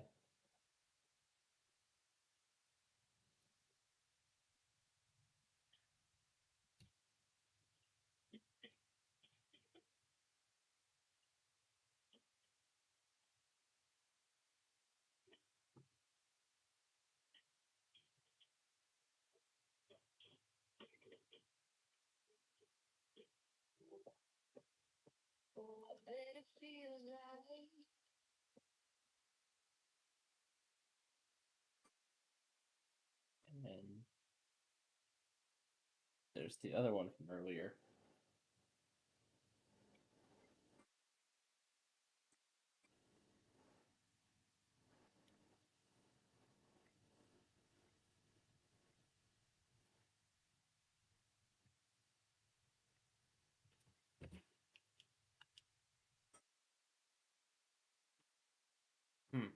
I must have DBN in there twice for some reason. Huh. I don't know why I have it in there twice. Oh, that reminds me. We never swapped out the monitors. But you know what? I can go ahead and do that now. Well, I'm gonna have to fast to speed game too, so maybe 10. Where, come on.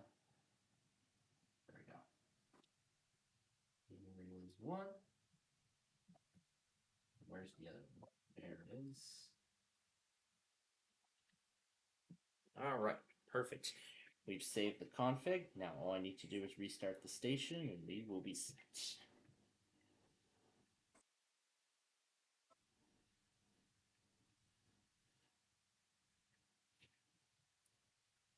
To me, this sounds like the same tone as a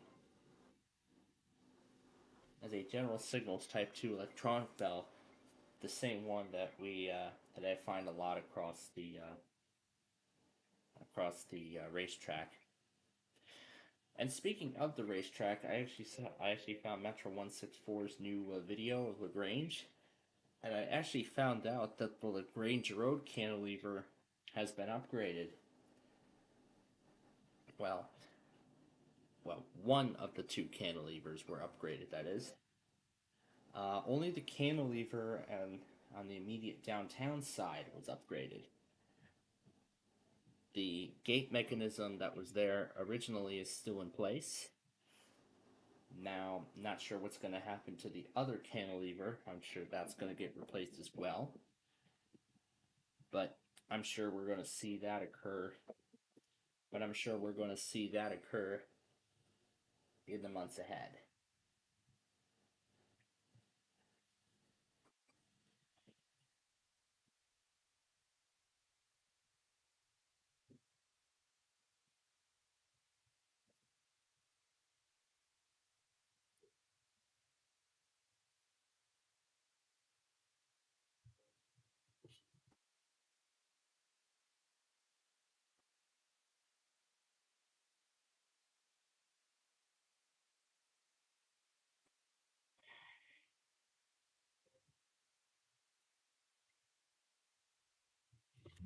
All right. With about 5 minutes left in the hour, I'm going to go ahead and swap the monitors out now.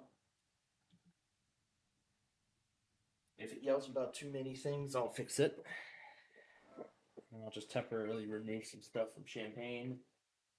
And I mean, with two DBNs gone, I don't think it's going to make that much of a difference. I'm gonna also get ready to remove some. If it's gonna yell, I'm gonna start with CIC. I'm gonna take that and move it over to a blank file. Yep, there it goes, as I expected. So I'm gonna move these out onto blank documents.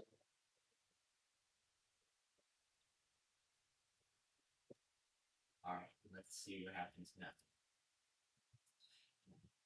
All right, let's see what happens now.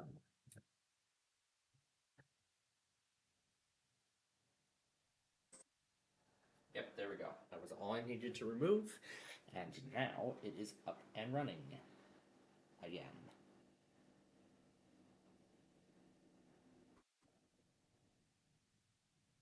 All right, we're almost done here.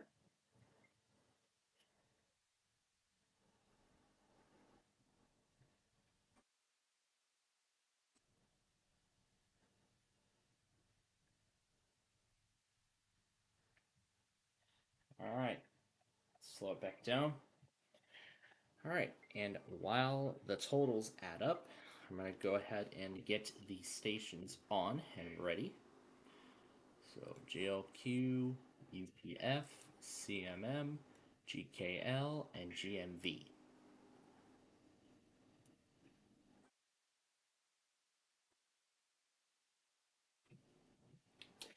Now also, I'm gonna also turn on both EMFs. Because yes, it is that time again. Both EMFs cross into day 3 at midnight tonight. Well, midnight tonight, both EMFs cross day 3.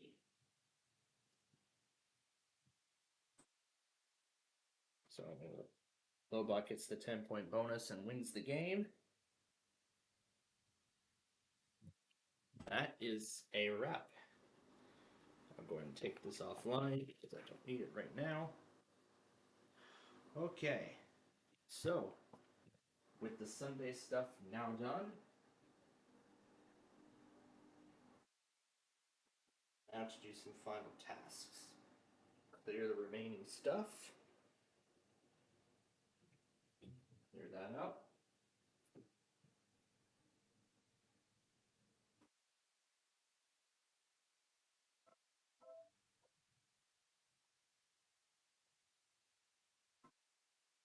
Okay, now to connect to the desktop machine.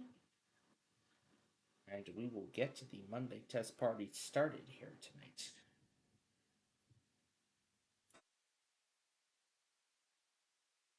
I'll go ahead and put the display on so you can see everything as we do it.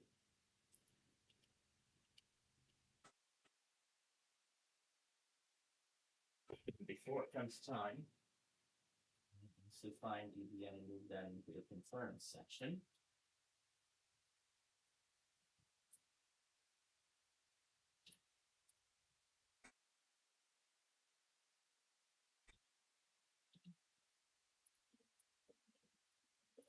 And then go ahead and move back to the after preview when that's done. All right. All right, we're ready. So here we go.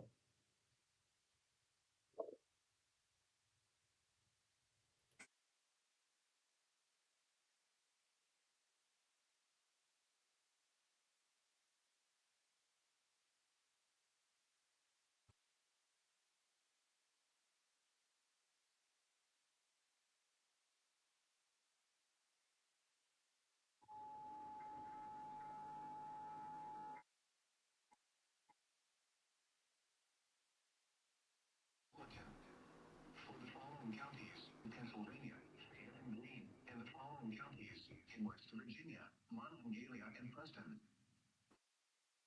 Pittsburgh has issued a severe thunderstorm warning for Fayette County in southwestern Pennsylvania, southeastern Lorraine County in southwestern Virginia, northeastern Preston County, northeastern West Virginia, northeastern Wyoming County, and West Virginia until 11 p.m. At 10:08 p.m., severe thunderstorms were located along near Uniontown to 7 miles southwest of Fairdale, or along the line from near Uniontown to 9 miles southeast of Williamsburg, moving east at 55 miles per hour. Hazard, 60 miles per hour wind gusts. Source, radar indicated. Impact, expects damage to homes. Locations include Union Tower, Nursing Tower, Farmington, Fairdale, Upland, Sturgis, Isabella, Dunbar, Smithfield, Republic, Newton, Bobtown, Carmichaels, Salem, Rhinestone, Martinsburg, Greensboro, Chalkill, Mount Morris, and Ohio Pile. The West has issued a special marine framework. Hot temperatures in Florida from Grays to West End of 7 Mile Bridge on 20 nautical miles. And Gulf Sun from Grays to Grays. 5 sides. Florida is a Morristown and Sound.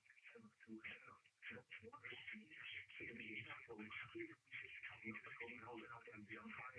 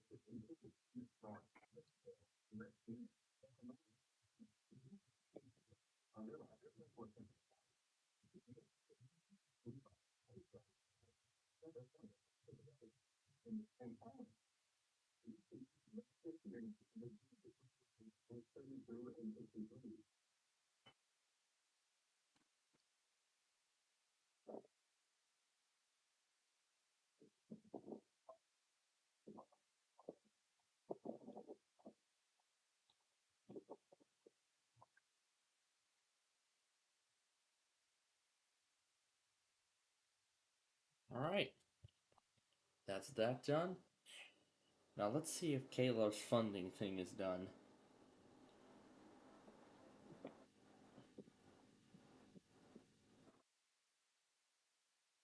He says because you give, lives are changed.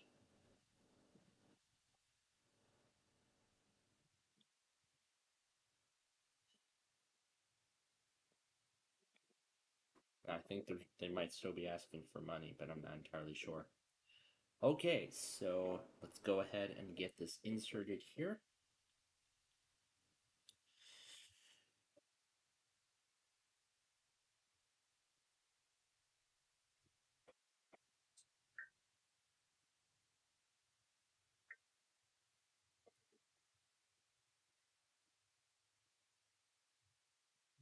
All right. So we got the Monday test starting off on a good note. Any more Comcast happen? Nothing. Nothing. That's what I like to see. All right, so there we go. That is going to do it for us here. So thank you for joining us for our Ticket to Ride show here tonight. We hope you all had a good. I hope you all had a wonderful Sunday. Good Sunday. So before we return to the main info center here, there is I'm gonna apply the station. I'm gonna apply the things for tomorrow, and which should take about a minute or two, and then after, which should take about a minute or two, maybe 3 minutes at most. Well, maybe up to 5 minutes. And then after everything is all set and ready to go, then we will return, and we will then let the info center guide the rest of the way through. We'll let the info center guide through the rest of Sunday into Monday as it gets us all ready for the new work week. See what the new work week has in store. So again, thanks for joining us tonight, and we hope you'll be back with us for our next regular scheduled program. That'll be tomorrow at 4 when we return to Minecraft on a Monday. So I'm excited to finally bring it back to the Monday slot after what felt like an eternity, and also after 4 days since we last did our Minecraft program. But we're gonna do it on Monday, so we hope you'll be with us for that. So until then, which I'm assuming if neither of you are going to join us for the Monday test tonight, then we here at Plainfield TV wish you a wonderful night, and we'll see you tomorrow afternoon.